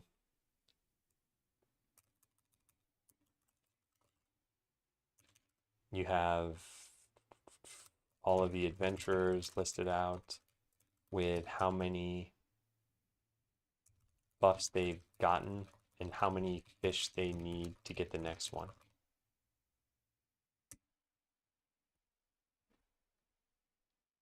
Yeah, you probably need some way of doing, like getting many of these buffs at once, right? Probably need a way of giving many buffs at a time to one adventurer. Maybe there's a slider for how many fish to feed them, and it tells you how many stats they would get from that many fish. The fact that you battle for fish is perfect and hilarious. Yeah, I really like that. Some way to convert the fish. Imagine how bad that would smell. Throwing like 400 fish into a car crusher.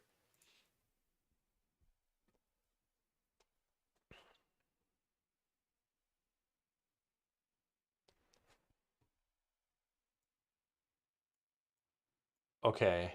So far, this is working pretty well. I still don't know how money factors into this. And also, what are the upgrades and how do you get the upgrades? What are the upgrades for the fish pond? How do you get the upgrades for the fish pond? I kind of like the idea of, oh yeah, and then does this need to be pathable?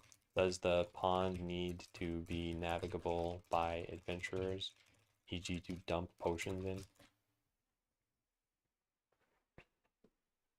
Random wanderer encounters to the game who bring rare items with them, like a sweet old grandma who has knitted a sweater. How do you get the items? You battle the wanderers?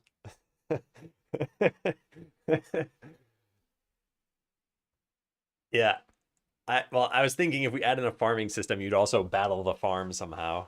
And what Kevin suggested is you'd be throwing like watering cans and stuff. For the pond idea, I actually think battling the water is kind of fine and them shooting arrows into it and whatever. But there was an original idea there too of what if you were to throw fishing rods at the water? All your adventurers just chucking rods over there. Gives you fish gloop.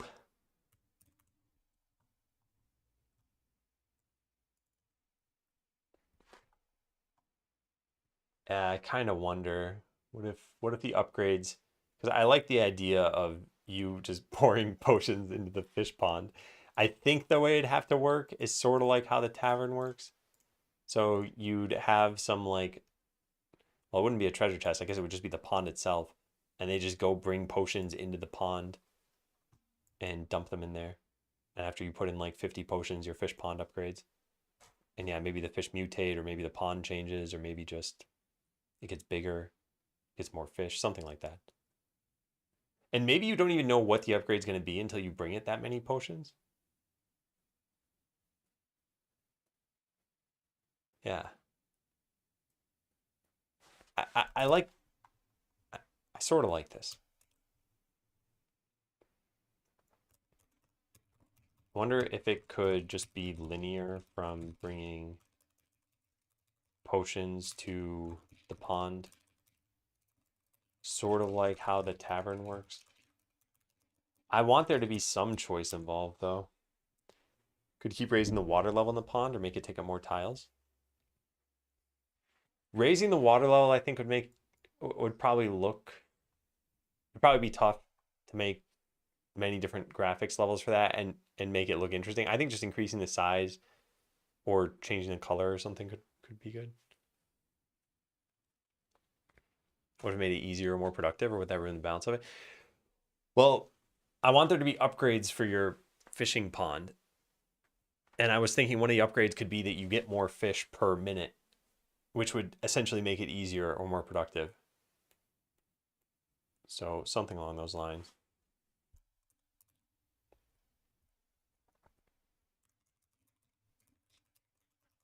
More fish per minute.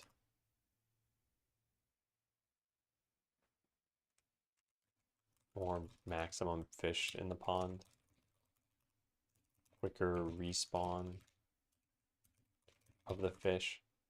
What was the other thing? Like fish magically multiply when you catch them. Yeah, I think we need for the pond to get harder to fish up the fish from. Because if you're doing, let's say, 50 damage per hit, that should give you a fish every, whatever, a minute. And then at the end of the game, you might be doing 500 damage per hit. So are you going to get a fish every 6 seconds? Maybe, actually, maybe that's how that works. Maybe they don't get stronger. I like that idea. Yeah. As you get stronger, you'll catch fish faster since it'll just be some hidden damage threshold. But you'll also need more fish.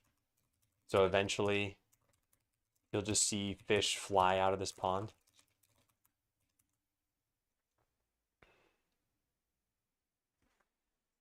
No crates for sale by upgrading the pond. Sorry, I mean new power orb types. Your pond turns red, now you can buy a red power orb. I wasn't thinking about it that way. I was thinking about it in terms of just you choose which stats you want to level up. Like imagine if you only had the rogue and you had the mage. It would say something like number of orbs used already, maybe is like 0, and maybe here it's like 2. And it's like fish cost of next orb. And it'd say 100, and here, because you already got a couple, it'd be like 500. And then at the top of this, it would just say like number of fish you have, and it'd be like, I don't know, 700. And then maybe you see a slider, and it's like get orbs. And there's a slider here that you choose how many you want. And here it's like, okay, you'll get 2 orbs by doing this, or 3 orbs or something.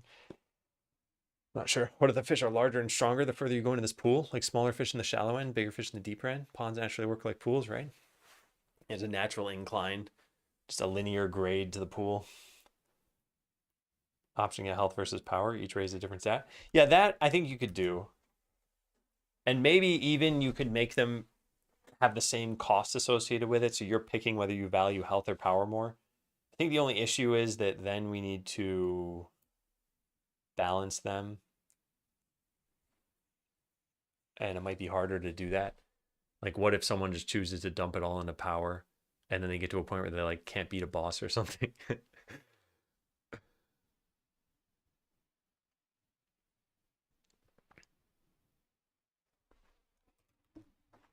Now, you think about this. Should orbs only exist for one, or should you have to pick between upgrading health and power?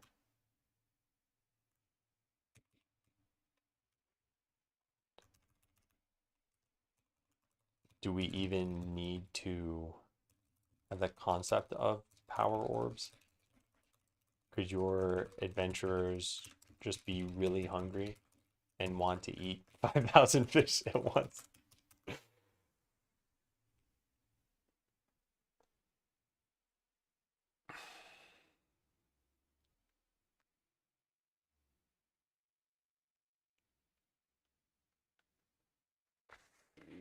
Yeah, I think I'll just say I'm leaning toward not having this distinction. If they're already per adventurer, then I think we should just give you both. You already have a bunch of upgrades you need to do, I guess. Whatever the equivalent is of mental fortitude to eat 5,000 fish at once. Yeah, yeah. And we could make that happen over time, I guess. Be like, your adventurer is eating 50 different fish, and it's going to take them, 10 in-game days, which is like 10 real life minutes, maybe. I don't know. I don't think it's a good idea though. I think just having a way to upgrade them is good. Oh yeah, and then can you have multiple battles open at the pond at once? I guess the answer is I don't see why not. But there's really not much of a reason for this.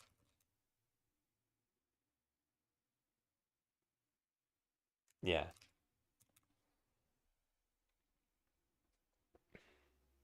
We still haven't said how money factors in this system. And that it could be that this just costs money somehow in here, but I'm not sure. I think we're going to need a system that just you pay for something that you're going to need multiple times. Because we don't have that system right now in the game, right?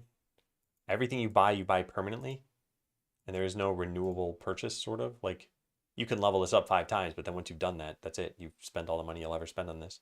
What if there's a reason to buy something again? I think that's one of the next things we're going to have to design.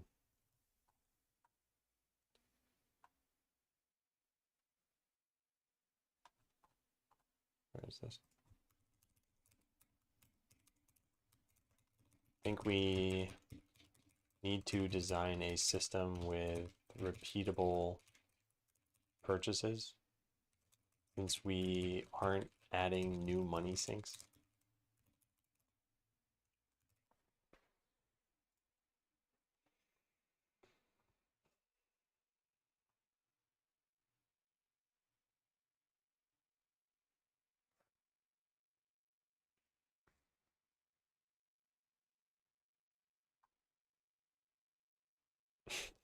Like calling them energy cubes.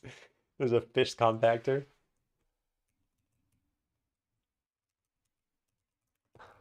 Yeah, sort of. I know this is what Mitch was suggesting this whole time. So I guess he really did put the idea in my head.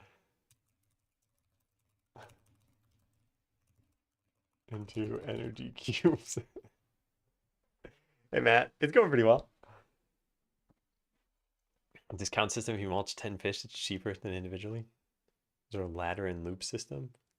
Versus a ladder, and at the end, it's a loop you can continually buy. I'm not sure I understand what you're talking about, unknown. But yeah, paying to paying to use a fish mulcher or something like that. I gotta think about the flavor of this a little bit more still, but yeah. Any other major questions? Yeah, this one. Do we want to use the idea of dumping potions into the pond for something? Because otherwise, how are you upgrading this? Do you even need to upgrade the pond? What if all you did is you opened up a bin and all of your potions went into there? I like that idea, I think. I like the idea of a switch that you as a player can flip, and now all potions get dumped into the pond based on the cumulative value of potions dumped in. The pond will get upgraded.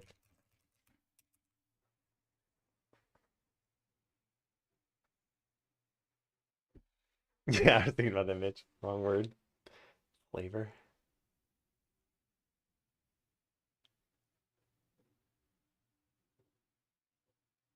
Yeah. So this would take quite a lot. Hang on one second.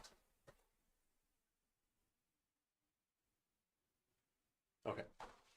There's a lot of like construction sounds outside, and I was curious if something's getting destroyed right now because I know our neighbors are working on their place, and I don't see anything right now. Can the pond just also be your potion stockpile somehow? You fish faster, you deplete your potion stack, but you get fish. I think that'd be confusing. We'd have to make it very clear that any potions in your warehouse are like getting pulled away to be used by. Yeah, I think it'd be confusing. But I think there might be some way we could do that. Like maybe imagine instead of this mushroom, there's just a switch here, and you click this, and now it turns on. And now your adventurers will walk down all the way to the pond and put potions in. Maybe that's what repopulates the pond with fish.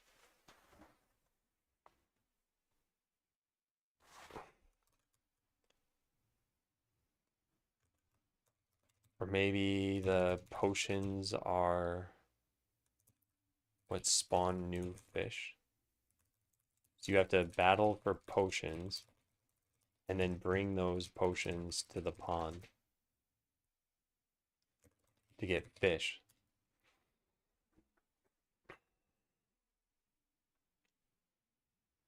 That could work.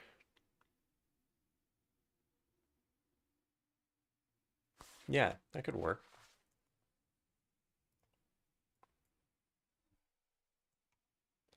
We probably want a more direct path to get there. Worm potion. You double dog.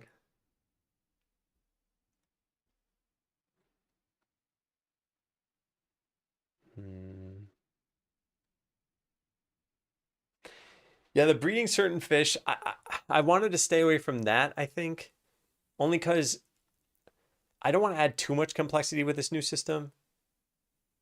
Like I'm already thinking about, is this too much, what we've talked about? Like you need to get new fish by dumping in potions. We can make this clear.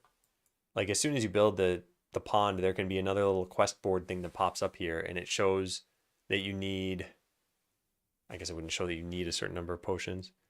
Just me, how many fish do you have? And then maybe you can upgrade the maximum capacity of fish. Actually, that's a pretty cool idea. I like that idea.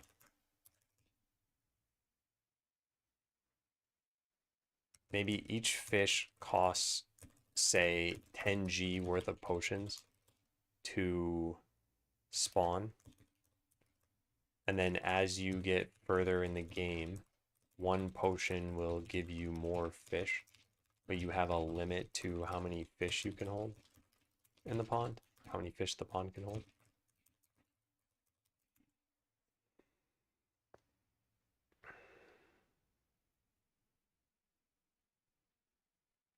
Potion icon plus 20 fish. Wait, can you expand on that when you say potion icon plus 20 fish? Because, yeah, what I'm thinking here. Oh, I see what you're saying. Dump in any potion and get plus 20 fish or something like that. I was thinking it had to be based on the value of the potion itself, because some potions are worth a little. Like this is worth 15, this one's worth 16, this one's worth 3. So in the early game, I don't want you to just dump in a bunch of small blue potions and you're like, oh, I'm maxed out on fish now. I think it had to be like if you put this in there, you're getting like 100 fish or something like that.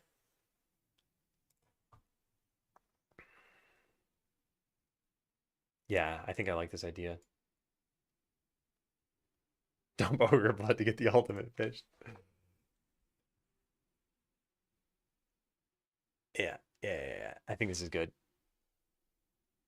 Imagining a sign that's had on it makes sense. Different potions need different stuff.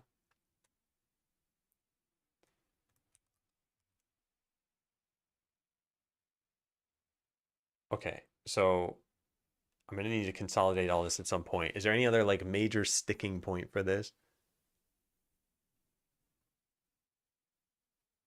The answer to this is yes.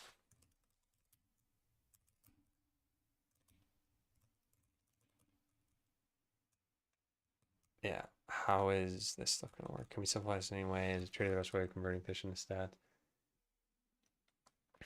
When you unlock the fish pond, you've got to unlock the use for fish. And maybe fish can spawn anyway. Quicker natural respawn of the fish. You don't need to use potions as much.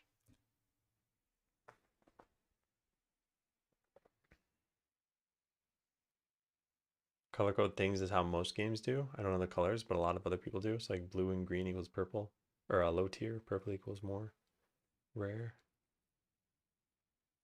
Yeah, but what are you suggesting that for? Because I was gonna say the potion values aren't necessarily like rarer items or anything. I was just talking about. I was talking about like a potion has a value. So here it's 15, and that would get you, let's say, 2 fish or something. And then maybe later in the game you're finding a potion worth 150, and that one gives you 20 fish. But they're not necessarily rare or common items or something. They're just an item. Fish from potions and all other random stuff. That's right. Yeah, we'll see. That is right. All right, so you have a fishing pond, holds up to X fish. Fishing at the pond is really a battle, so it takes adventurers to do.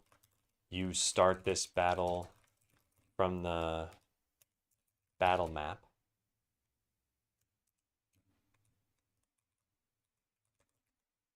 As you do damage to the pond itself, fish pop out of it if the pond has fish. Yeah, I guess they catch fish faster, since there's supposed to be some hidden damage threshold. You also need more fish.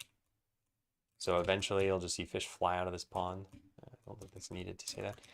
The fish are used to permanently upgrade the stats of your adventurers, of specific adventurers. And is this part needed? Maybe this... I'm not sure. I don't want you to have to constantly mess around with this. Maybe you should, though. Fish is a resource, a confirmation that there will be a wood resource for which you have to battle trees. I think we might do farming, but I don't think they're going to be battling trees or using wood. I think it's going to be like... I don't know how it's going to work, actually. We'd have to think about that. Oh yeah, I wasn't thinking that colors of potions matter. I was just thinking the pond has a population of fish, so it's like 0 out of 100 fish, and every potion you put in converts to some number of fish getting populated, and it's probably like every 10 gold of potion is like +1 fish, something like that. So if you put in a really, really valuable potion like ogre blood, you'll get like +10 fish, and then your pond is going to be at 10 out of 100 fish. So now when you go into a battle, every like 500 damage you do gets you 1 fish. And then eventually you use the fish to upgrade your stats. Pond fighting. You know what this reminds me of? Is Harry Potter casting Expelliarmus on everything. And I just picture that he's got like, I don't know, a bottle that's too hard to open, and he just casts Expelliarmus on it. He's like frustrated at something. Cast Expelliarmus on it. Just never stops doing that. Hey, Mr. Halsey, this is quite late. To what do I owe the pleasure? Thank you for the raid. Welcome in, everybody. We are talking about adding a fishing system to Skeleseller, which is quite out there as far as fishing systems go. So you will get this in your village somehow. You'll pay money, and then this pond will hold a certain number of fish, and you need to dump potions into the water to spawn more fish. And then you need to send your adventurers into battle against your pond. They will actually fight your pond, and fish will fly out of it as they do more damage. And you'll use the fish to upgrade your adventurers. So that's our system. A few hours late, I have to. Oh, right. Yeah. Yeah. I asked my wife yesterday, I'm like, oh, are you going into work tomorrow? And she's like, yeah. I was like, okay. And then I saw her here at home, and I'm just like, weren't you supposed to go into work? She's like, no, today's off. She's like, I thought you meant the day after. So yeah. How's everything going though? This sounds like pollution. It probably is. Are the fish upgrades temporary? So two aspects to this. The upgrades are permanent, but they're only for your adventurer stats, and the potions are to populate the pond with more fish. So basically the way it's going to work is potions give you fish in the pond, then battling takes fish out of the pond, and then upgrading uses the fish you got. So hopefully that makes sense. So that way it's connected to pretty much every other system we have. You're going to eventually turn on some switch here, and it'll look sort of like this. You'll see some like now accepting potions, click this to turn it off. And maybe I don't know, we need to figure out how the UI is going to look for that. But yeah, then adventurers will just walk potions over to here and just dump them into your pond, and you'll see the fish count go up. Trying to keep future users, me, from doing stupid things, so some errors where they're needed should save a bunch of future time. Man, how much longer do you think you have on this particular project, Mr. Halsey? Time passed, fish out of the pond, or only until you battle? Oh, time passed equals fish out of the pond. No, I think time passed would actually still populate the pond. Like, the pond is, potions are a quick way to populate it, and time is a slow way to populate it. And there'll be upgrades for this. Maybe there'll be upgrades to the potion way too, I don't know. So yeah, I don't want you to get punished for not doing something. It's like the pond will fill up, and then you eventually realize like, oh man, I gotta go fish. Yeah, but we put the LLU in potion. Time until DB data is moving around correctly? Probably into, oh wow. Wow, okay, yeah. I did not know the scope of the project, and now I understand it is a pretty large project. Yeah, so anyway, I'm pretty happy with how this is shaping up, this fishing system. Let's finish consolidating this, but then I've gone quite a long time without eating any food, so I need to go get some food in real life. Fish are used to permanently upgrade the stats of specific adventurers. I don't want a random chance element. The more you upgrade an adventurer, the more fish it will cost to upgrade them further. You can upgrade the fish pond, I think, by spending money. Upgrade the fish pond by spending money. There are perks just like for other buildings. Dumping items in the pond does something. Yeah, so dumping potions into the pond repopulates the fish. You will have a switch that you can toggle to make adventurers bring potions to the pond or not. Yeah, it will probably turn itself off after the pond hits the maximum number of fish.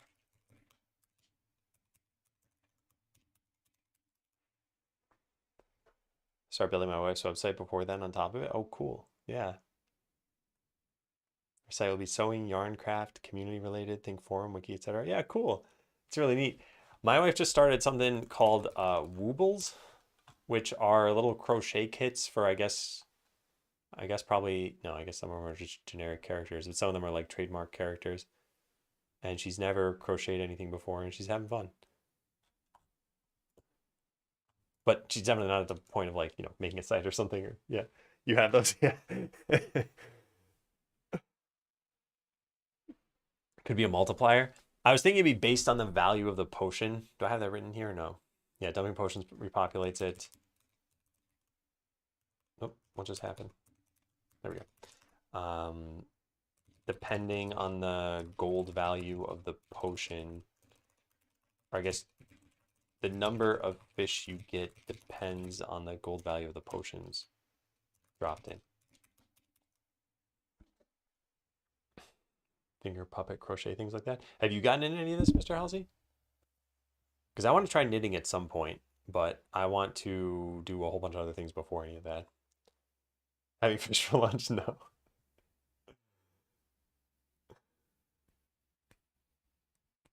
Yeah.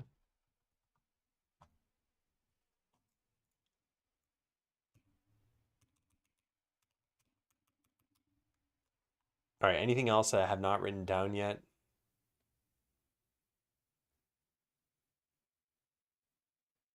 Yeah. Battling, you multiple battles with the pond. Yeah, I guess that's fine. How do you assign your power orbs to adventurers? How's money factor in? So money pretty much doesn't factor into this except for with perks. I think we need some other money sink in the game. Are the upgrades? How do you get upgrades? Trade are the best way because yeah, I still need to figure out how are we manifesting this whole upgrade thing.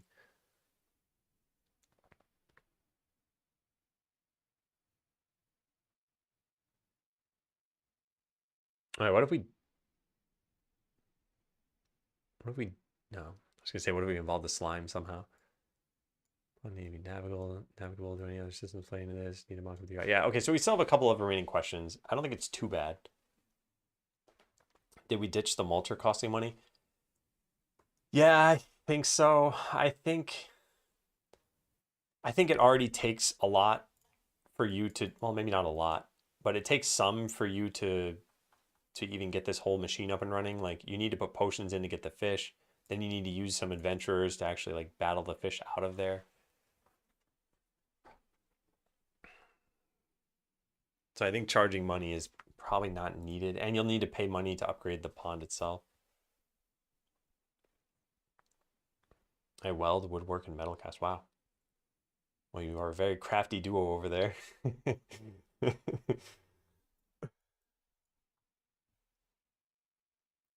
Have you considered having a slime do the mulcher job? Yeah, that's what I was kind of thinking for a second. Like, what if the slime, when you unlock the fish pond, they're like, oh my God, fish. I love fish. If you give me 5,000 fish, I'll give you some power orbs or something like that.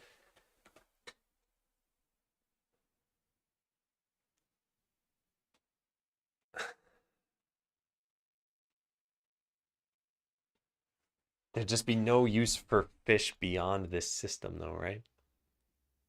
Although we could say maybe every once in a while you fish up treasure. That could be an upgrade that we have. Maybe you could fish up treasure every once in a while. I'm hesitant about this because fishing already resembles battling.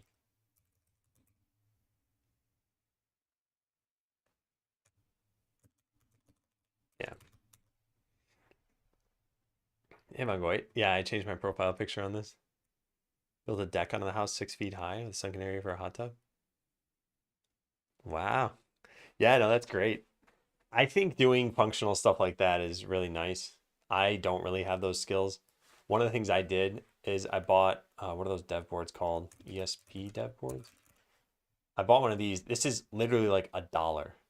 I was shocked that it could be that cheap.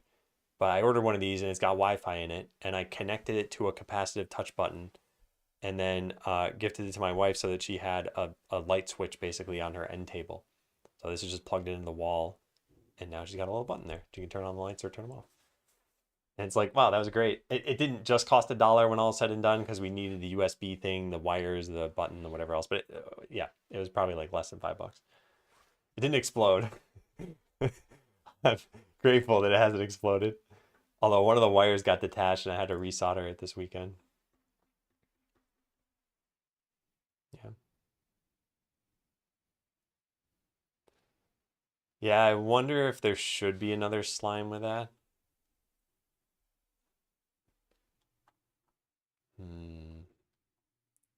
I don't know if we need fish puns in the game though.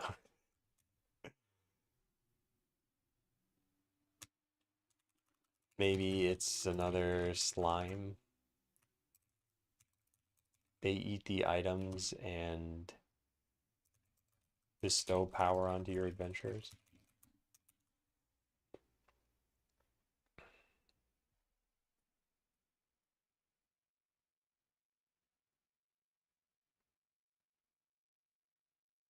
Wait, that's a Galaxy Quest reference? I even just watched that again in the last probably year or two.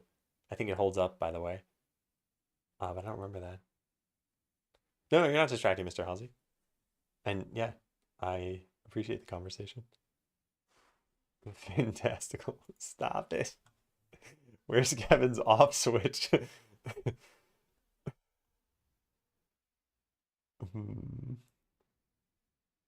All right, I'm mostly thinking about food right now, so I think I should probably break for lunch. But we're still just going to do game design in the afternoon. So where I left off, finalize a lot of the fish stuff, and then I guess start designing a system with money sinks, and maybe think of farming. I want to be careful how much of this stuff we end up adding in.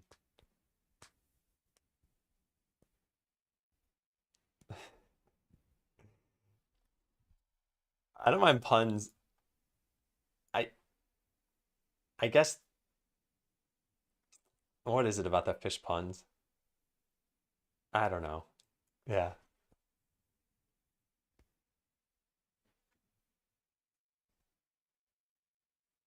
Wild idea. What if the blue slime eats fish and just drops something from a loot table? Probably mostly it's an orb, but sometimes it's another potion, rarely it's treasure, that type of stuff. So there's actually a slight problem here, which is that we want fish to turn into stats somehow, right? But the problem is I wanted them to be per adventurer, and I want it to be based on how many stats the adventurer already got. So as an example, if your rogue got like 5 buffs already, then the cost might be 5,000. I don't know. And if the mage got 0 buffs, then I want the cost to be like 100 maybe.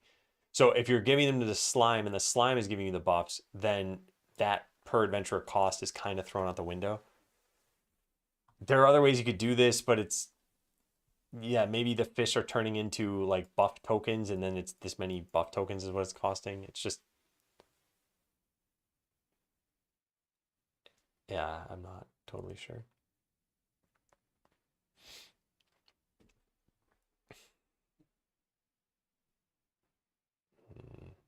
There's maybe another way to retheme this whole thing. Like you're not ever getting the fish. They're going directly into a blue slime, and the blue slime is converting them into little power crystals for you. That might be better.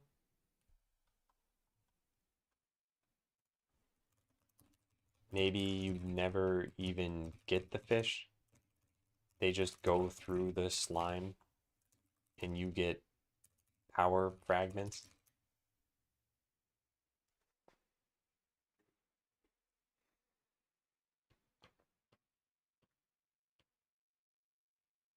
You eat the scales? No.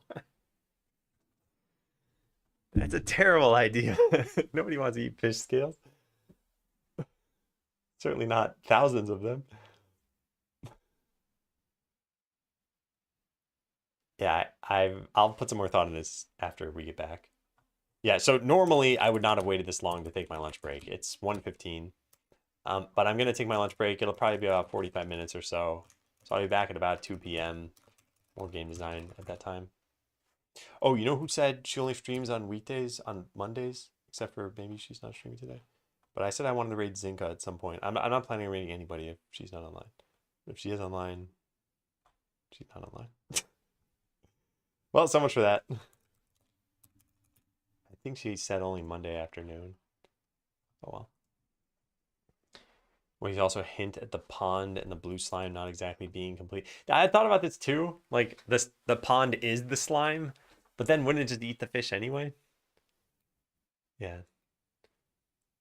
All right, well, thank you all for watching. Thank you for those who chimed in. I think we've made some good progress and we've just come up with some ideas to pursue. I don't know at what point we're going to consider the list of ideas to be like now a plan, like let's go do all these things, or whether we need to think about more and try to fit them all in. But yeah, we made some progress. So I'll get going and I'll see you all in about 45 minutes. Thanks again. Hope to see you again soon. If not, have a good day and see you.